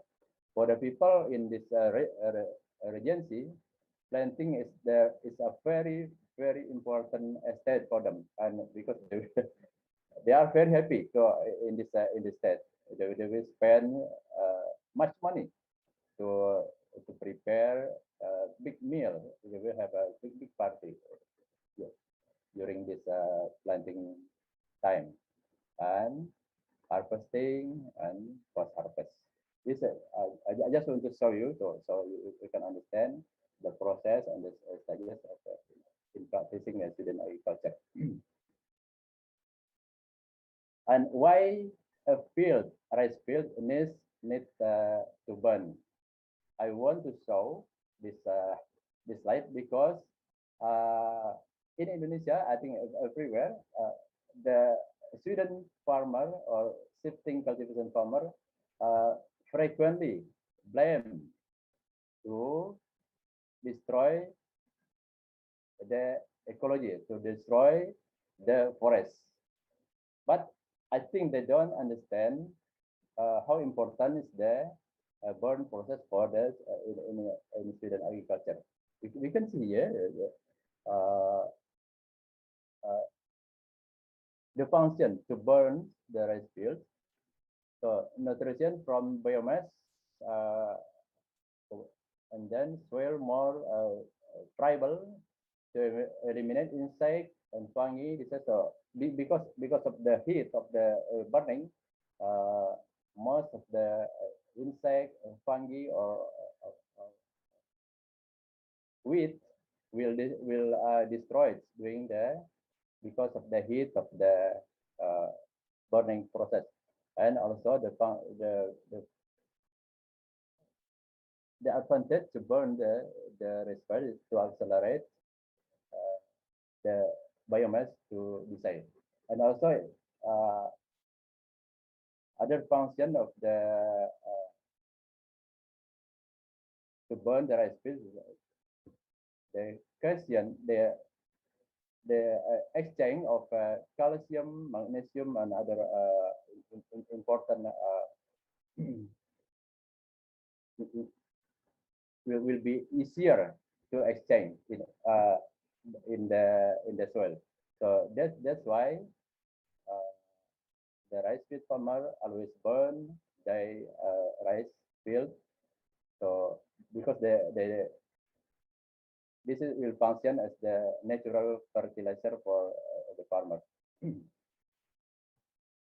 Yeah, this is the brief result of our research in this in order to implement the new practices of sedentary student agriculture. Let's see here in this matrix. On the left column is the old practice, and the right column is the new practice of sedentary student agriculture. In the old practice of student agriculture, the location for farming often change almost every year in a circle of cultivation. But in the new practice of the sedentary student agriculture, sedentary farming, sedentary or settled farming in one broad landscape, a cluster of 15 to 20 hectare location is decided through member agreement. In the old practice of student agriculture, high cost because farmer always fell big trees every year and construct new hut, and they abandoning this plan. But in the new practices of the student agriculture, will be low cost. The hut and utilize a couple of years. Plants are maintained properly.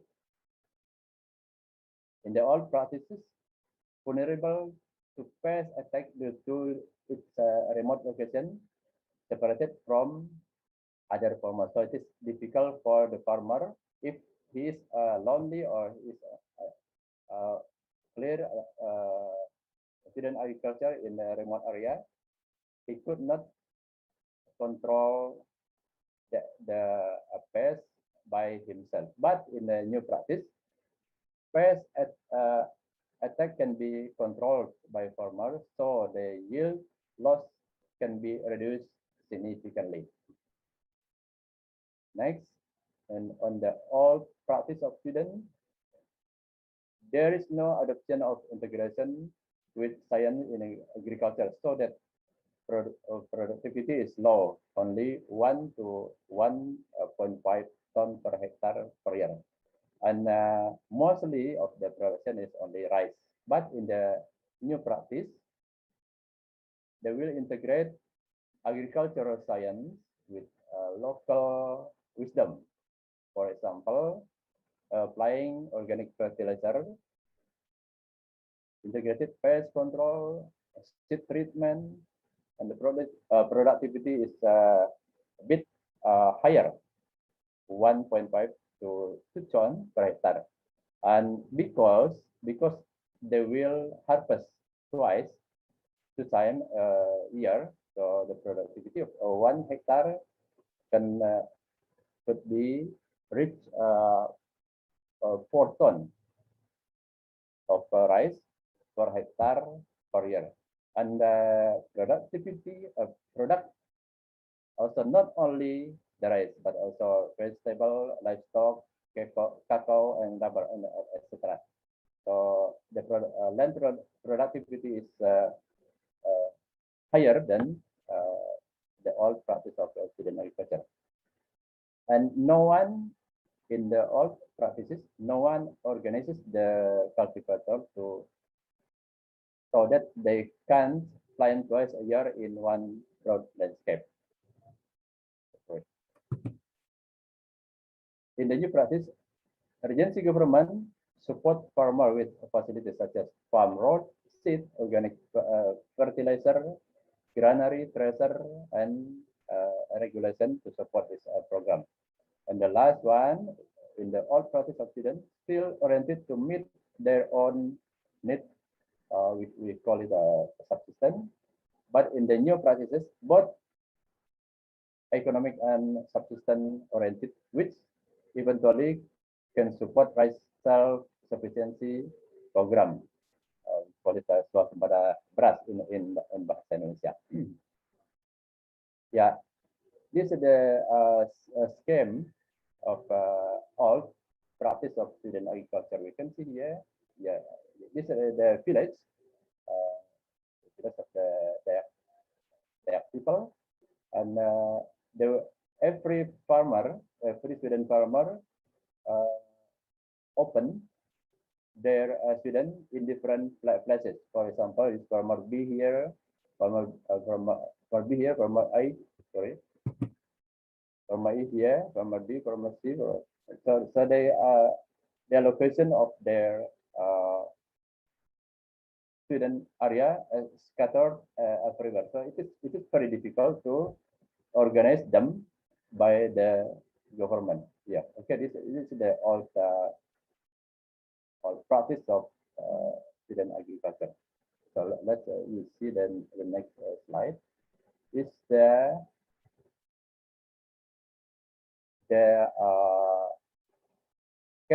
of the location of the new practice of student agriculture. So if all of the farmer 1, farmer 2, farmer 3 to farmer 16, they will open, they will clear their student agriculture in one big cluster, in one cluster or in one landscape. So it is easier for the government or organizer to organize them, and also the government.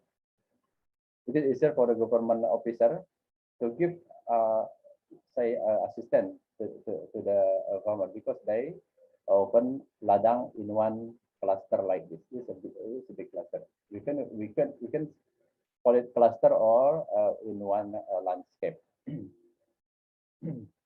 So the question now is how to get enough broadland in one landscape. For example, 10 to 20 or maybe 25 or 30 hectares per one village.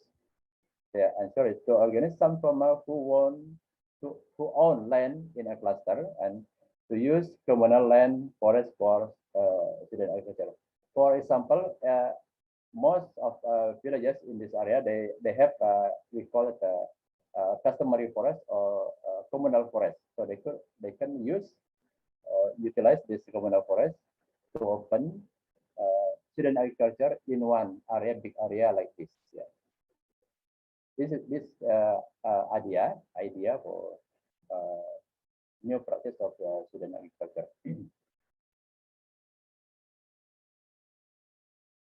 Yeah, during our research in this area, we already we tried to calculate production cost of student agriculture for 1 hectare of student agriculture.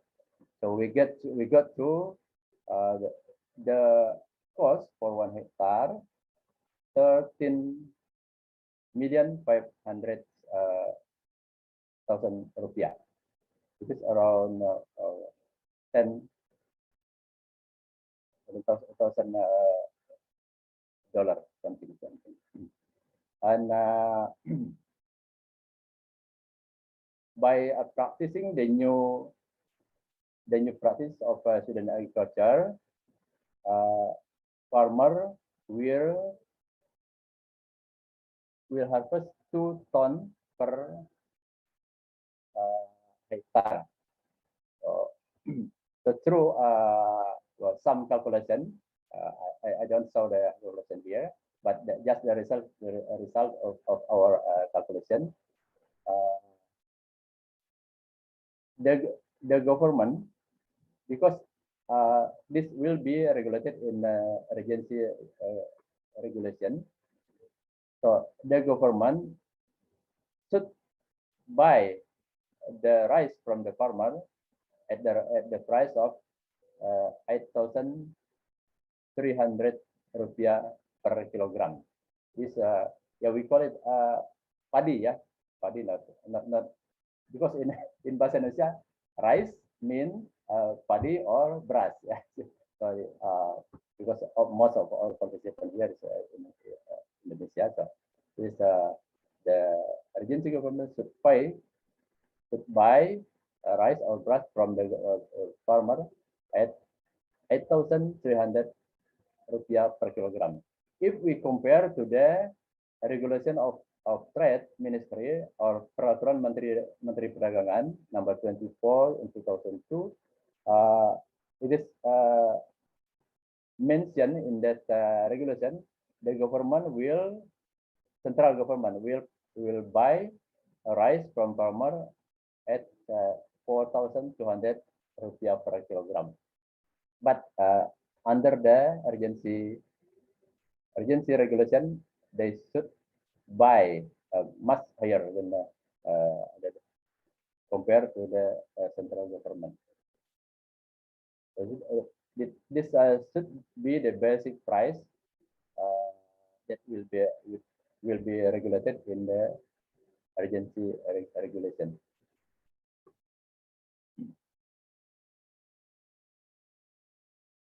Urgency government support to for the successful of this program.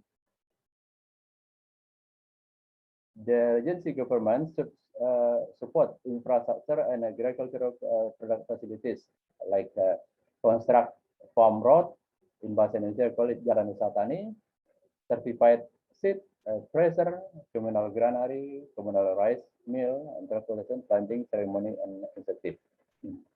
And for personnel assistance, agency government should support with agricultural extension or PPL, penyuluh pertanian lapangan, to organize the farmer to practice sedentary student agriculture. Assistant from university for agronomical aspect. And the last one, regulation. The agency government should drafting urgency regulation. We call it Perda or Peraturan Daerah, which regulates the government obligation to buy farmer grain or rice, the standard price of grain, harga dasar gabah, land ownership legality, right and obligation of farmer and the government. So regulation for the successful of this program is very important for the agency government.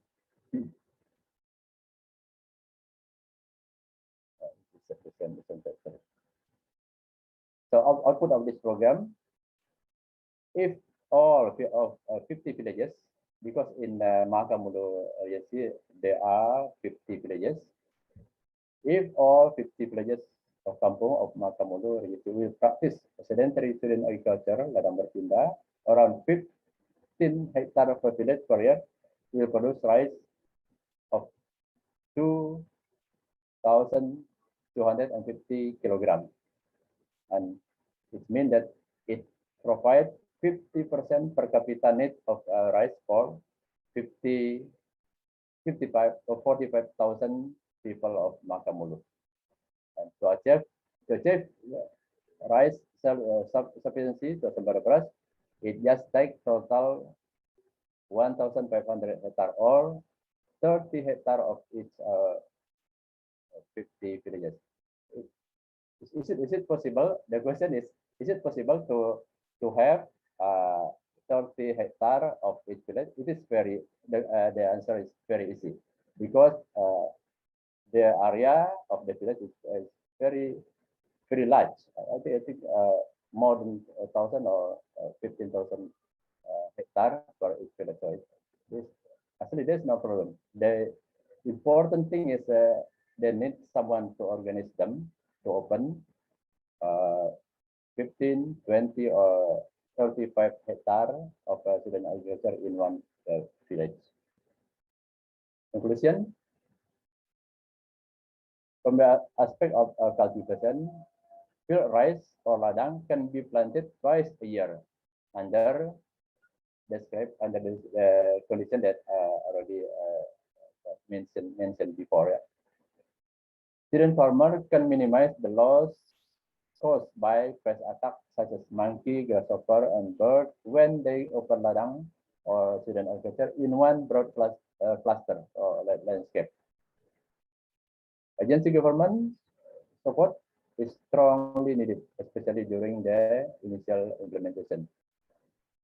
When this sedentary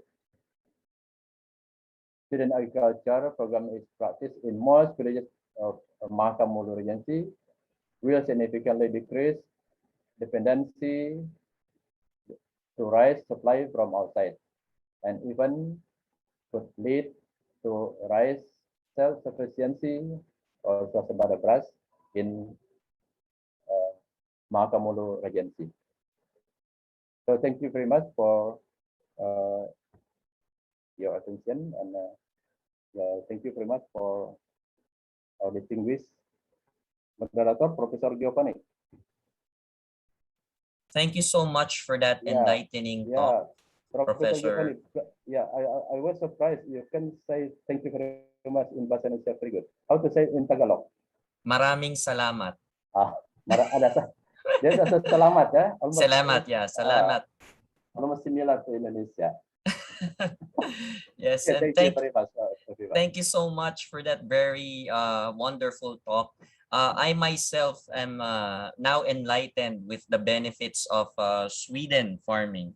Actually, here in the Philippines, we call it kaingin, wherein we burn the forest. And yeah, I was so amused and I was enlightened by the benefits of Sweden farming and how you can bring it to a next level in a way that many will benefit, not only the economy, but also the productivity per se. And thank you so much for that wonderful talk, Terry Makasi. And let us now proceed with the question and answer for our esteemed keynote speakers. I believe we have a lot of questions flooding the question and answer line. Is it possible for us to flash the first question or series of questions for our keynote speakers?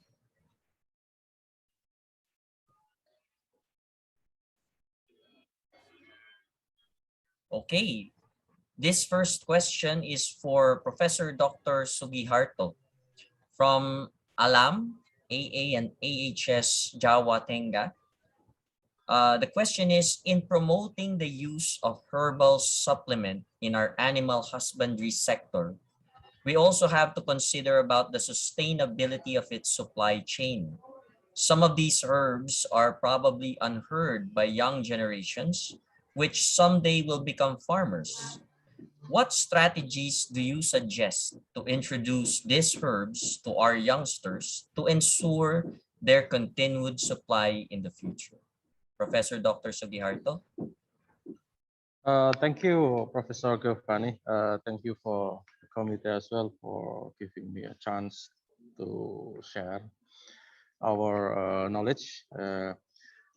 Okay, for the first question, how do we make sure that the youngster will know at least so that the future they will plant the herbs? Actually, be honest, nowadays everybody knows about the herbs, herbal herbal supplements. By this pandemic situation, we are getting used now with the herbal supplements for human being, not only for the animals, but also for the human being. But the problem is there will be a competition between the animal and human use, so that we have to make sure that the availability of the herbal product would be maintained in the future.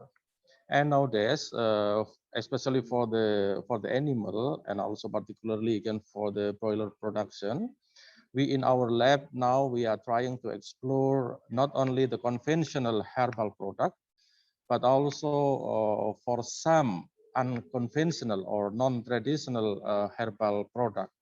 We try to search another product that is not used by the humans, so that it will not compete with human need. And after this, we will validate, and we are trying. We have several cooperation with some companies in West Java, and we are trying to make sure that this product will not compete with the human need, and also it is effective for broiler especially. And the thing that we have to do for open the insight of the youngster is actually a lot of advertisement also in television. They advertise the herbal product, and by having this advertisement, actually even for the youngster, they will realize that okay, the herbal product now is getting more and more acknowledged by even by the medicinal doctors. So not only for the older people, but also for the youngsters. I think this is a bit tricky for make sure the youngster. Hopefully, we will have a good promotion, and the government, I think it's also make a big rule for that. Thank you, Prof. Giovanni. Thank you so much for that answer, Professor Dr. Sugiharto. May we see the second question for our panelists? Okay, this one is from Dr. Hardy of Mulawarman University. And the question is also meant for Professor Dr. Sugiharto. In your opinion, can we free from antibiotics in broiler farming in the future? What is the most effective way to deal with this condition? Which is more effective, to give herbal supplements through feed or drinking water? How effective is the use of herbs in increasing broiler immunity? And the last one, what percentage of the use of antibiotics is in the safe category for humans who consume broiler meat? Okay, thank you, Prof. Giovanni. I will start from the first. Can we free from antibiotic in broiler farming in the future? I think it is very possible. As I know, in Europe, I was in Europe for more than 5 years, and in that time we were almost free from the antibiotics. Even though in the beginning, I think it is also challenging for us, because we have to try an alternative to make sure that the sustainability of broiler production can be maintained. But nowadays, I think it is not a problem, because we have several alternatives for changing the role of antibiotic for the broiler production. As I mentioned in my presentation, there are a lot of possibilities to use another alternative rather than use antibiotic. But we should note that, of course, the cost of production will be a little bit higher, of course. But I think when we can convince the consumer that our product is safe, and from the food security point of view, it will be healthier, then the price from the producer also can be increased as well. So we sure that we are sure that the free from antibiotic is the era now. And also the government in Indonesia, especially start from 2018, our government totally bans the use of subtherapeutic antibiotic for the broiler production. And nowadays we assure every single company, the registered company, they will not include antibiotic growth promoter in their feed. So this is the answer for the first. And then what is the most effective way to deal with the condition of, as I mentioned before, we try to search a lot of an alternative for replace the role of antibiotic growth. And as we did in our lab, we have a patent for the probiotic that nowadays it has already produced commercially. And we did several trials, including a scale-up trial, and it works properly. It could replace the role of antibiotic by having a probiotic based on Bacillus subtilis that we isolated from the rumen of a cow in our lab. Okay, another alternative also available. So I think it's okay now. But again, the term of cost is still a little bit higher compared to the use of antibiotic growth promoter. And then what is more effective to give a herbal supplement through feed or drinking water? This is a tricky question actually, because there are a lot of published paper. They suggest that by providing the herbal product through drinking water is much more effective. This is related to the intervention process in the digestive system in the chicken that will attenuate the efficacy of herbal product, of course. So most of the published paper, they conclude that by providing the herbal product through drinking water is much more effective. But the problem is when we use herbal product or we administer the herbal product to drinking water, it will interfere or it will make something disruption on the water installation because the sedimentation. So several times also we try to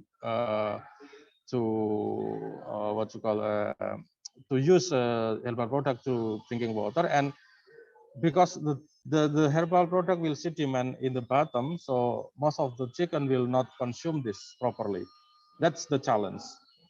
Until now, it's not yet solved yet. So we have to do this more.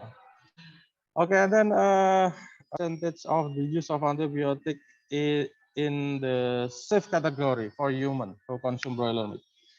I think on the we call in Indonesia we call Permen Peraturan Menteri, the ministry rules. It has clearly stated that it is they don't care about the dose, they don't care about the level of antibiotic used in the chicken production, because usually we have several kind of antibiotic actually that usually administered in the broiler production, from virginamycin, zinc bacitracin, and so forth. And most of them, they are used around 5 until 40 ppm. That's a ordinary level, but even though we use in the very low level, but when we try to detect the residue in the meat, it could be detected because they use every single day they consume, the chicken consume. So most of the farmers, they try not to use antibiotic for at least 15 days before harvesting, and this help a lot. The authorities could not detect the residue of antibiotic when the farmer stop of using antibiotic 15 days before slaughter. That's the very usual or the common practice in the farmers. But Again, I don't think it is okay because our regulation has already banned. So we have to comply. We have to comply. We have to follow the regulation for the food safety reason, I think. Okay, and then let me back to the previous question about the spirit of the youngster to plant the herbal or the herbs. I just remember that we in Jawa Tengah, in Central Java province, we have a lot of companies, especially for producing the herbal product for humans. And most of them, they get the raw product for the farmers surrounding the factories. The thing that they do is they make a collaboration. We make a kind of a cooperation with the farmers surrounding the factories. And then by having a contract, the factory, the manufacturer, they will provide a good price for the farmers for the herbal product they sell to the factories. And also in Central Java province, as I know, the government also interfere. They interfere the trading rules. So by having a good trading rules, then the price will not be fluctuative as a corn, for example, or other agriculture product. When the price is good, when the price is stable, then the farmer is happy. When they happy, then there is a spirit to plan again and again and again. Okay, thank you, Prof. Giovanni. Thank you so much for that enlightenment, Professor Dr. Sugiharto. We have the same problem here in the Philippines on the misuse of antibiotics in broiler chickens. May we proceed with the next question for our keynote speakers? Again, this is for Professor Dr. Sugiharto, this time from Maisyora from Mulawarman University. What is the safe limit for the use of chemical antibiotics? Then if we use herbal feed ingredients, how is it economically feasible? Yes, thank you, Prof. Giovanni. Thank you also for Maisara. Bu Maisara, what is the safe limit? As I mentioned before, actually there is no pattern for that. But in common sense, using antibiotic is not healthy. So I think it is better not to use antibiotic, even though some experts, they say that when you use below 10 ppm in the feed of broilers, then the residue will be insignificant. And also when you withdraw the antibiotic from the chicken 15 days before slaughter, then it will be safe for the consumer. This is a theory, but I myself, I suggest not to use antibiotic because we have been banned by the government. So I think it has been thought very deeply. Okay, then if you use herbal feed ingredient, how is it economically feasible? I think, again, the problem for using herbal supplement is the first is the bioavailability of the herbal supplement for the chicken is quite low. I mentioned before, it's related to the lipid solubilization and also the molecular characteristic of the herbal product. And by its drawback, then we have to increase herbal product when we use herbal supplement. That's the big problem, because in one way, having a high level of herbal product would be harmful from the health of the liver and also for the kidney of the chicken. And on the other hand, it will be very expensive when you use a high level of herbal supplement. The thing that we have to do, we in our lab, we have a quite strong team for having this. We try to reduce the level of herbal product by The first thing that I didn't mention in my presentation was we try to combine between one herbal product with another herbal product, because in theory, for example, piperine would increase the bioavailability of curcumin. We have already tried to combine between turmeric, which is rich in curcumin, and also piperine, which is higher in black pepper. And the result is good, but it's still uneconomically feasible. And then we try to ferment. We did a fermentation. We did also extraction. We did also the latest effort was we did encapsulation with maltodextrin. And by having this encapsulated herbal product, the efficacy is quite good.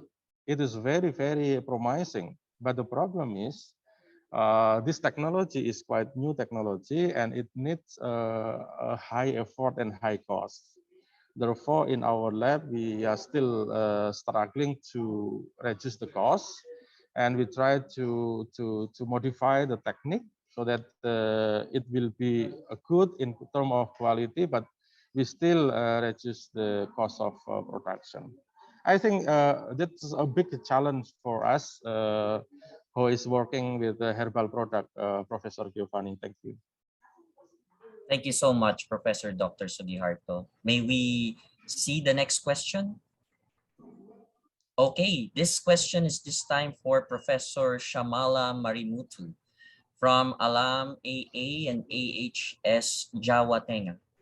In nature, it is known that there is a phenomenon of genetic jump, where a specific genetic trait from a specific species can be transferred to another species in the same habitat or ecosystem. Yet the transfer mechanism isn't well understood.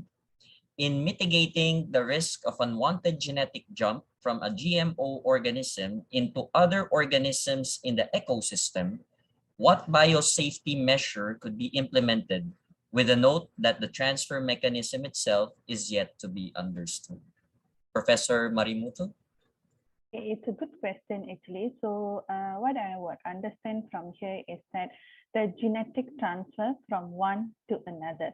So here we need to do an analysis. Let's say, okay, what type of genetic crop that you have produced, and also what is the transgene that it's inside the crop. Okay, so first the risk has to be done on that first, followed by what are the possibilities of this transfer of this genetic material to another in the organisms, because it's related to witness as well, right? Okay, they have the possibilities of transferring from one organism to another. So for this, we need to do an implementation of the biosafety measures, such as like what type of gene, transgene, which is included, and what are the possibilities that they could transfer. Maybe they could transfer through insects, even through, the crop which is produced, So if, let's say, it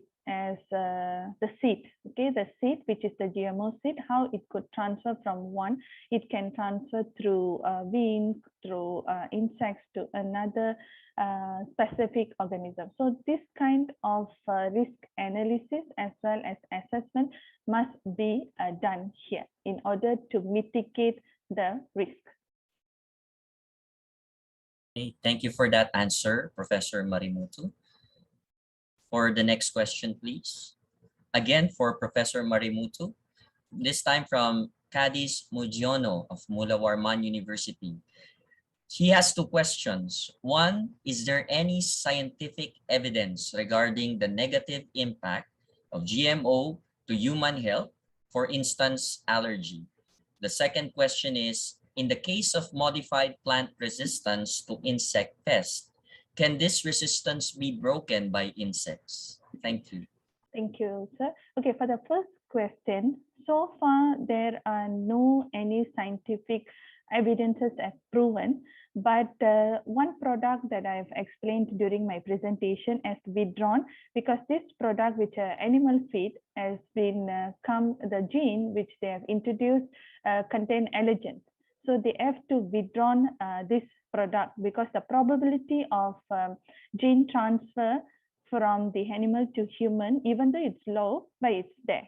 So therefore, there are transfer of gene which can cause allergy to the human being are there. So they have to withdraw the product. So I would say that even though it's not proven yet, right, to human health, but the adverse effect possibilities are very high. Hey, thank you for that answer, Oh Professor. yeah, second one. Sorry, sir. Yeah, sorry. you have a second one. one. Is the case of modified plant resistance, can this resistant? Yes, the potential is there because if it's it can impact the non-target species. It can be broken by a non-targeted species. Okay, thank you for that answer, Professor Marimutu. May we have the next question, please? Again, for Professor Marimutu, this time from Widi Sonario. The question is there any established international agency conducting biosafety assessment and certification for risk management, especially for GMO? Yes, we have an international agency, and I'm very sure that each of the university which is conducting the GMOs, modern biotechnology related activities, you will have your own agency like institutional biosafety committee in your university, and we can refer to that regulation by them because this regulation, they would have come out with the regulation from the ministry from our own country. So every ministry in our own country, they will have their own regulation like I've shared earlier. Like Malaysia, we are following Biosafety Act 2007, and Indonesia, we have a national framework of biosafety. So we can follow that. And if you want to the regulation through worldwide, then we can always refer to the Catarina protocol that I have explained earlier, and also some other guidelines that I have included in my presentation. And talking about the certification for risk management, yeah, in Malaysia, we have the certification program for risk management, as well as we have this Malaysian Biosafety and Biosecurity Association, where we are doing a lot of certification program. And worldwide also, if you can search like US, if I'm not mistaken, US and some other countries, they are doing a certification program on risk analysis as well as risk management. Thank you so much, Professor Marimuto. So it's really good for us to get those certifications, yes, especially when we are working with this. Thank you so much. Okay. Okay, for the next question from Tri Wulandari from Mulawarman University for Professor Marimutu. According to Ms. Marimutu, how is the effect of using GMOs related to the issue that GMO products can cause cancer? Okay, there is insufficient, again, evidences to conclude that GMO food can increase the cancer risk. That's why we need to ensure that we implement all the measures in order to prevent cancer formation in human, even in animals. So far, there are no evidences were showing that GMO related or GMO foods can cause cancer. So in order to avoid this, that's why we need to implement all the measures. Hey, thank you so much for that answer. Can we have the next question, please? Again, for Professor Marimutu from Farhan Mustaqim of Mularwan University. Is how the impact of using biotechnology in dealing with climate change today, especially on livestock and agricultural products? Okay, so talking about how the impact of climate change to livestock as well as agricultural products, I would say that we can adopt climate smart agriculture by building resilience to climate change. Like if, let's say, the temperature is increasing and it causes a heat stress to our plant. So what we can do, we can produce heat tolerant crop varieties, and we can prepare a shade house for the plant, and we can increase the water management system. This is one way we can mitigate the risk. Second one is probably we can implement organic practices in our agriculture. Like instead of using commercial fertilizer, we can use organic fertilizers. And then what else? We can have a efficient irrigation management system and increase the soil health. And we also can have a renewable energy, like shift from fossil fuels to renewable energy, such as use solar panels, wind turbines. And these are some of the measures that we can take in order to mitigate the risk from the climate change in agriculture. And talking about livestock here, I'm not so sure about livestock. Maybe we can increase the production through herd health and breeding practices, and then we can have a climate friendly policies, so for the farmers, those who are working in the agriculture field as well as the livestock field, in order to mitigate the risk from the climate change. And here I would say that we can combine the climate smart agriculture with precision farming. So once we know already the types of crop and when the crops are growing, so through the precision farming, so we can design such a way that to increase our productivity of our crops, So basically, as I said, these are some of the measures that we can implement in order to mitigate the risk from the climate change. Thank you, Professor Marimutu. May we have the next question, please? This time for Professor Dr. Indan Imang from Karisma Deno Prayoga of Mularwan University. The challenge of agricultural development in the regions is to synergize technology with social culture each other. According to Professor Dr. Indan Imang, can social culture related to agriculture achieve high productivity? Okay, thank you for Karisma Deno Prayoga from Mularwan University. Yes, very good question. Actually, my presentation is the answer of this this question. So in my presentation, sedentary student agriculture is a concept of how to practice student agriculture by how to say integrates socio-cultural and all of the local wisdom of the people in this area, especially in Mahakam Regency. So, for example, the people of the indigenous people in Mahakam Regency, they actually they have many kind of local wisdom on how to practice student agriculture. But the problem now is there's nobody, there's no one organizing them how to open student agriculture or ladang in one cluster, in a big cluster or in a big landscape. This is a problem now. And actually, the new concept that I already presented is the how to synergize technology, as I mentioned before, seed treatment, and also technology and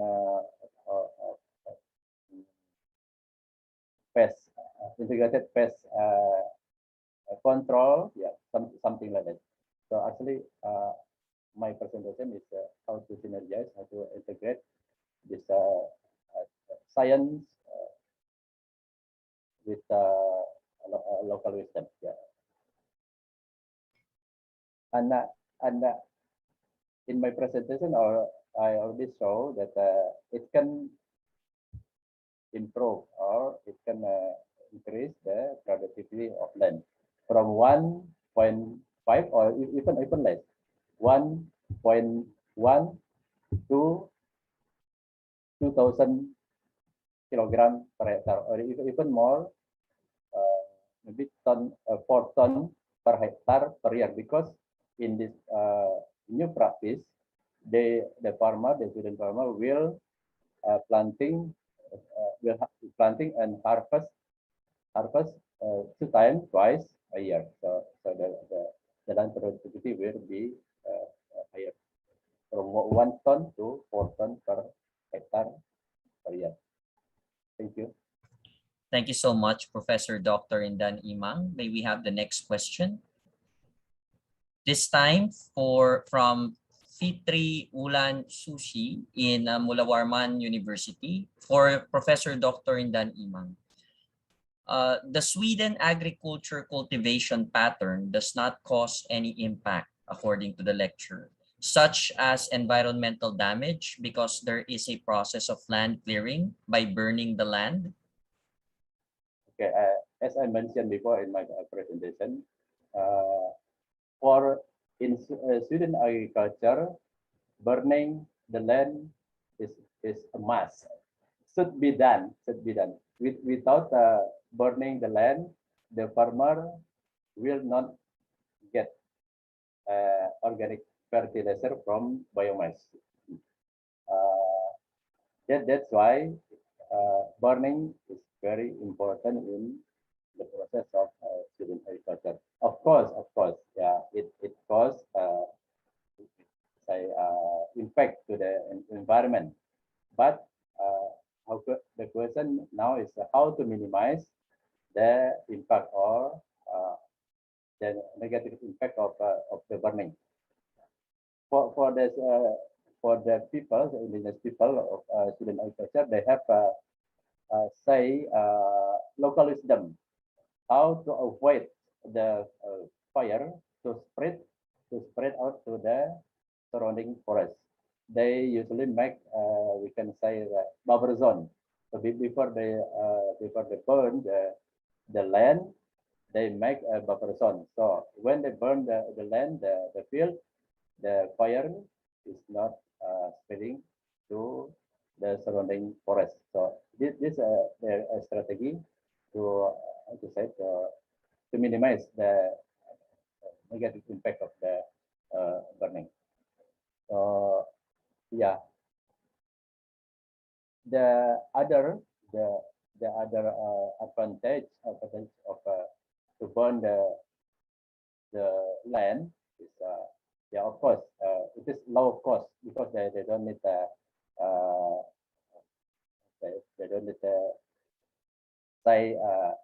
heavy equipment to remove the trees or the biomass. When the biomass is dried, they just burn it and they get organic fertilizer from the biomass. Because there is a process. Yeah. I think there is my answer for Fitri Ulan Sushi, and thank you for your attention and question. Thank you, Professor Dr. Indan Imang.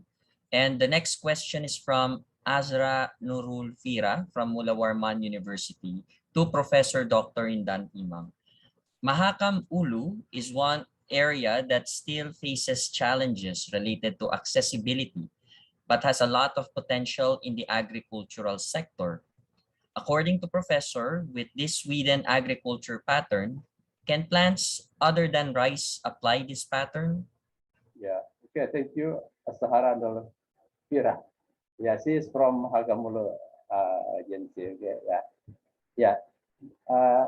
Accessibility, the difficulty in accessibility is one of the reasons why the agency of Makamulu would like to develop their own agriculture, especially one of the agricultural program is the sedentary student agriculture. Because as we know, to get to Mahagamulu, the main accessibility is through Mahagam River. If the water of Mahagam River is quite high, there's no problem. But in the long dry season, in long drought, it will be a big problem to supply rice from city, from town, from Samarinda to Mahakamulu. This is one problem. Why the government of Mahakamulu would like to develop sedentary student agriculture to increase the productivity of from agriculture, especially from the student agriculture, the rice from student agriculture.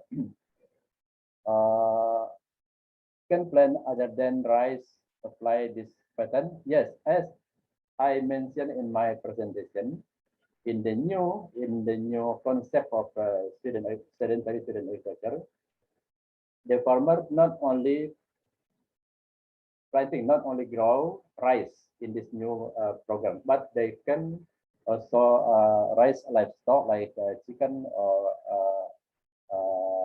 domestic pig, because most of the people are Christian, so, and also they can grow cacao and rubber in the same in their agricultural area. So not only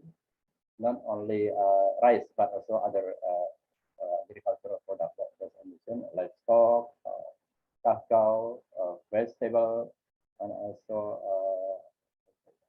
rubber, and some other commodities like coffee and any other agricultural product. So yeah, this is the concept of the new sedentary student agriculture. Yeah, so yeah. That my answer is yes. We can plan other commodities instead of rice in one area. Thank you, Professor Johan. Thank you so much, Professor Dr. Indan Imang. I think we have a last question now. This time it's for Professor Dr. Sugiharto from Siddiq of Mulawarman University. I often listen to the results of my senior research on campus, which the results found that the use of herbs still needs to be increased in quantity so that it will have an impact on livestock productivity. However, often these herbal ingredients are in small quantities. Is the research related to these ingredients still worth continuing as herbal feed ingredients or not? Okay, thank you, Prof. Giovanni. Thank you also for Mas Sitik from Mulawarman University. As I mentioned before in my presentation, actually, there are constraining factor when we use herbal product for the supplement for broiler production. The most important thing is the bioavailability of the herbal product is quite low compared to, of course, with antibiotic growth promoter or other chemical compound.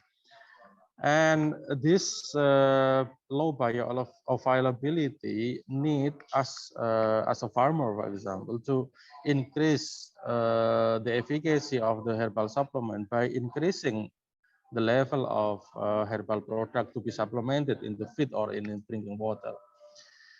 This one is this practice would increase the cost, of course, because we allocate more money for having this herbal product, and also this would be harmful from the health and the physiological condition of the chick.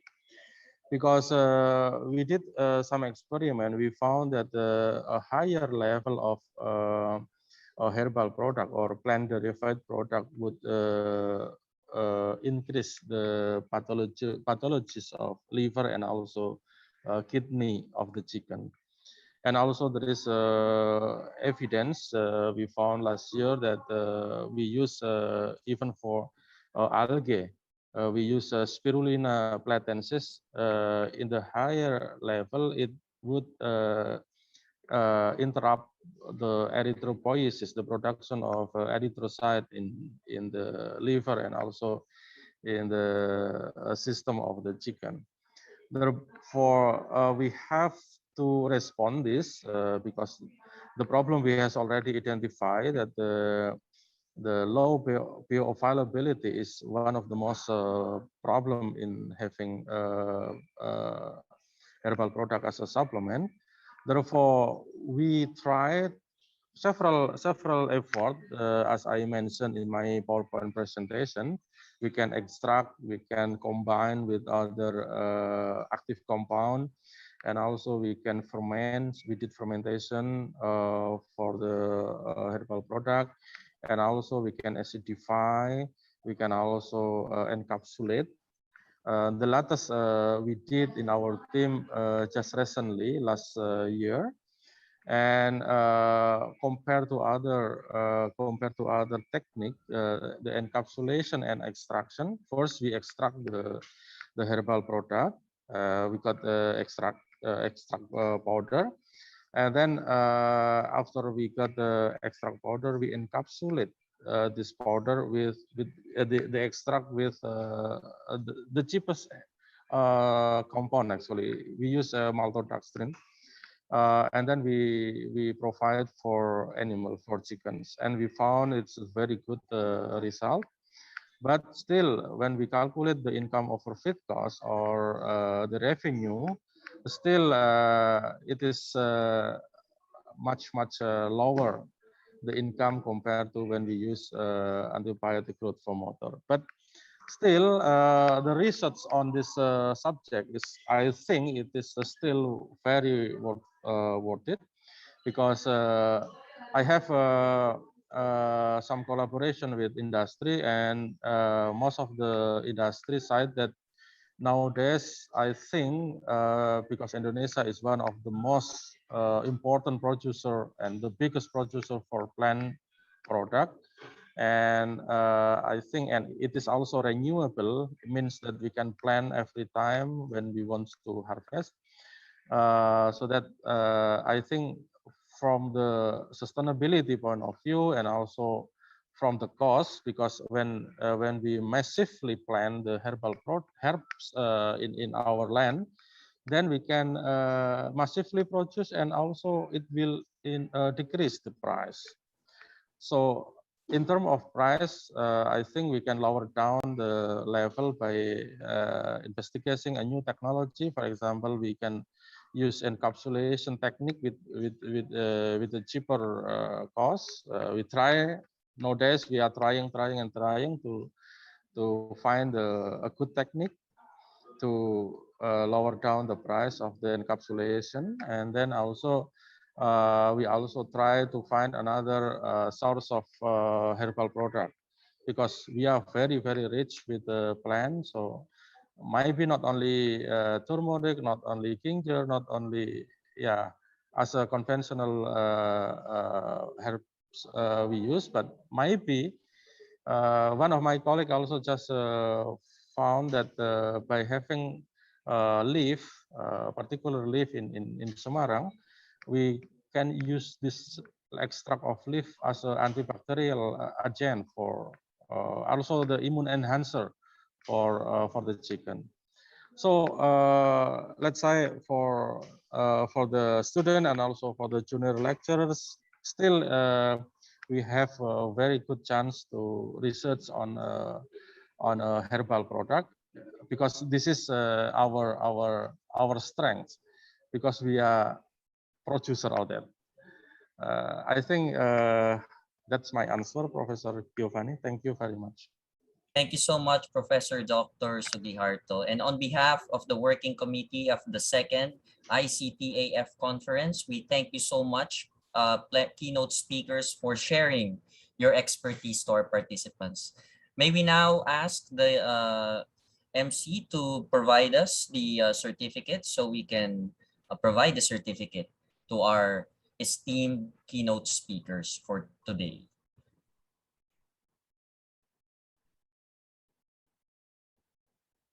Okay, allow me to read the citation.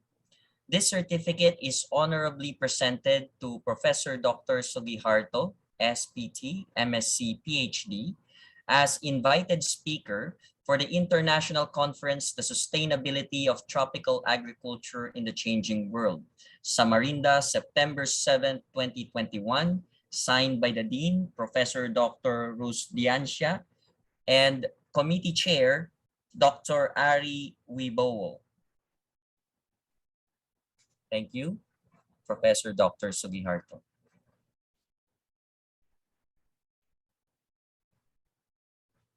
And may I read the citation again? This certificate is honorably presented to Professor Shamala Marimutu, MSc, as invited speaker for the International Conference, The Sustainability of Tropical Agriculture in the Changing World, Samarinda, September 7, 2021, signed by the Dean, Professor Dr.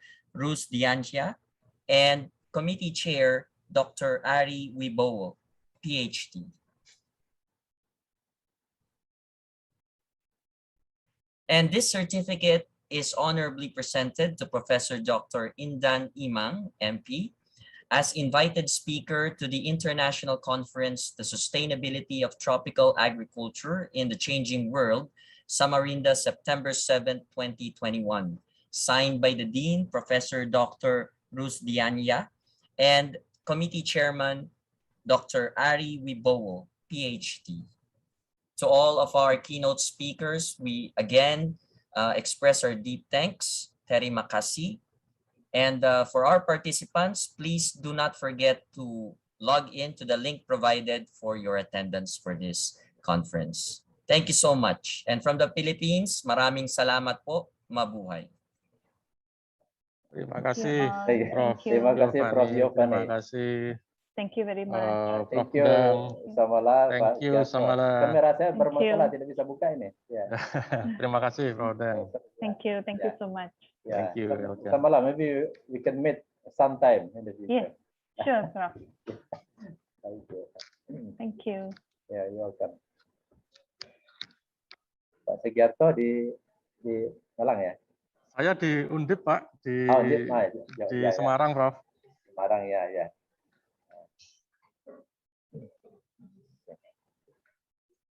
Tinggalnya di Göttingen ya? Di Aarhus, Pak. Kebetulan di Denmark dulu. Ya, banyak teman-teman kita yang dari Eropa ya di Unmul. Yeah. Ya. Saya temannya Pak Herdi, Prof. Oh iya, satu kelas dulu. Iya, kelas 1. Iya. Oke, ya. Senang ya bisa bertemu dalam. Iya. Terima kasih Pak Sugiharto atas kehadirannya, Pak. Terima kasih Pak Haji, matur suwun sudah Thank you very much for the great committee ya, luar biasa. Iya, matur suwun komite. Sudah berbulan-bulan mereka rapat mempersiapkan ini. Pesertanya luar biasa banyak juga, Prof. Kita senang. Matur suwun, Prof. Pamit dulu Pak Haji, matur suwun. Assalamualaikum. Profesor Giovanni, see you. See you, Prof. See you. Bye-bye. Thank you.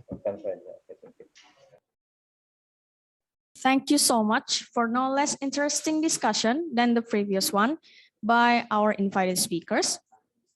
I also wanted to say thanks to the moderator.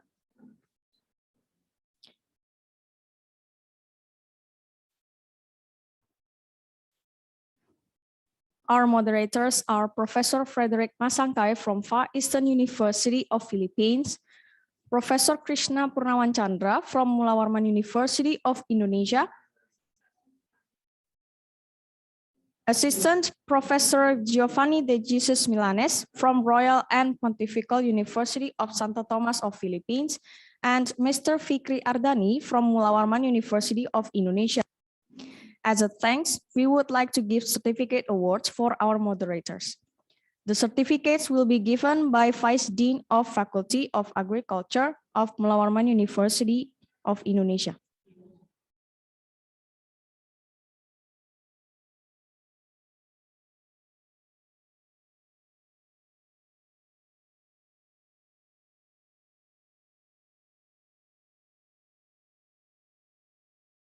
Professor Bernatal, please.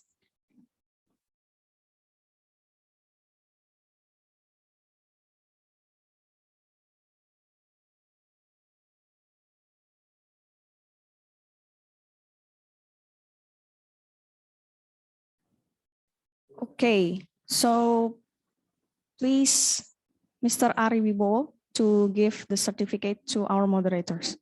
Okay, thank you. This certificate I give to the Professor Frederick Masangkai. Thank you for your participation. Become a moderator. Thank you very much, Professor Frederick. Terima kasih, Dr. Wibowo.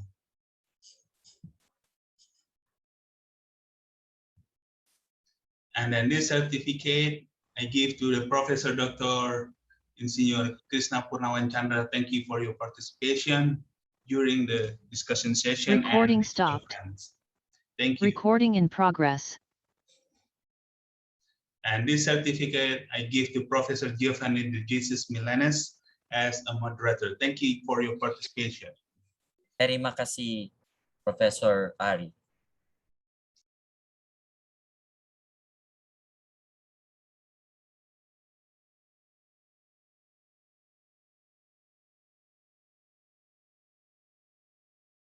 And the last one, I give the certificate to Dr. Fikri Ardani, Master of Science. Thank you for your participation as a moderator and your vital role as a moderator also. Thank you.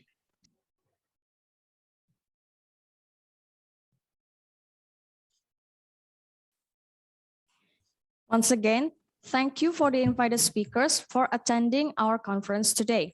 And now we're taking a break until 2 p.m., then continue to next agenda, which is parallel session. Now, all participants should choose which room they are based on the room given by the committee. Just in case, the organizing committee will help you if you entered the wrong room. We'll see you on parallel session at 2 o'clock.